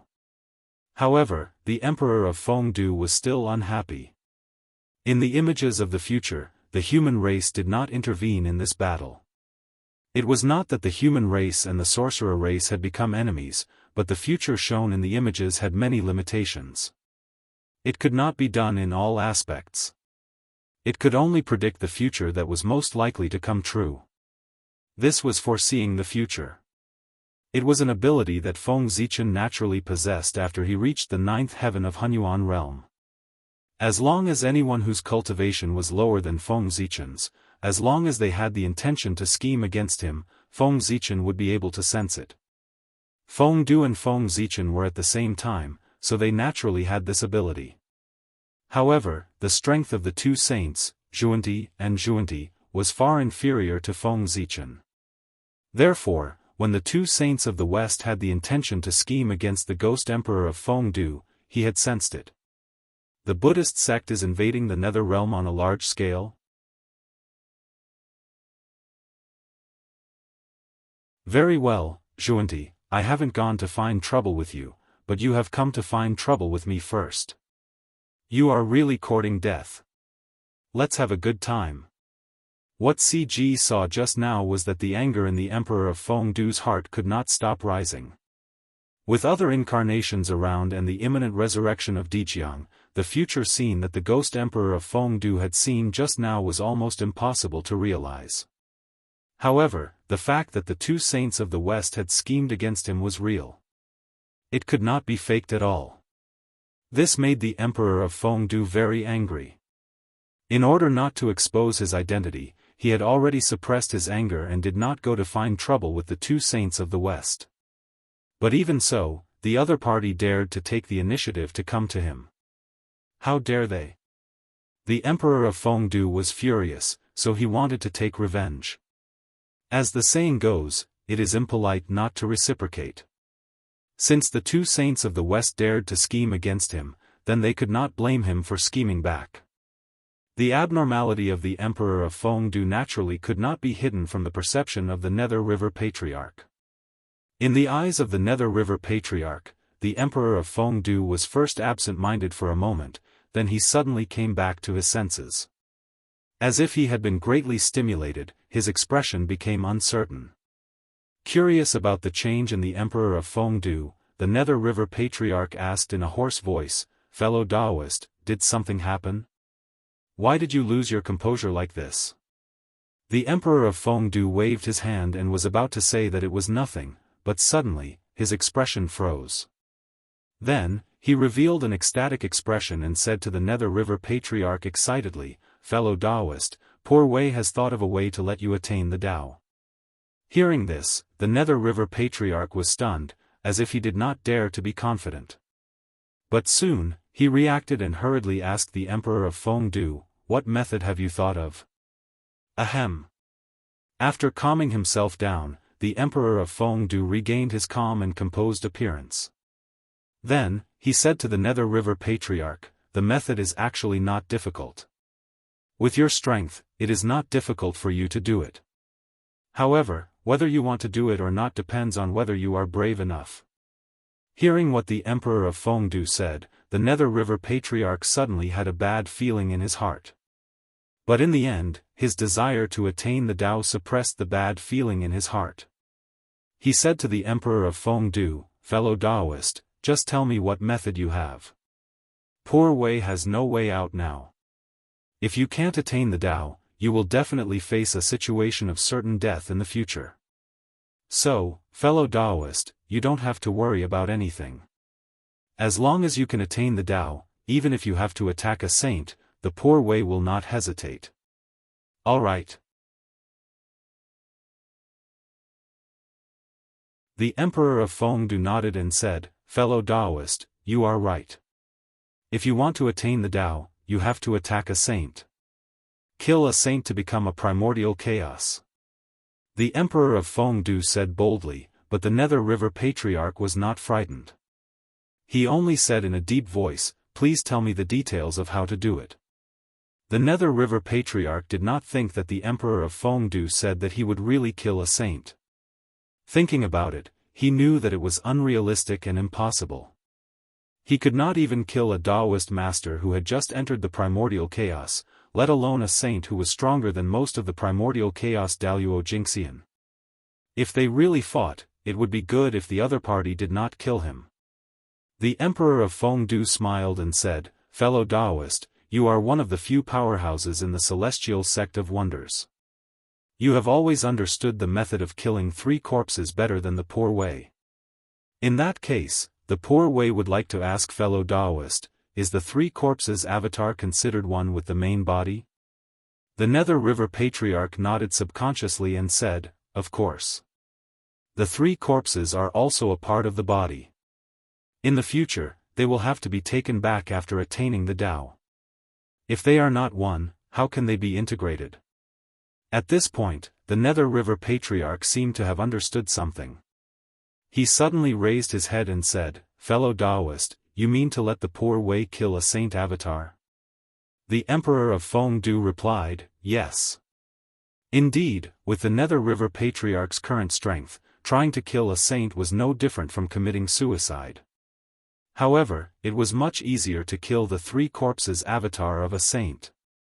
As everyone knew, although the 3 corpses avatar was strong, it could not reach the level of the primordial chaos Daoist Jingxian.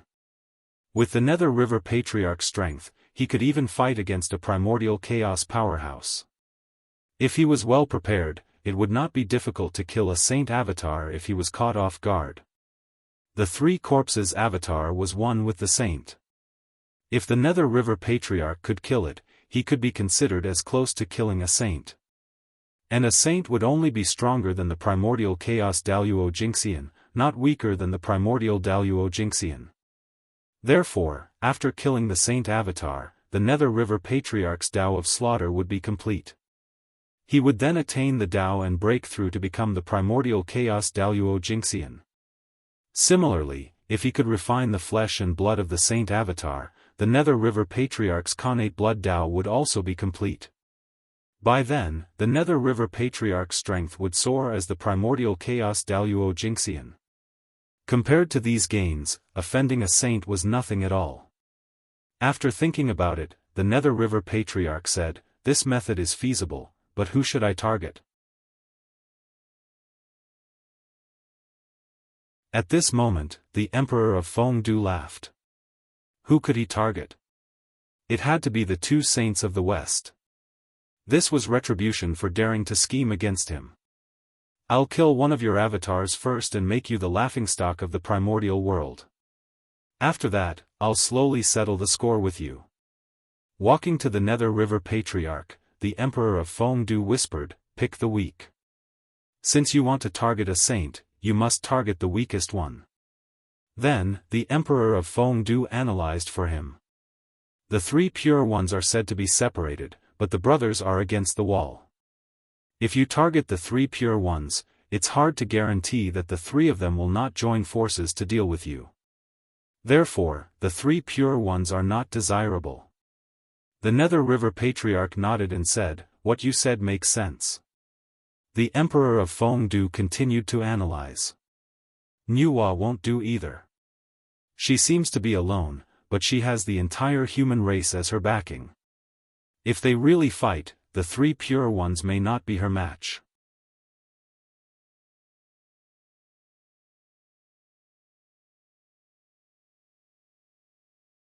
Chapter 864.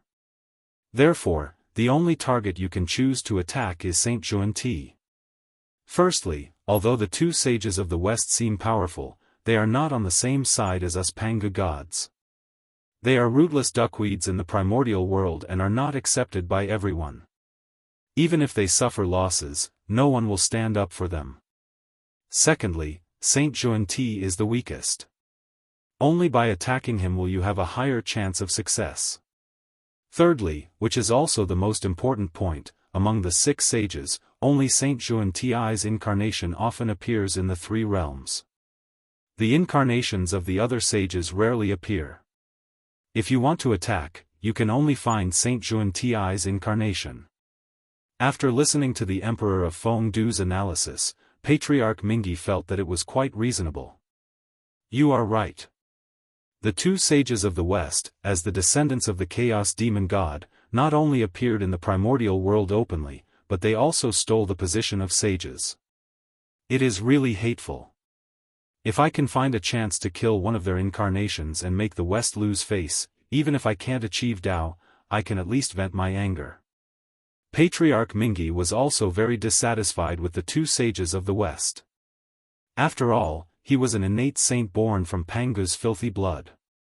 Although he was not an authentic Pangu, he still had Pangu's bloodline.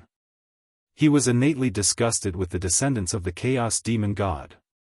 Patriarch Mingyi, who did not like the two sages of the West, was even more displeased after learning about their identities. That was to say, he was not strong enough. Otherwise, he would have killed his way to Mount Meru in the West. Patriarch Min was also an impatient person. After he made up his mind, he wanted to leave right away. Thank you for clearing my doubts, brother. If I have any achievements in the future, I won't forget the kindness of your guidance today. But now, the poor Wei is eager to achieve Tao, so I will go to the Nether Blood Sea to make arrangements. Coincidentally, the Nether Blood Sea is not far from the west. When the poor Wei finds a place, I will lure the incarnation of ancestor Zhuan Ti here and kill him with the Blood Sea. Seeing that the Nether River Patriarch was so anxious, the Emperor of Fengdu understood his eagerness to attain the Tao. However, he still advised, fellow Nether River Patriarch, you are too anxious. You are showing signs of entering the calamity. How could the incarnation of a saint be so easy to kill? Even if his strength is inferior to yours, is the incarnation of Saint Zhuan Ti dead? Is it made of wood? Can he just watch as fellow Daoist kills his incarnation? Of course not. If the incarnation is in danger, Saint Zhuan Ti will definitely sense it immediately and save it. At that time, it's not certain who will be hunting who. After listening to the Emperor of Fengdu's words, the Nether River Patriarch calmed down.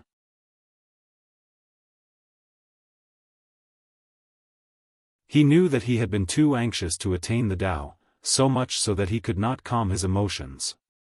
His Tao heart fluctuated too much and almost attracted the tribulation of Tao attainment. There were tribulations when one was trying to prove their Tao. Naturally, there were also tribulations when one achieved their Tao, and they were even more terrifying. This was the tribulation of destruction. The great Tao was destroyed, and the true spirit merged with the world. From then on, it existed with the world, undying and indestructible. At the same time, it would completely lose its consciousness and be assimilated by the world. Although this was not considered death, in fact, it was no different from death. Moreover, it was a complete death, the kind that could not return. The path of Tao attainment was difficult, and difficult. The slightest carelessness could lead to the risk of martyrdom. This was not just a saying. However, although the tribulation of destruction was terrifying, in fact, this tribulation was rarely triggered. The probability of 1 in 1,000 primordial chaos experts triggering it was already very high. This was a tribulation that only existed in legends. However, although the tribulation of destruction had never appeared, it did not mean that it did not exist. In this world, there were always unlucky people. If someone was unlucky, they might encounter the tribulation of destruction. Take the Nether River Patriarch for example. After missing 2 opportunities to attain the Tao in a row, he was already on the verge of death. The next time he tried to prove his Tao, he might attract the tribulation of destruction if he was not careful. At the same time, if the Nether River Patriarch still failed in his 3rd attempt to attain the Tao, then, it would be difficult for him to attain the Tao in this life. Because the 4th time he attained the Tao, he would definitely trigger the tribulation of destruction. The first time he attained the Tao, there was almost no possibility of triggering the tribulation of destruction. However, the 2nd time he attained the Tao, he might encounter it. The 3rd time, he could clearly sense the tribulation of destruction. The 4th time, he was destined to trigger the tribulation of destruction. The more times he failed to attain the Tao, the greater the possibility of triggering the tribulation of destruction. The Nether River Patriarch really had no way out. If he could not attain the Tao this time, he would not be able to attain the Tao in this life. Therefore, he was abnormally anxious. However, it was also because of this that he should be calmer. Every time there was a major event, he needed to be calm. After calming down, the Nether River Patriarch thanked the Emperor of Fengdu. "Thank you for the reminder, Daoist brother. It was the poor Wei who lost her composure. But how should we deal with Saint Xuanti? The poor Wei is no match for him at all. Moreover, among the people the poor Wei knows, the only one who can stop Saint Xuanti is Goddess Hudu. It seems that I have to ask Goddess Hudu for help. I just don't know if she is willing to help." Thinking of Saint Xuanti, the Nether River Patriarch felt a headache because he was really no match for him. If not for the Netherworld Blood Sea, he would have been killed in a single blow. Hearing that the Nether River Patriarch wanted to ask Goddess Hudu for help, the Emperor of Fengdu could not help but shake his head. If the Nether River Patriarch really gave up his pride and asked Goddess Hudu for help, Goddess Hudu would most likely agree. However, it was definitely not now. At the moment, Jianghu had just returned, and Goddess Hudu's main energy had to be placed on him. Only after Jianghu's strength recovered would he be able to help the Nether River Patriarch. However, that would be many years later. The Nether River Patriarch might not be able to wait. Moreover, when that time came, he might not need Goddess Hudu's help. With a mysterious smile, the Emperor of Fengdu said, "Fellow Daoist Nether River, don't be impatient. The poor Wei predicted that within 10,000 years, there will be an unprecedented change in the Western sect. At that time, your chance will come." The Nether River Patriarch was puzzled and asked, "What change?" The Emperor of Fengdu shook his head and said, "The secrets of heaven cannot be revealed." While the Nether River Patriarch and the Emperor of Fengdu were discussing, the Central Divine Prefecture of the 5 great continents welcomed an unprecedented change. It was the reincarnation of a great divine power that had descended. Boom! Boom! Boom! Almost every once in a while, the destiny of the Central Divine Prefecture would shake, causing the fixed future to change. At the same time, every time the destiny of the Central Divine Prefecture shook, the rest of the destiny in the world would gather towards this place. Later on, the destiny of the 3 realms all gathered in the Central Divine Prefecture. Not only that, even the various famous mountains, rivers, grotto heavens, and blessed lands that had long moved away from the ground and escaped into the depths of the void, which were the dojos of the great divine power, also separated a wisp of destiny and gathered in the Central Divine Prefecture. At this moment, the destiny of the Central Divine Prefecture could be said to be the highest in the 3 realms. Even the heavenly court could not compare to it. Such a huge amount of destiny also caused an unknown change in the Central Divine Prefecture. Its future became chaotic, and no one could see through it. Under the gathering of destiny, countless people with great destiny, heroes were born. There were many heroes, and no one was willing to submit to the others. Naturally, countless troubles were born.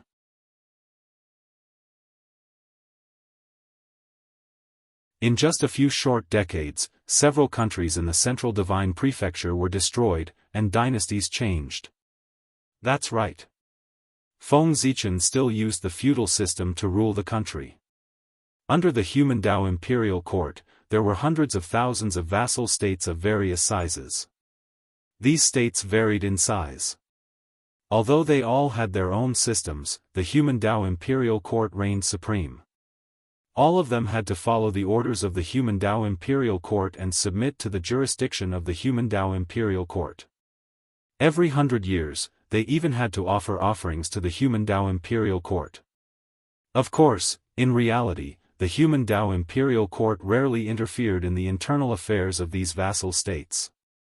Most of the time, they were autonomous. Unless they really could not stand it anymore, for example, when the ruler of a vassal state caused the people to be angry and the Human Dao Imperial Court noticed, the Human Dao Imperial Court would intervene, depose the ruler, and appoint a better ruler. Although the feudal system was outdated, in the current environment, it was the best choice. Who did not want to be the human emperor? It could be said that every human had the dream of becoming the human emperor. They wanted to become the human emperor of the generation and command the primeval land and all the races in the universe. Feng Zichen was very supportive of the idea of his clansmen. After all, only with ambition would there be motivation. Only then would the clansmen be forced to work harder in cultivation. If the path to advancement was blocked, the clansmen would lose their future. Then, they would lose the motivation to cultivate. The entire race would appear lifeless. In this way, the race would not be far from decline. Making a name for oneself and accomplishing great deeds was the nature of the human race.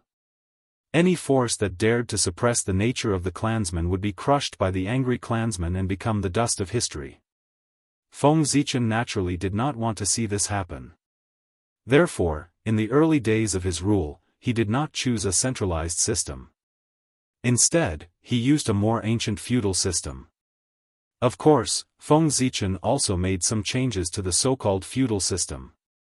He created 5 new noble titles under the human king. From high to low, they were Duke, Marquis, Count, Viscount, and Baron. These 5 noble titles could not be conferred unless one had made great contributions. Those with noble titles were the dukes of the human race. Only dukes were qualified to establish a country. Among them, the country established by a baron was the smallest. It was a small country. The country established by a viscount was a viscount. The country established by a count was a count. The country established by a marquis was a marquis. The country established by a duke was a dukedom. Above the duke was the human king. The human king did not need to establish a country because they themselves had supreme power to assist the human emperor in ruling all races. If the human emperor was not around, the human king would be the master of the human emperor. It could be said that the human king was a small version of the human emperor. A more vivid way of saying it was that the human king was a strong competitor for the human emperor. If the human emperor abdicated, the next human emperor would be born from the human kings. Commoner, Baron, Viscount, Count, Divine Marquis, Duke, Human King, and Human Emperor. These 8 levels were the promotion path of the human race. A mortal, from the moment of birth, was an ordinary commoner. Then, through diligent cultivation, he could increase his strength and establish a career, step by step increasing his rank from a commoner to a baron, then to a viscount, then to an earl, then to a marquis. As long as one was willing to work hard, in theory, everyone had a chance to become the human emperor, although it was very slim. However, it was precisely this slim chance that inspired generations of humans to work hard in cultivation and expand the territory of the human race, slowly increasing the strength of the human race. Now, in the central divine province, there were many big countries and many small ones. It was the result of the efforts of generations of humans. Under the human emperor, there were 3 human kings, 36 duke, 108 divine marquis, and countless counts, viscounts, and barons. All of them showed the prosperity of the central divine province. One had to know that times had changed. In the past, Daoist Taoist priests could become a human king. But now, no matter how weak a human king was, he was at least a quasi-saint. As for the duke, every one of them was a connate Taoist priests. As for the divine marquis, they were perfected connate Dao lords. The 3 human kings were 3 quasi-saints. 36 grand dukes meant 36 connate Dao masters. The 108 divine marquis were 108 perfected connate Dao lords. And this was only the forces on the surface of the central divine province.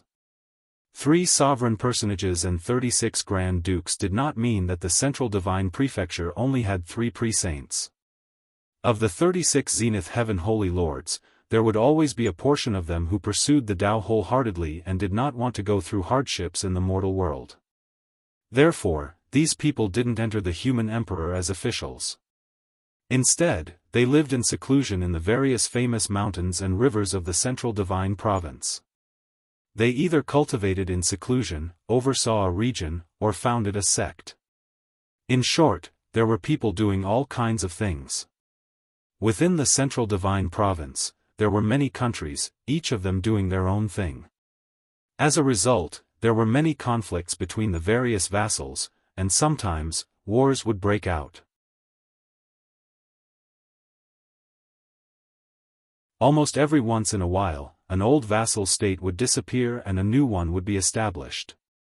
Of course, these referred to the small countries. After reaching the level of a marquisate, there were very few that were destroyed. As for the duchies, since their appearance, their numbers had only increased and never decreased. With the Daoist Taoist priests overseeing them, the duchies were almost eternal. They might be weak for a while, but there was no risk of them being destroyed. As for the chaotic wars between the countries, Feng Zichen's attitude had always been to ignore them. As long as there wasn't a large-scale massacre of the common people, there was no sign of the human emperor among the countries. Only in chaotic times could true experts be born. Feng Zichen had always believed in this. Therefore, he clearly had the ability to stop the chaotic wars between the countries, but he had never done so.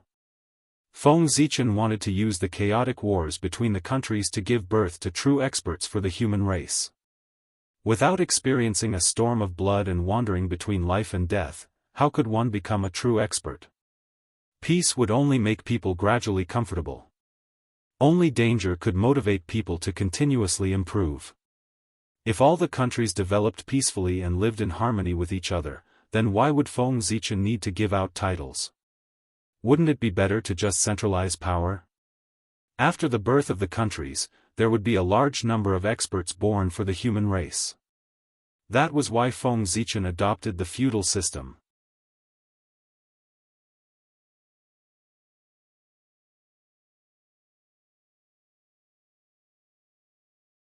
Chapter 865. Speaking of which, Feng Zichen's method was very similar to raising venomous insects, but it didn't matter as long as they could become stronger.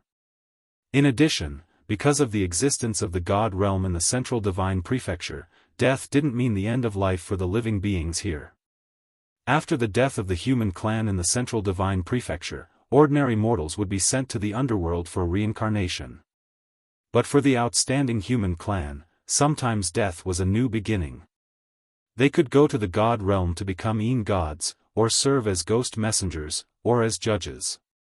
The outstanding ones could even become city gods or even higher-level patrols.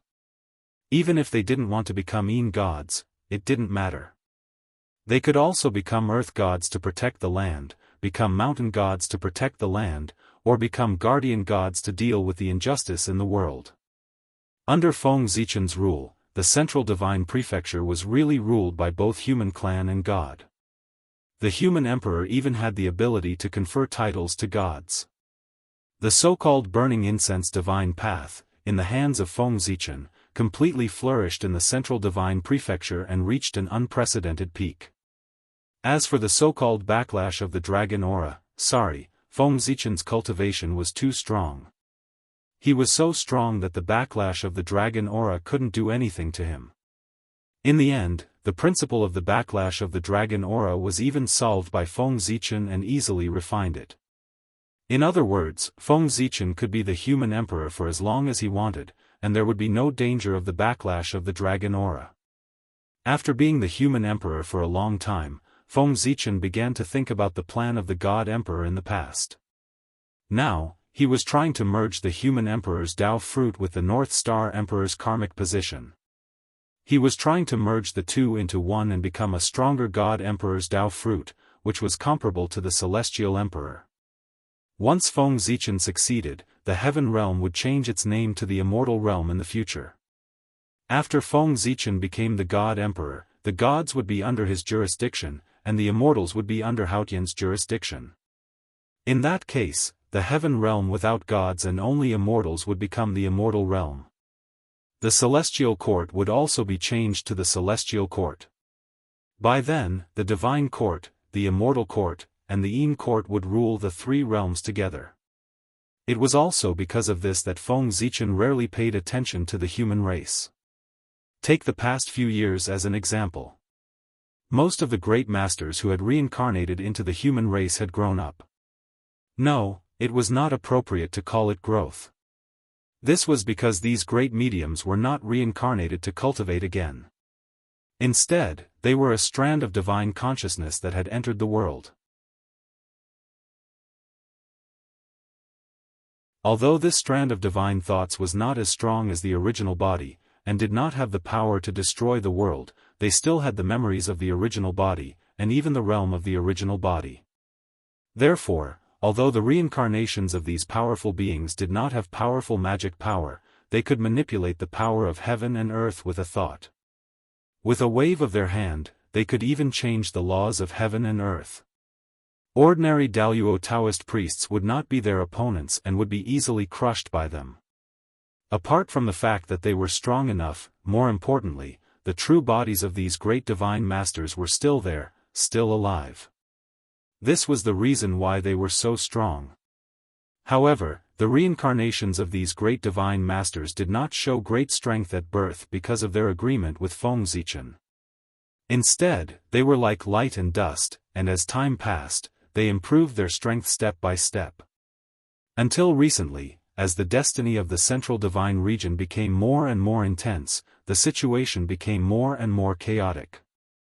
Strong masters emerged in large numbers, and countless grasslands rose up, fighting and fighting for hegemony on the earth. The relationship between the various countries became more and more tense. The entire central divine region seemed to have become a huge barrel of gunpowder. It was only one spark away from exploding. It was also at this time that the reincarnations of the great divine masters began to gradually show their talents. They lobbied between the various countries and explained their ideas to the nobles. For a time, a large number of new sects in the central divine region jumped out enthusiastically, attacking each other and arguing with each other.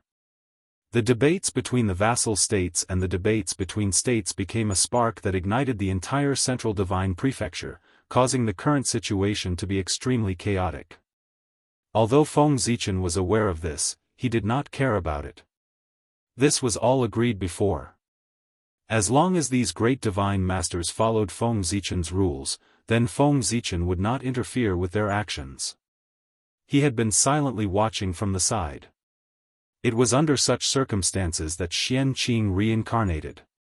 In the creation pool of Penglai Island, Immortal Master Xianqing sat cross-legged on the 12th grade creation green lotus, looking at the people in front of him with a smile.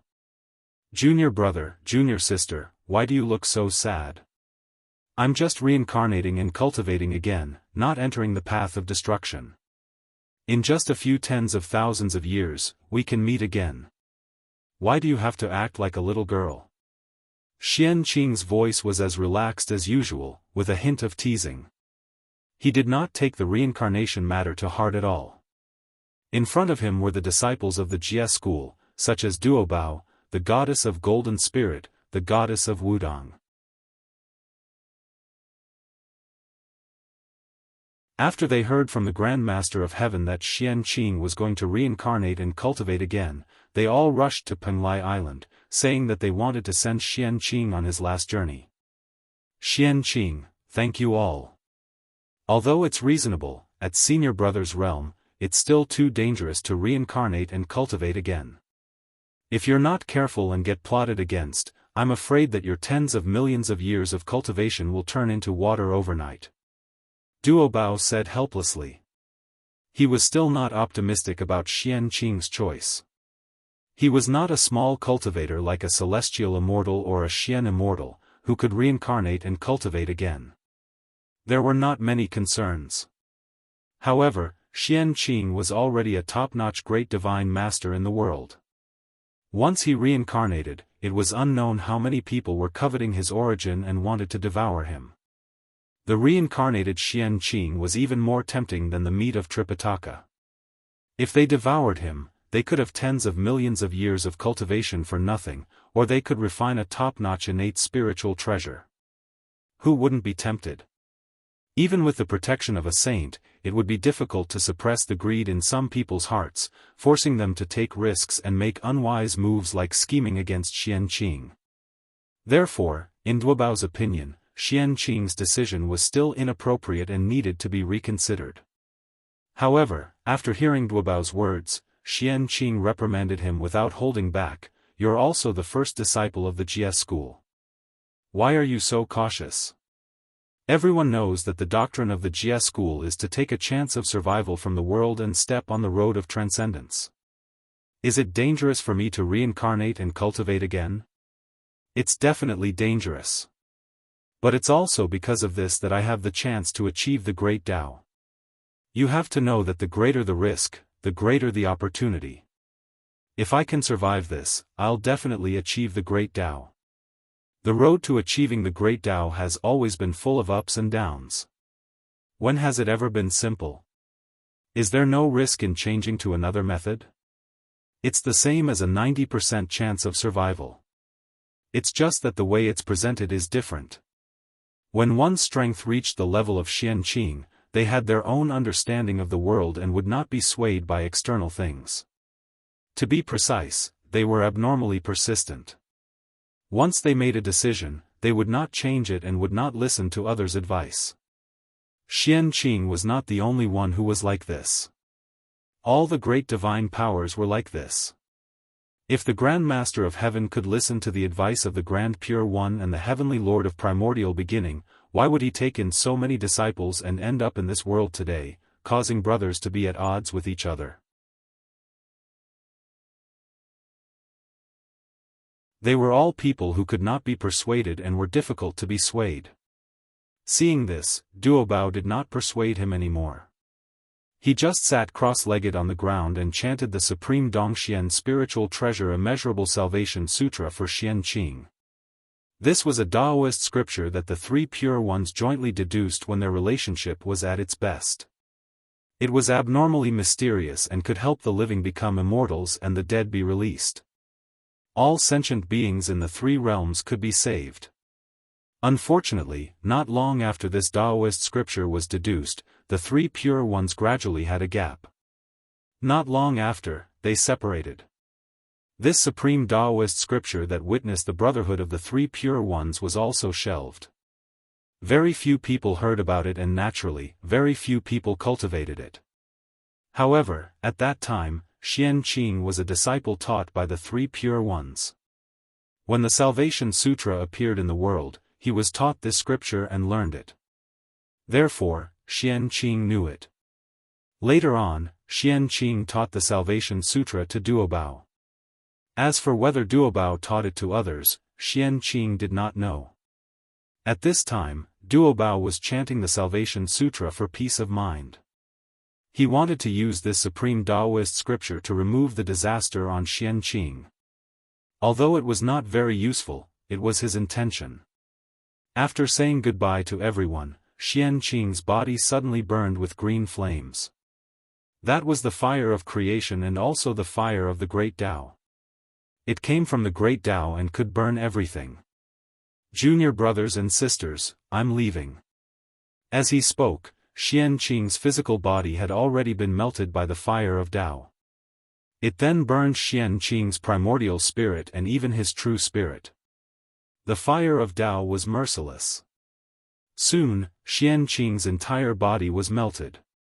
However, Xianqing was a top great attainment saint.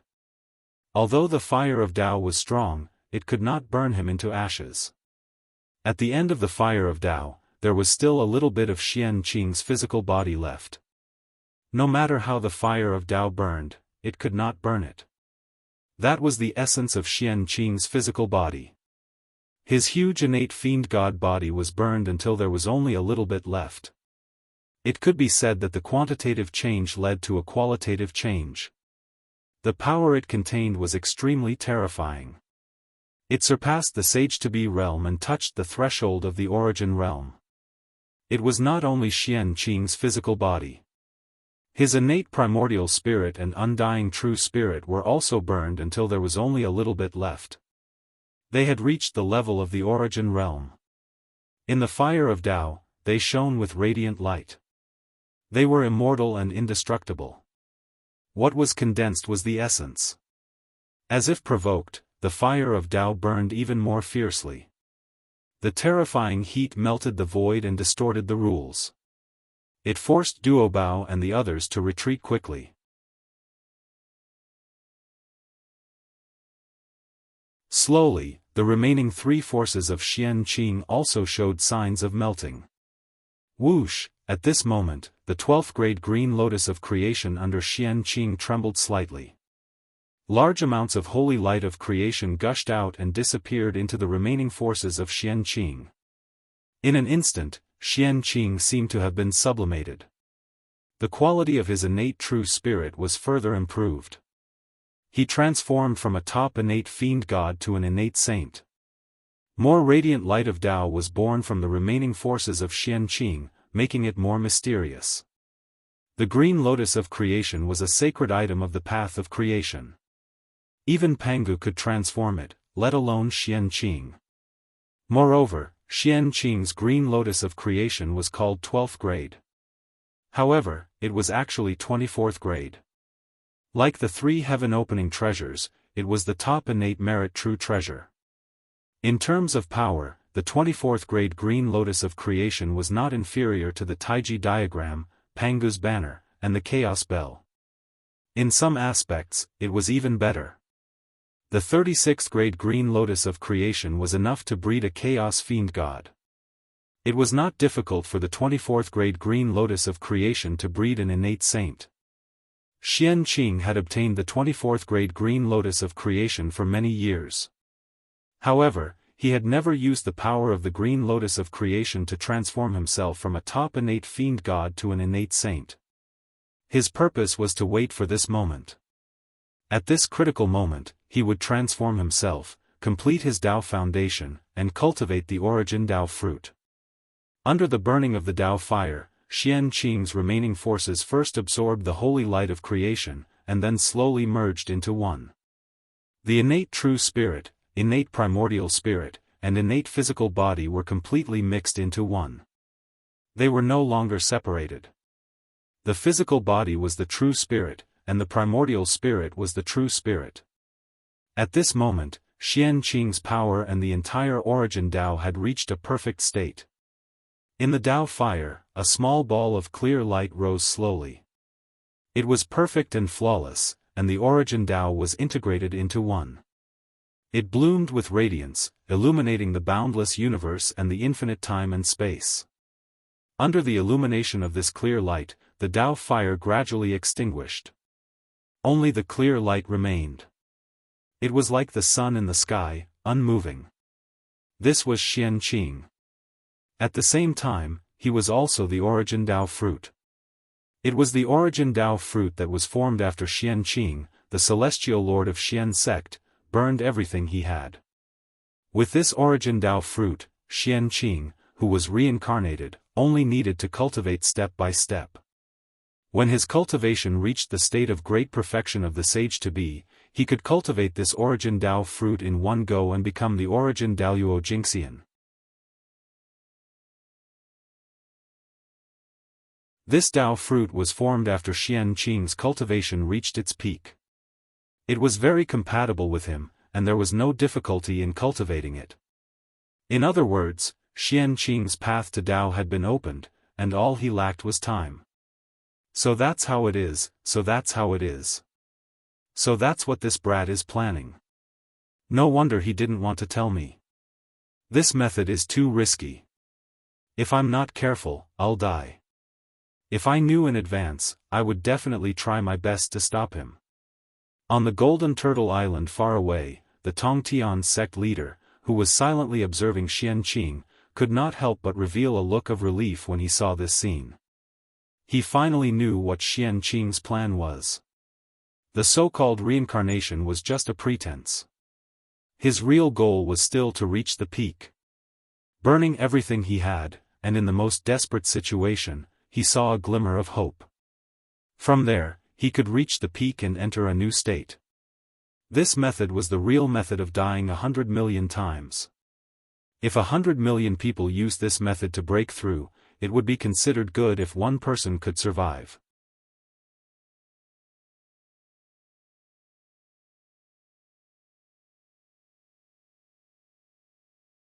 Chapter 866. He was gambling with his life. Therefore, if the Tongtian sect leader knew about Xianqing's plan in advance, he would not have allowed him to do so. It's still too rash. Although Xianqing succeeded, the Tongtian sect leader did not feel relieved. He just felt that Xianqing was too risky and should not have done such a dangerous thing. Using this method to ascend to the extreme was not the right way to break through. However, this method was indeed powerful. Regardless of the level, as long as he succeeded, he would be able to advance to the next realm. Remember, it was any realm. After successfully ascending to the extreme of the sky immortal, he would be a Xian immortal. After successfully ascending to the extreme of the sage to be, he would be a primordial Daoist Jingxian. Of course, there was a prerequisite. He had to succeed to break through the realm.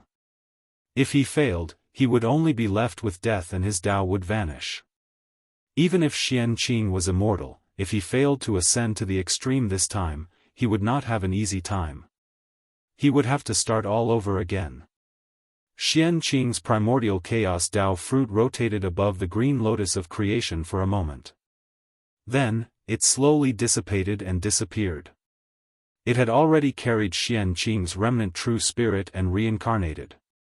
Although Xianqing's primordial chaos Dao fruit had been refined, it did not mean that he had directly broken through to the realm of the primordial chaos. There was still a process. Only when his cultivation had recovered to its peak and he had refined the primordial chaos Dao fruit could Xianqing be considered to have reached the realm of the primordial Daoist Jingxian. The moment Xianqing's primordial chaos Dao fruit disappeared, the Tongtian sect on the Golden Turtle Island took the initiative. The Qingping sword was unsheathed. The terrifying sword light illuminated the entire three realms. It circled in the river of time and space and did not dissipate for a long time. It alarmed many existences. The Tongtian sect leader was warning the great mediums of the eldritch world to not have any ideas about Xianqing's primordial chaos Dao fruit. Otherwise, what awaited them would be the endless pursuit of the Qingping sword. At this moment, Xianqing, who had reincarnated into the human race with the primordial chaos Dao fruit, had reached the most dangerous moment of his life. Although the primordial chaos Dao fruit was extremely compatible with Xianqing, it did not mean that outsiders could not refine it. If he could snatch Xianqing's primordial chaos Dao fruit, he could still refine it with some effort. The Dao fruit of the origin was formed after Xianqing's origin was sublimated to the extreme. It contained all of his cultivation. If an outsider were to obtain it and refine it, they would be able to take away everything from Xianqing in an instant and immediately reach the realm of the origin Daoist Jingxian. Using this method to attain the Dao would definitely require a certain price to be paid. However, compared to the scenery after attaining the Dao, this price was nothing. After all, not every great magician had the confidence to reach the realm of primordial chaos Daoist Jingxian. At this time, the Xianqing Dao fruit, which was enough for them to reach the heavens in one step, became the last hope for these people to attain the Dao. In order to attain the Dao, some great practitioners were willing to take the risk. This was also considered the drawback of attaining the Dao through the extreme sublimation method. If they were not careful, it would be easy for others to snatch the Dao fruit of the origin. As a result, all of their previous efforts would be made for others. It was very miserable. It was precisely because of this that the Tongtian sect leader took out the Qingping sword and released the sword light in the long river of time and space without concealing it. He wanted to use this to warn those with ulterior motives. The primordial chaos Daoist Jingxian who used this method to attain the Dao by stealing others' Dao fruit of the origin must be at the lowest level of this realm. He could not even be compared to the so-called weakest person who attained the Dao through virtue. Such an existence was definitely not a match for the Tongtian sect leader. If the Tongtian sect leader used the 4 immortal slaying swords, it would not be a problem to kill him, but it would not be a problem to seal him. If the 3 pure ones joined forces, it would be even stronger. They would definitely be able to kill the new and weakest primordial chaos Daoist Jingxian. They might even be able to refine the Dao fruit of the origin again before his realm stabilized. As for whether the 3 pure ones would join forces or not, In the past, everyone would say that the three pure ones had already split up and were not on good terms with each other. They would probably not join forces. However, during the investiture of the gods' war, everyone saw the scene of the three pure ones joining forces to fight against the human emperor. How could you say that they were not on good terms with each other when they could join forces to fight against the enemy? The so-called split-up was just a pretense. In this way, after the Tongtian sect leader's warning, there would definitely be fewer powerful people who dared to have designs on the Xianxia sect. There might even be none. Of course, there would definitely be some powerful people who would make a move. However, at this time, it would be the time to see if the Tongtian sect leader's Qingping sword was good or bad. On this day, in the central divine province's country of Lu, clear light suddenly filled the sky. It was vast and mighty for more than 30,000 miles. At the same time, in a certain family, a woman dreamed of a green lotus falling into her arms. Then, she woke up with a start.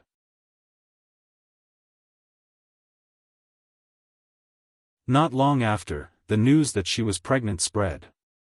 This time, it was like poking a hornet's nest and causing a huge commotion. The woman was not married, but the news that she was pregnant spread. This was not a disgraceful thing. It was not like the ancient times when people only knew the mother and not the father. Since the rise of human civilization, being pregnant before marriage had never been a glorious thing. The central divine province's laws were not completely inhumane. There was no such thing as being drowned in a pig cage. However, being pregnant before marriage was still quite disgraceful to that family. It had tarnished their family's reputation by more than half. However, that family only had one daughter. What else could they do? Could it be that they could beat him to death? They could only continue to raise her. If the country of Lu was not in the central divine province and was in an ordinary mortal world, the best choice for this family would be to hide their names and escape to a place where no one knew them and start anew. However, the country of Lu was in the central divine province, a place where immortals and gods lived together. Knowing that there was a woman who was pregnant after being connected with heaven and earth, some cultivators were tempted and thought of the records in the ancient books. Being pregnant after being connected with heaven and earth was a phenomenon unique to the ancient divine emperors. According to legend, the ancient divine emperor Fuxi was born from the connection between Huaxiu and Lui's. The earthly emperor Shennong was born from his mother's dream of Sui Hua entering her bosom. The human emperor Xianyuan was born from his mother's dream that she was in a huge nest. When she woke up, she found that she was already pregnant. As for the woman, she was pregnant from the dream of a blue lotus entering her bosom. When they thought of the time of her pregnancy, there was a phenomenon in the country of Lu. Clear qi was condensed for 30,000 miles and did not dissipate. Now, the timing was just right. The 30,000 miles of clear qi was caused by the child in the woman's belly. The ancient divine emperor was a natural-born god. For a moment, the cultivators nearby were tempted. They thought that the child was the reincarnation of the divine emperor, a god who had descended to the mortal world and had the possibility of becoming the human emperor.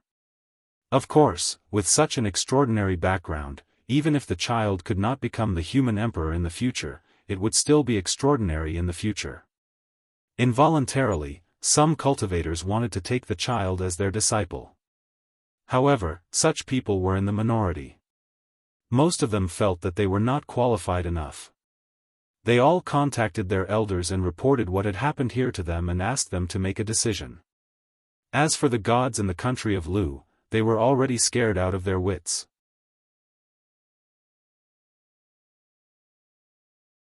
It was still fine in the mortal world. If the cultivators did not use their divine abilities, they could not see the abnormality of the child at all. However, it was different in the divine realm. Most of the living beings living there were gods who had extraordinary power. These gods looked from the divine realm and saw a ball of clear qi gathering in the woman's belly. It was releasing boundless radiance that was even more dazzling than the sun. Not to mention seeing what was inside the clear qi, the entire divine realm was illuminated by that ball of clear chi. The light was so bright that the gods here could not open their eyes no matter what their cultivation level was. Needless to say, the child in the woman's belly was definitely not simple. Otherwise, why would there be such a phenomenon? Some people were tempted to cherish talents, but naturally, there were also people with ulterior motives who had evil thoughts. Born with the appearance of a divine emperor, this child must be extraordinary. If they took the opportunity to take it out and refine it before it was born, they might be able to become a Tao Lord immediately. Some people had such thoughts, and some people directly took action. Unfortunately, these evil spirits were burned to ashes by the clear chi in the woman's belly before they could get close to her. However, although the clear chi was strong, it was only useful for cultivators. It was useless for mortals. The woman was pregnant before marriage, and she was looked down upon and scolded by many people. What's more, the woman's clansmen wanted to abort the child. However, as a mother, the woman was not swayed by the words of the outside world. She still maintained an optimistic attitude. The tribulation of Dao Ascension. That clear chi was naturally Xianqing. He, who had just reincarnated, was facing the tribulation of Dao Ascension, the tribulation of death.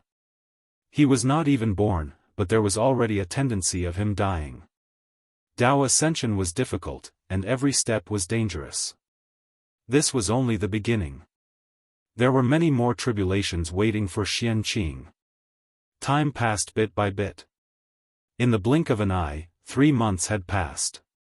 The woman's pregnancy was already showing, but her situation had improved greatly.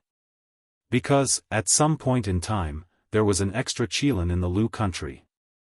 It was surrounded by auspicious clouds and looked very sacred. This qilin would appear every day with a spirit fruit in its mouth. It would come to the woman's house punctually and offer her the spirit fruit. A qilin giving spirit fruit was a treatment that only Huaxiu, the mother of heavenly Emperor Fuxi, could enjoy. It was confirmed that the child in the woman's belly must be someone like the ancient divine emperor. It was also because of the appearance of the qilin that the surrounding rumors changed in the shortest time possible. The people here were not ignorant.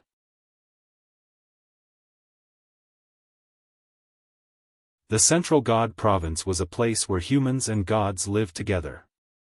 Seeing this phenomenon, the local people immediately realized that the woman's child was not simple. Therefore, the rumors changed. In the past, the child said that the woman was immoral and was pregnant with someone's bastard child.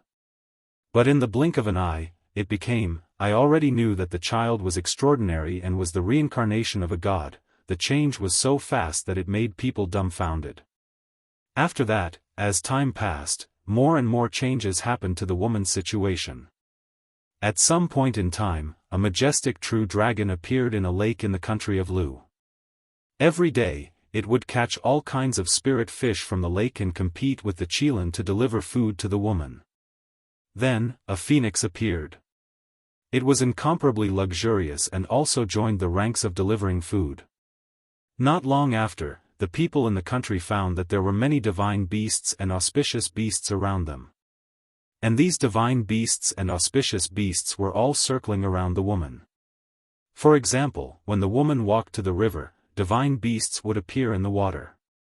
They would either give her all kinds of treasures in the water or carry her to swim in the water. If she came to the mountain forest, various divine beasts would appear. They would either blow the wind for her, give her fruits, or offer her divine spring water. In short, no matter where she went, all the living beings in the world would kindly express their goodwill to her. When the surrounding people saw this, although they did not say anything, they all knew that these changes were caused by the child in the woman's belly. This child was really extraordinary. There was already such a powerful phenomenon before it was born. If it was born, it would be incredible. The human race would definitely have another peerless prodigy. For a time, whether it was the gods or the surrounding cultivators, they all reached a tacit understanding to secretly protect the child and prevent it from being harmed by evil spirits. Therefore, such a situation occurred. During the day, the immortals silently protected the woman. At night, it was the gods' turn. It was also at this time that the rumors changed again. Some people swore that the child was the reincarnation of an immortal in heaven because they saw an immortal secretly protecting the child during the day. Some people refuted that the child was the reincarnation of a god because they saw the gods appear at night and silently protect the child. Just like that, a debate about the origin of the child arose. They argued endlessly about whether the child was a god who had descended to the mortal world or the reincarnation of an immortal. That was how boring it was. This debate continued until the 14th month of the woman's pregnancy. At this time, a major event occurred that caused the people to stop arguing.